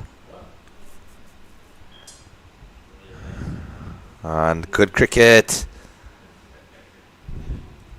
Just tucked into the leg side, but the communication and understanding from the pair, very important for them to get that quick single. Look at the backing up. He was already coming forward. Waited until the batsman played the stroke, got the call, and supported him. That's excellent running between the wickets. Good to see that from these youngsters on display.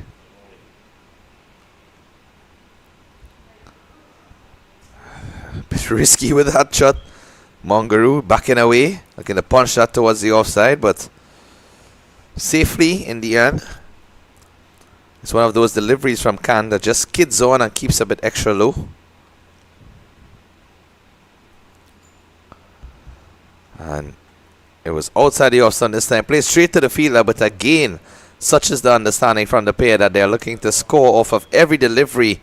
Even though that was straight into the hands of the fielder, the non-striker took off and they got the single safely in the end. So it's a very interesting passage of play where the batsmen are trying to now in turn put pressure on the fielders. And when you do that, you can cause some undue mistakes. Foolish delivery, and again rotating a strike. If they can score at a runner ball, they are still within the target. It will be easier for them going forward, and then when you keep eating away at the total, it's 51 required now. You do this for a couple more overs, it will reach down to 40, then a couple overs again down to 30. Small targets, set measurable goals.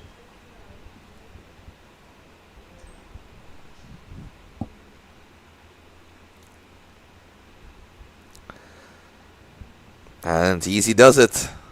Almost deja vu of the delivery before. But such is the nature of the game. Everything was going in favour of North prior to the drinks break. Now, South, it's not entirely swung in their favour as yet, but they are playing much more positive cricket.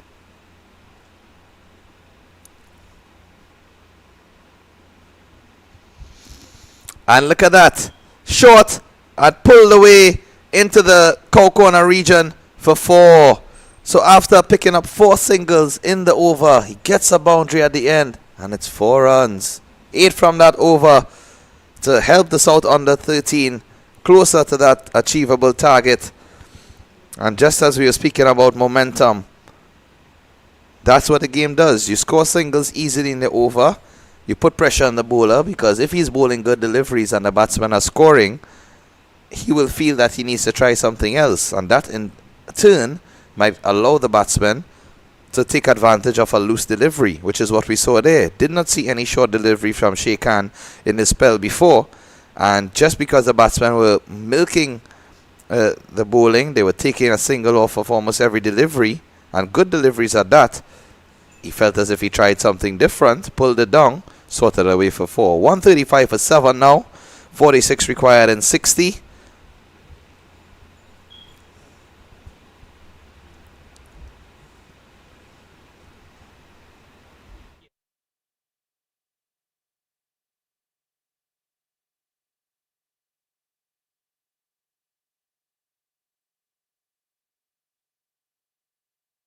Life.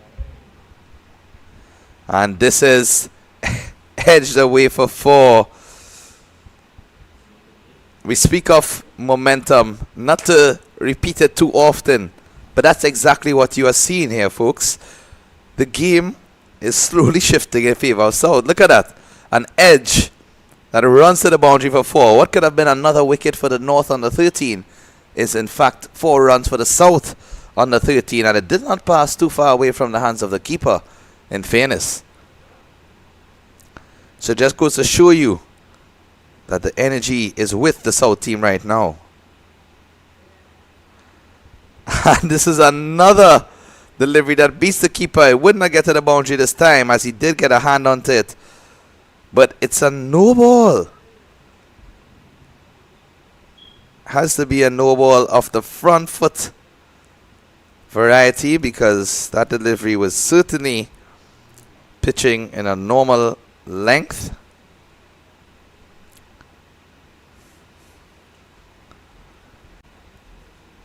Again, no signal of free hit, as that's not applied in this game. It's an edge, and this one also goes through the hands of the wicketkeeper. Will it get there? It doesn't. But they pick up another single, and you can see just out of a shot of your picture coming in the left of your screen now, Alexander. He was a dejected figure after that one.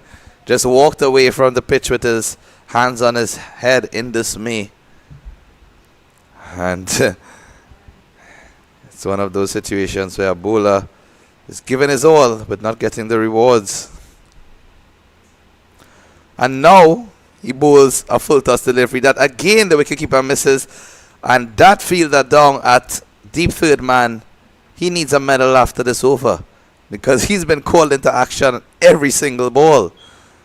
And Alexander, the pressure perhaps taking a bit of a toll as that one is skewed over the waist height and run straight down to the boundary. Again, excellent work from that fielder to prevent it from going for 4. That's much better from Alexander. That's what we were accustomed to seeing from him prior. Perhaps just a bit flustered with the increase in run scoring from the South team here at the end.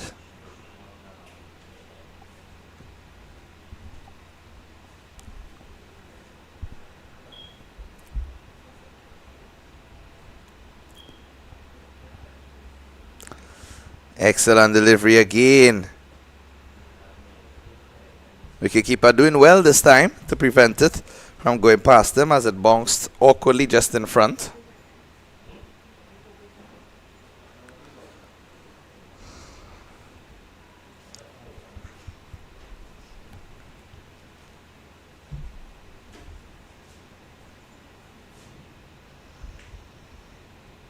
And another good stuff from the wicketkeeper.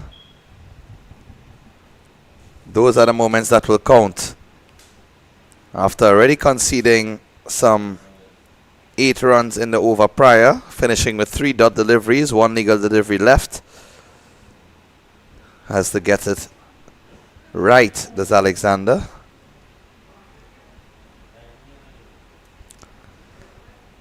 And he does. The umpire is looking to the square leg to see if there's a signal of dead ball, and he gives the signal. Not too sure of the specific reason, but the umpire is of course in the best position to decide. So he will have to re-bowl this delivery. Alexander, final delivery of his 6th over.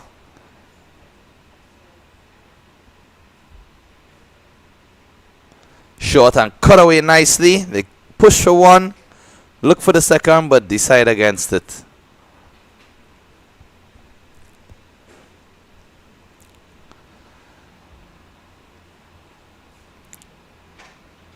$145 for 7 at the end of 31 overs.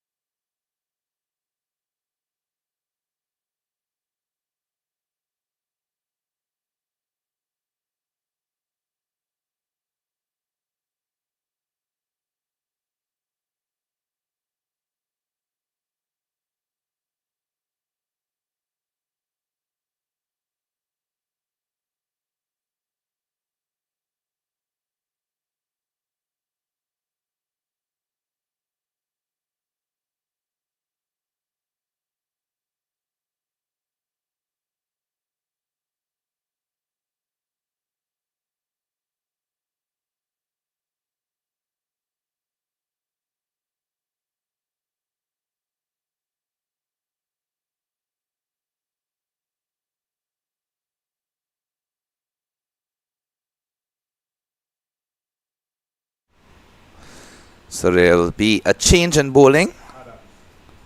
And it's going to be Jabri Adams coming into the attack, replacing Sheikh Khan.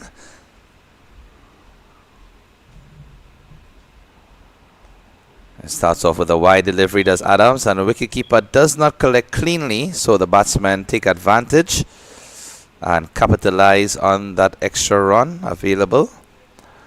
Jabri Adams had a lot of work to do in that previous over down at the 3rd man boundary, and he was certainly showing all of his fielding skills on display, diving to the left and to the right to ensure that the ball did not get to the boundary ropes after it passed the keeper. So he'll want to carry that positive energy from his fielding efforts in to the bowling now. And not quite yet comfortable with his run-up, so just needs to ensure that he's within the right rhythm. Of course, at this stage, the youngsters just need to ensure that they have the basics right, all of the mechanics. And that's well bowled. Excellent delivery from Adams. No need for extra pace or for extra tricks at this stage. Just line and length. And stick to your game plan. And force the batsman to make a mistake.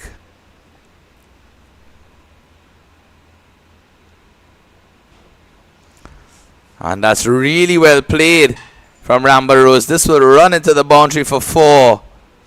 It wasn't a bad delivery in fairness from Adams. Short and rising onto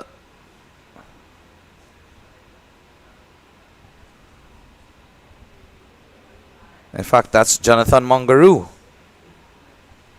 It's not Rambarose. Rambarose, the non-striker.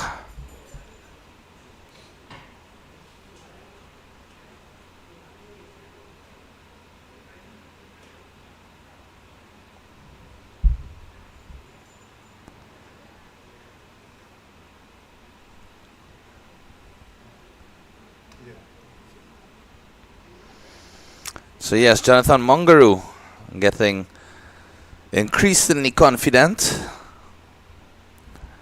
His score pushes up to 28 from 33 with 3 fours. Rambarose on 15 from 19 with 2 fours at the non-strikers end. Just awaiting the electronic scoring to update.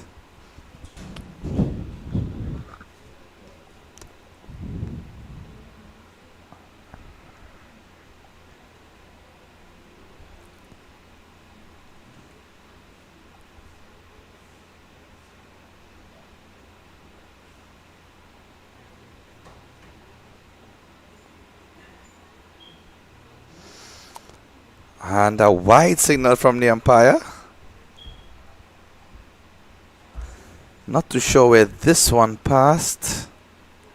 Seemed as if it was close enough. Perhaps just past the line.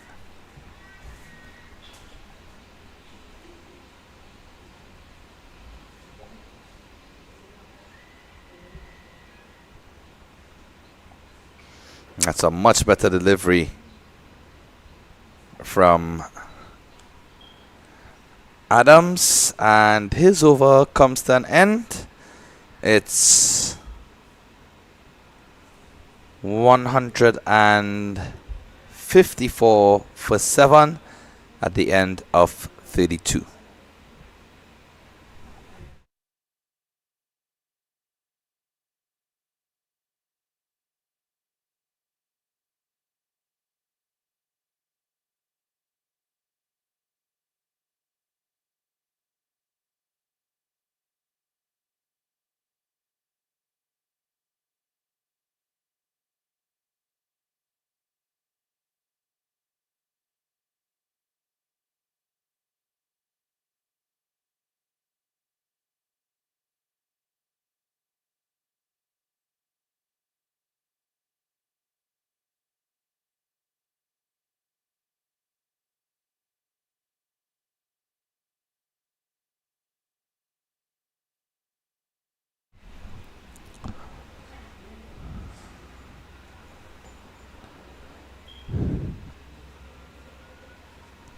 Alexander continuing into his 7th over.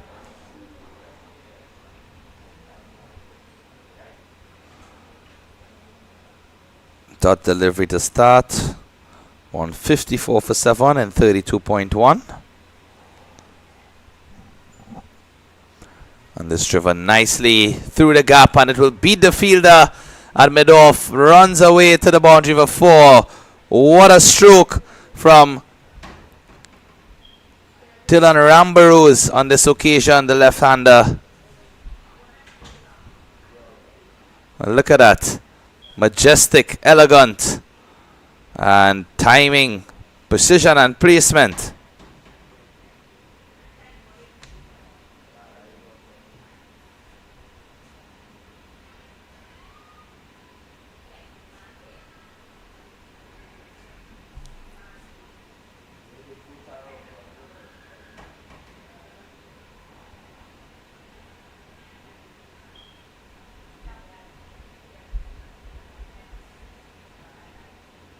And this is in the air, spliced. Chance for a catch, and it's taken. Wicket falls. Alexander gets the breakthrough.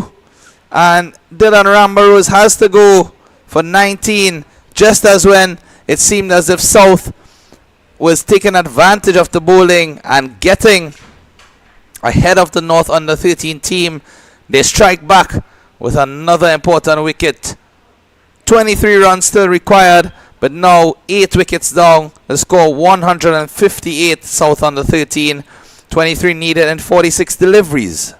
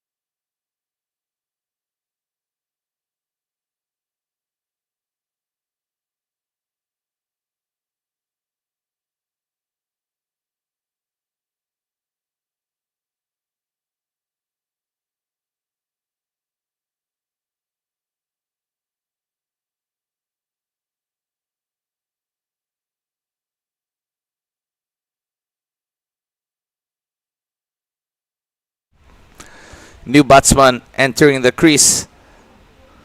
And the field of play is Ashmir Jumadeen.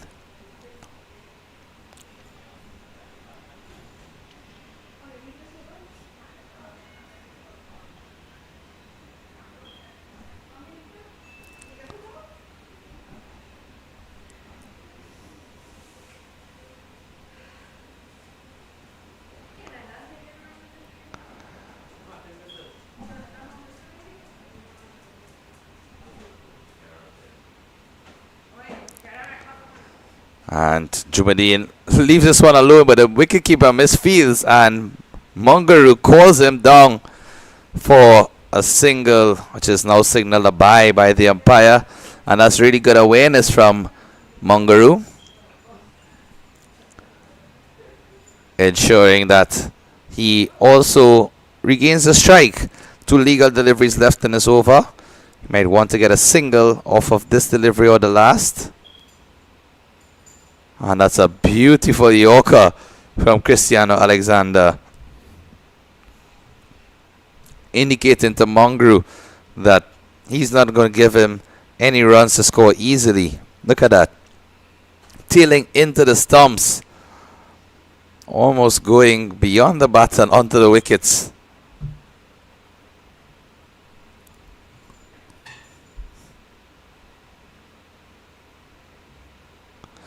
Driven uppishly, and it's caught. Ronaldo Mahis takes the catch. And the skipper gladly accepts the gift that was offered to him from Ashmir Jumadeen. Cristiano Alexander picking up his 4th wicket. And it's all happening here now for the North under 13 team. Look at that. Half volley and just driven uppishly from Jumadeen. Very comfortable catch there from Mahis. And Alexander strikes at the end of his 7th over. 4 wickets for 49 runs. He has 1 over remaining, in which he would probably want to get a fifer, assuming that there's no wicket falling in this next over.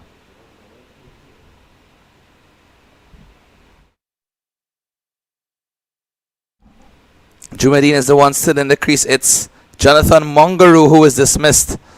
Apologies for that, as we were just awaiting the scoring to update, but it's Jonathan Mongaroo who is caught by Ronaldo Mahies, bowled Cristiano Alexander. He made 28 of 38 deliveries with 3 fours, and ultimately you thought that he was the last hope for the South Under 13 team based on his innings. In fact, he's the top scorer with 28.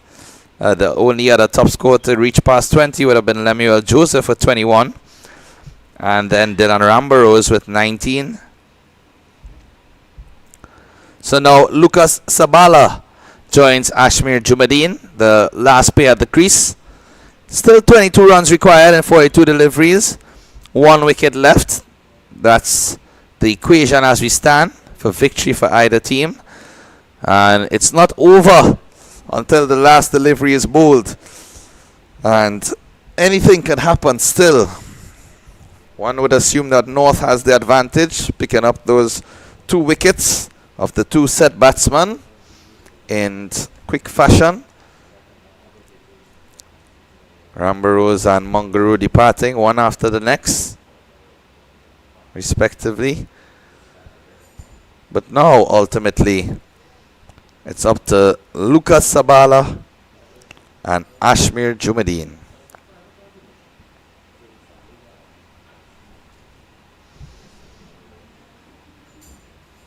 Jumadine on strike.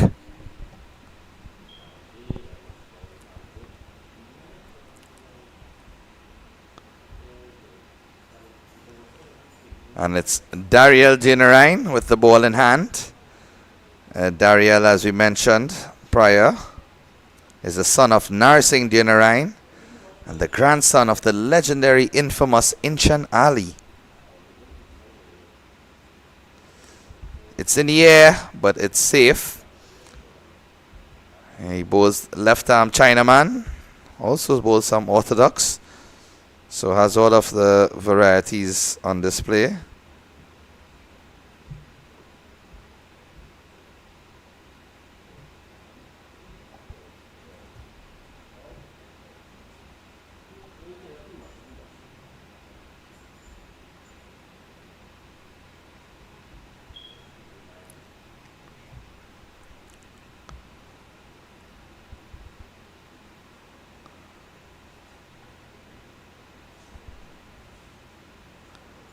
A flatter delivery and swatted it away into the offside.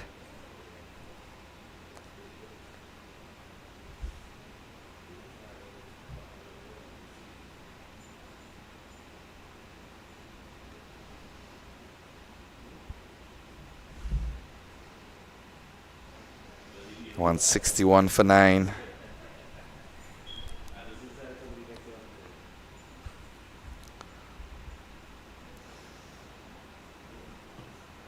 Every single dot delivery counts. Likewise, every run scored counts. All to play for.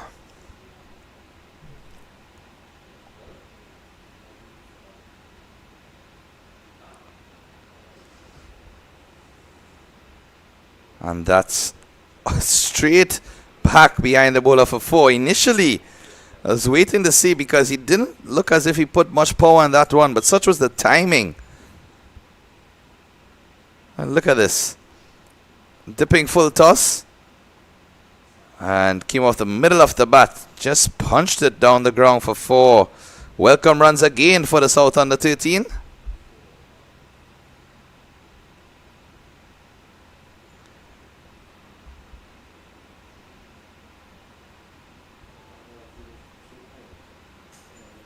$165 for 9 at the end of 34. 16 runs required in 36 deliveries.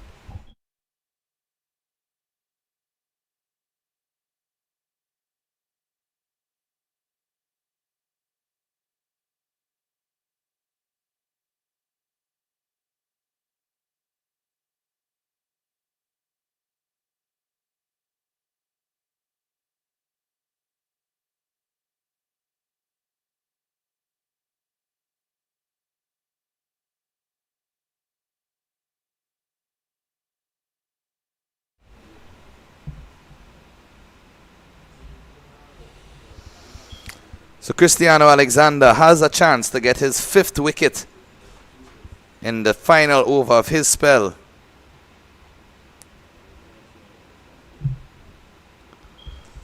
Oh, that's a beautiful shot. My word, Lucas Sabala. Where were you for the most of this innings? He's coming at the end, but he's playing like a top-order batsman. What an exquisite stroke. And look at this. Majestic, scintillating from Sabala.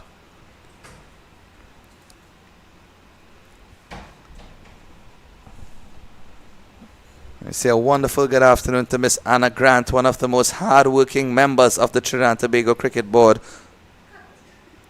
Oh, she gets home safely.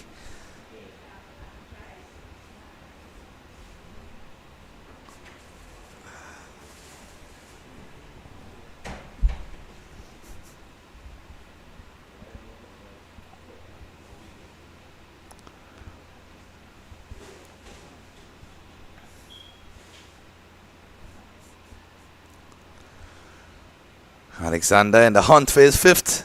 Sabala in the hunt for more runs. That's played straight to the fielder. You can see the last 2 deliveries. He's just trying to work the ball around. With that first delivery for 4, that was a beauty, I tell you. Any batsman will be proud of that. Any coach, parent, anyone who enjoys the game of cricket will be proud of that stroke from the youngster. Can he do it? 12 more required for his team. Oh, play and a miss. There's an appeal. Alexander.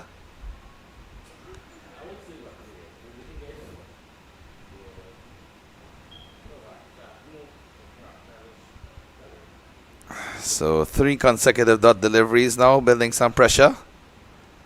2 legal deliveries left for Alexander.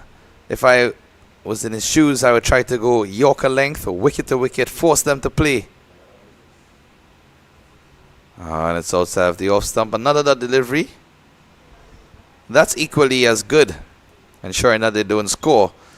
The reason why I mentioned wicket to wicket is because I know he would be also thinking of that 5-wicket haul. He has 1 delivery left in which to do so. It really has been a tremendous spell from the fast bowler. It's a low full toss and it's driven straight back behind the bowler for 4. So Lucas Sabala again of the first delivery of the over, 4 runs. Last delivery of the over, 4 runs. And he ends the spell of Cristiano Alexander in style. Look at that, dipping full toss and straight as an arrow. Lucas Sabala bringing the South under 13 ever so much closer to the victory and to the title. 8 runs needed in 30 deliveries, still 1 wicket left. Having some words of encouragement with Ashmir Jumadeen on the non-strikers. And the reality is they don't need to rush it. 8 required in 30 deliveries. They can defend the good deliveries and just score off of the loose ones. They can even just win this game in singles. Sabala with those 2 boundaries, certainly getting his team much needed runs and momentum going into this final 5 overs of the innings.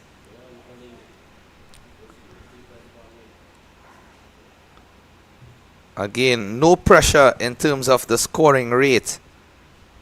The only pressure that will be at the back of their minds is the fact that 1 wicket remains. However, they're all wrong abilities. And driven nicely from Jumadeen into the gap. He will get a comfortable single to bring Sabala onto strike and reduce the target to just 7 runs required now.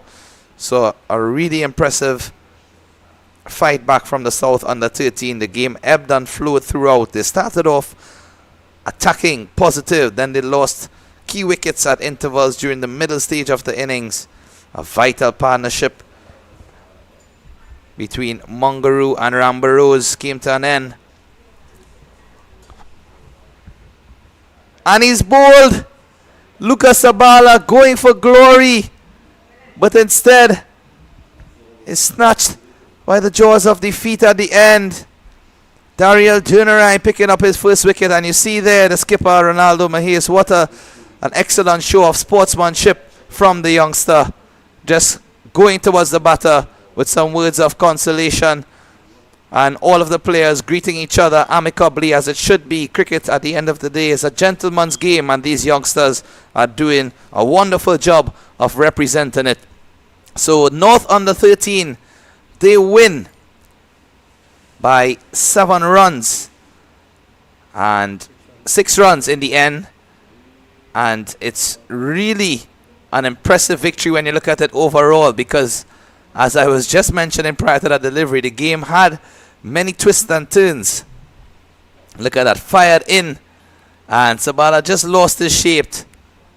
He looked to hit that one through the leg side when he could have played it straight, but such is the game of cricket, and one team has to win at the end of it. So North under 13, they are the victors of the under 13 North South Classic, and they will be very happy with their performance overall. So too the South under 13 team. Take nothing away from the youngsters on display. Every one of these youngsters should be proud, as well as their parents, coaches and supporters, of the efforts that they have displayed on the field here.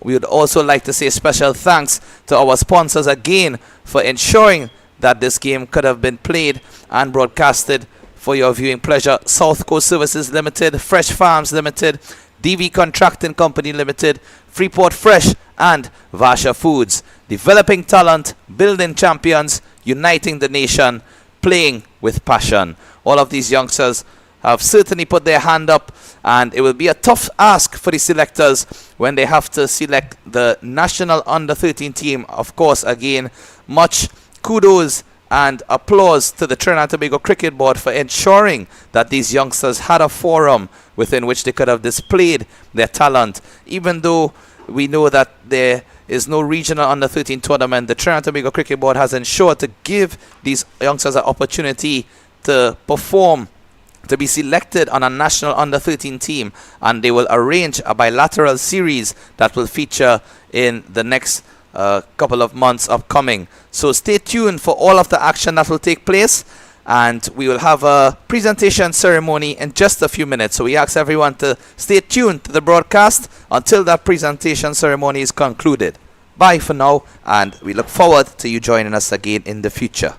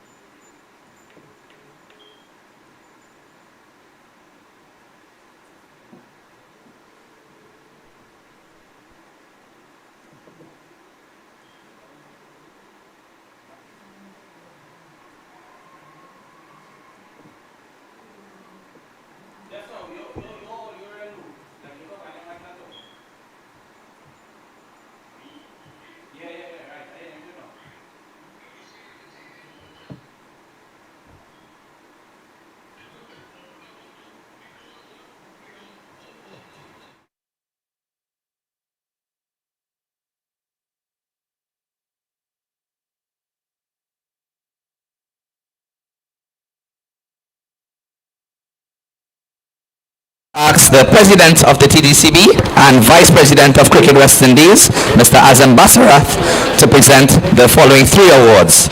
Firstly, the award for Player of the Match.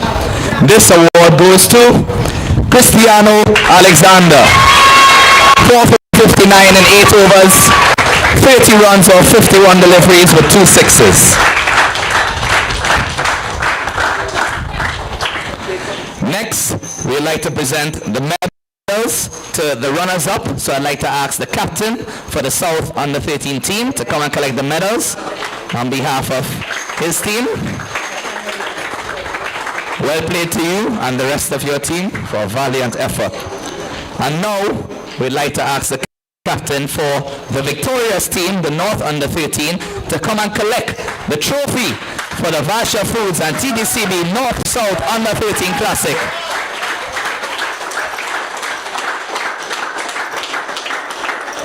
And you can also collect the gold medals for the rest of your teammates. And you can feel free to ask your teammates to come for a picture if they want in front of the background. North team, feel free to come and take a picture and celebrate. So that concludes our...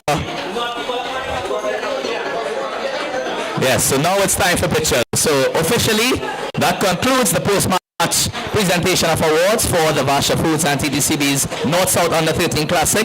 We'd like to thank everyone for their involvement, and we'd like to thank the TTCB for making sure that this happened. Stay tuned for more cricket as it comes your way, and hope that everyone gets home safely.